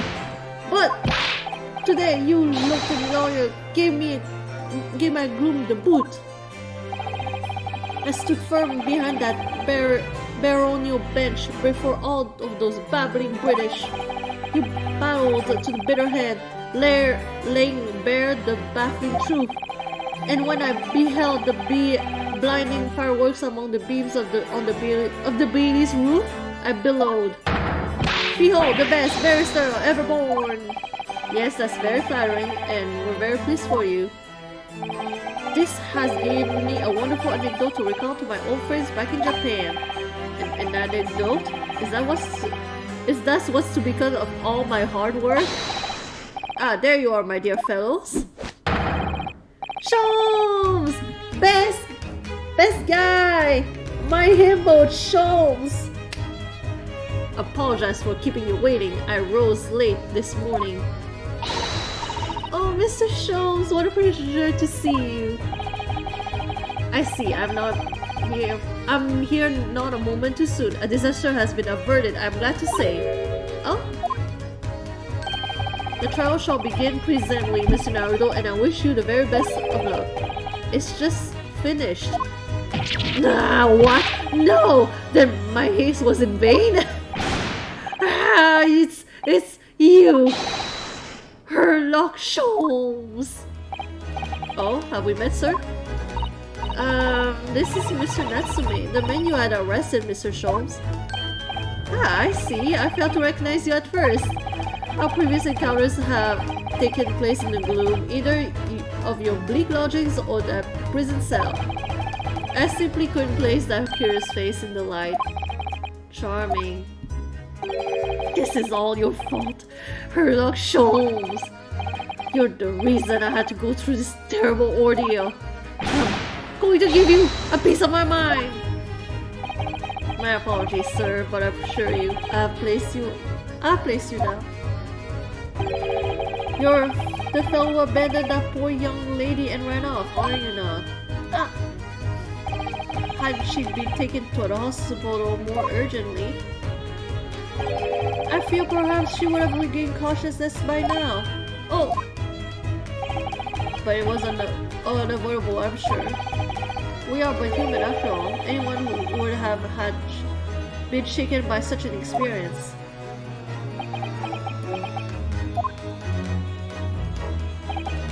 I do feel very badly about how I behaved. Well, never mind. Now then, what was it that you wanted to say to me, sir? Nothing. Priceless. Oh, I'm sorry. Really, but that was quite priceless. Poor Soseki-san. Still, on the bright side, you've had an extremely entertaining experience without paying a penny. And it would seem you were not found guilty. But there is no bright side. Whatever do you mean, Mr. Natsume? Even after this, I'm still cursed by the spirits and now by the Reaper! Ah, Lord Van Zeeks. I haven't forgotten, you know, what's facing that man in the court means. Even if you're found not guilty, you're still doomed! It will all be alright, Mr. Natsume. If the Reaper appears trying to make a double, I will protect you. Hiya! With a perfectly executed Susato takedown. Much as I like being turned on my head, a bit of warning might be nice next time, Miss Susato. What do y'all think? Is he gonna die? Or is he gonna survive the curse? So, Mr. Natsume, what do you intend to do now? You mentioned something about recounting your experiences to your friends back in Japan.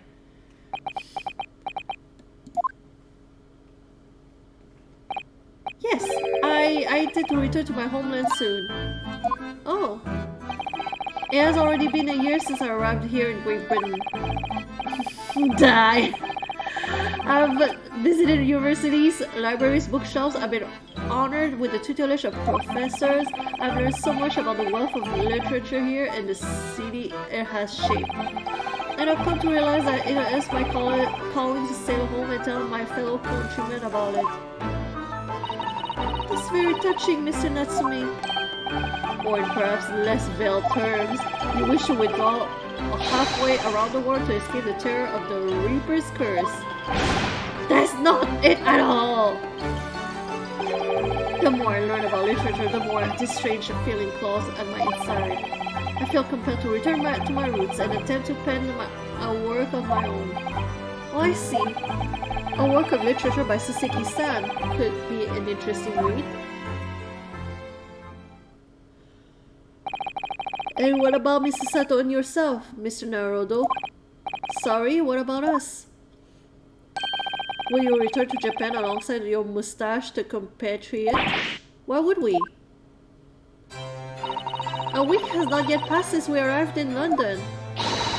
And not only does it feel as though we have finally found our feet, and you are accommodated in a hotel at present, are you not? That's right, but we need to find lodgings before it bankrupts us. I've calculated we can only afford about another 10 nights before our entire budget is exhausted. Well then, you could take my lodgings. Oh, then the windowless room? Ah, but what it lacks in the windows is more than makes up for with a floor, a ceiling, and walls. Great. And of course, I'd be happy to leave behind the accursed evil spirit. Oh my, an evil spirit? Oh yes. It tries to suffocate you while you sleep. It's an infallible wake-up call. Well, think about it, if that's alright. Let's stay there. I would like to be killed by an evil spirit. Perhaps I can offer you a more welcome alternative. Would you consider taking lodgings with me? I would rather stay with my himbo. Really? Well, a vacancy has conveniently presented itself, though it is up in the attic, I might add. Are you sure it isn't just a storage loft? I spoke with the landlady this very morning on the matter of price, and Iris is cleaning the room as we speak. You must come at once. I presume you have no luggage to speak of? Oh, this is simply wonderful!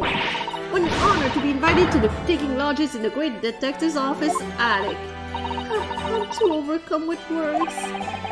So suggesting we look elsewhere is out then. Then it's settled. Iris will prepare a welcome dinner this evening. And you must come too, Mr. Natsume, I insist. I don't know what to say, but thank you, yes. Wonderful. Then I'll go and complete the paperwork for your formal release, Mr. Natsume. It shan't take long. Somebody's happy. Locum. I knew that you wouldn't let me down. I'm truly delighted to have met you here in London. Likewise, Mr. Natsumi. It's been a privilege meeting you too. It's a shame that we're going to have to say goodbye so soon. Well, I've come to realize that I belong in Japan. But look, we'll meet again one day. Yes, I'm sure. And hopefully by then, I'll be a successful lawyer. Hopefully by then, I'll be a successful author. Well, my dear fellow, a carriage appears to have arrived.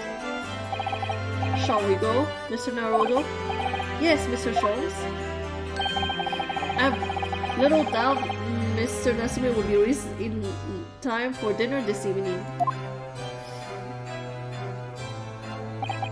And so, with Soseki-san's innocence successfully established, we rode with Mr. Shones to what was to become our new home, 221B Baker Street. Oh, I got shivers down my spine. Oh my gosh, I thought this was over. We still have some ways to go. Oh my gosh.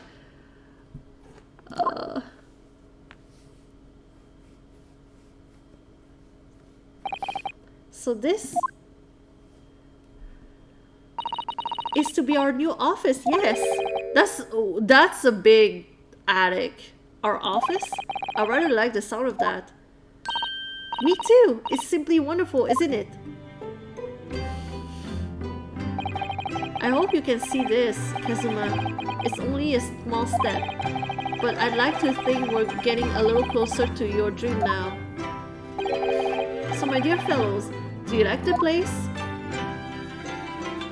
Oh my gosh! Finally! My husband, without the whole like hat and everything and coat. I told y'all, he's a himbo! Mr. Scholes, yes, thank you so much. It's a delightful room, Mr. Scholes, I simply adore it. Good, I'm pleased to hear it. Iris and I are delighted to welcome you. I hope everyone's hungry. It's really time for dinner. We'll eat as soon as Mr. Natsumi arrives. We have a lot to celebrate. Iris, you must let me help you. Alright then, Susie, you can be in charge of the salad. Splendid.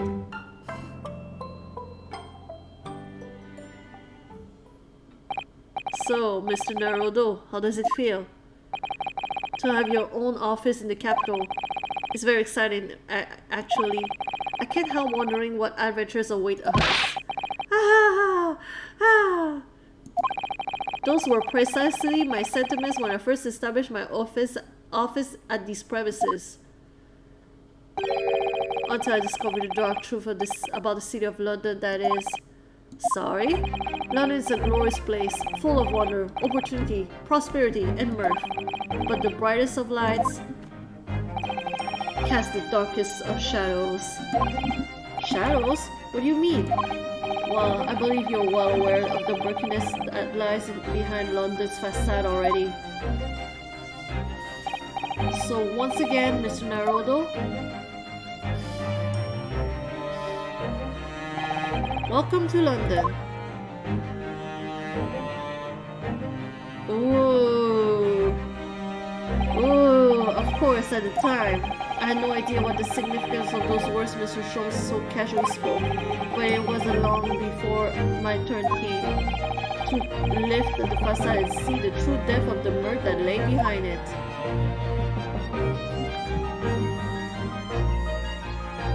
We finally did it! We completed it! We completed finally case number 4.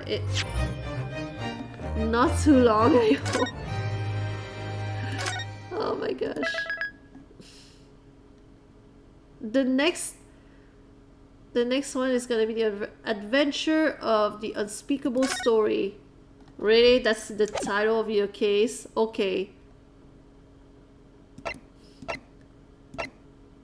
Oh my gosh. We managed to do a lot.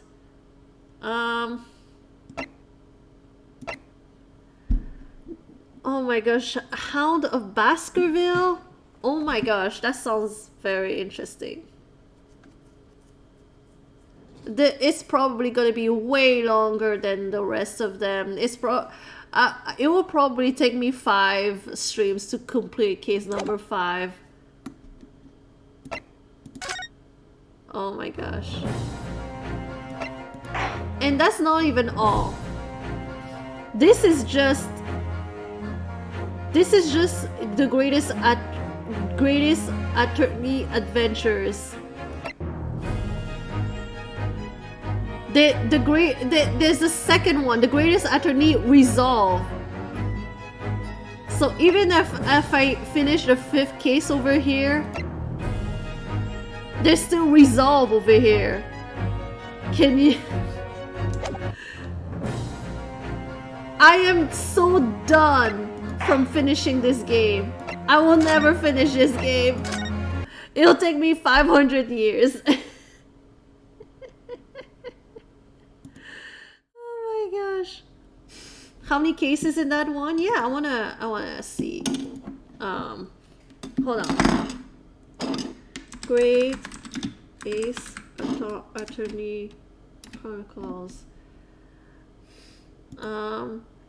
So wait, where's the resolve?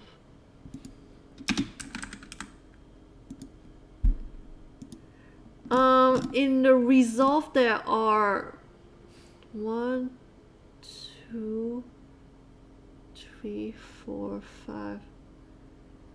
Wait, I think there are 5 cases in this. Oh yeah, there are 5 different cases in the second one. So yeah, I am never finishing them. I am never finishing them. Hold on. Let me see the last case. The last case, the adventure of this unspeakable story. Oh my god. So it took me like three streams to do case number 4. Well, I'm glad. I think the 5th case is twice as long.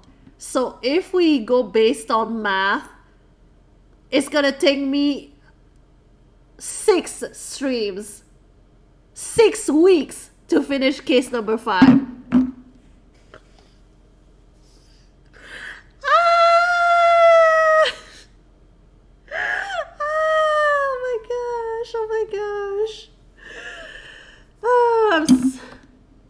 God damn it. Anyway, let me see who I can raid. I don't know if there's anybody playing right now because it's like, it's almost 2 a.m. and I haven't even eaten. Wait, hold on. Dr. Abby is playing right now?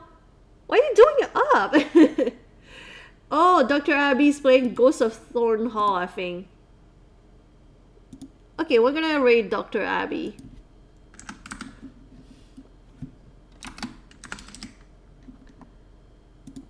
There you go. I don't know if she's still playing. Hold on a sec. Hold on. Guarantee you we never saw it. Because I would hype that shit up. Okay, I'm not sure if she's ending the stream or not. She's probably ending the stream, but we're gonna raid. We're gonna raid anyway. Should have ordered more mac and cheese. I know. Okay, you talk about it, but now that I want mac and cheese now. How dare you, Somber? You're the worst. You're the worst. Why did you have to mention mac and cheese right now? And the food that I have is like, it's just sandwich. It's boring sandwich.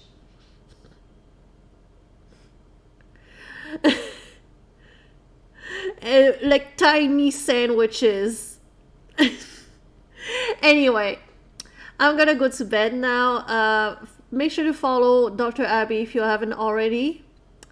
And thank you so much for those of you who's hung out with me. Just like, even if you didn't talk, you were like just listening to it. I really appreciate that. And I'll see you. I don't know if I'll stream tomorrow. I'll let everybody know. But yeah. Peace.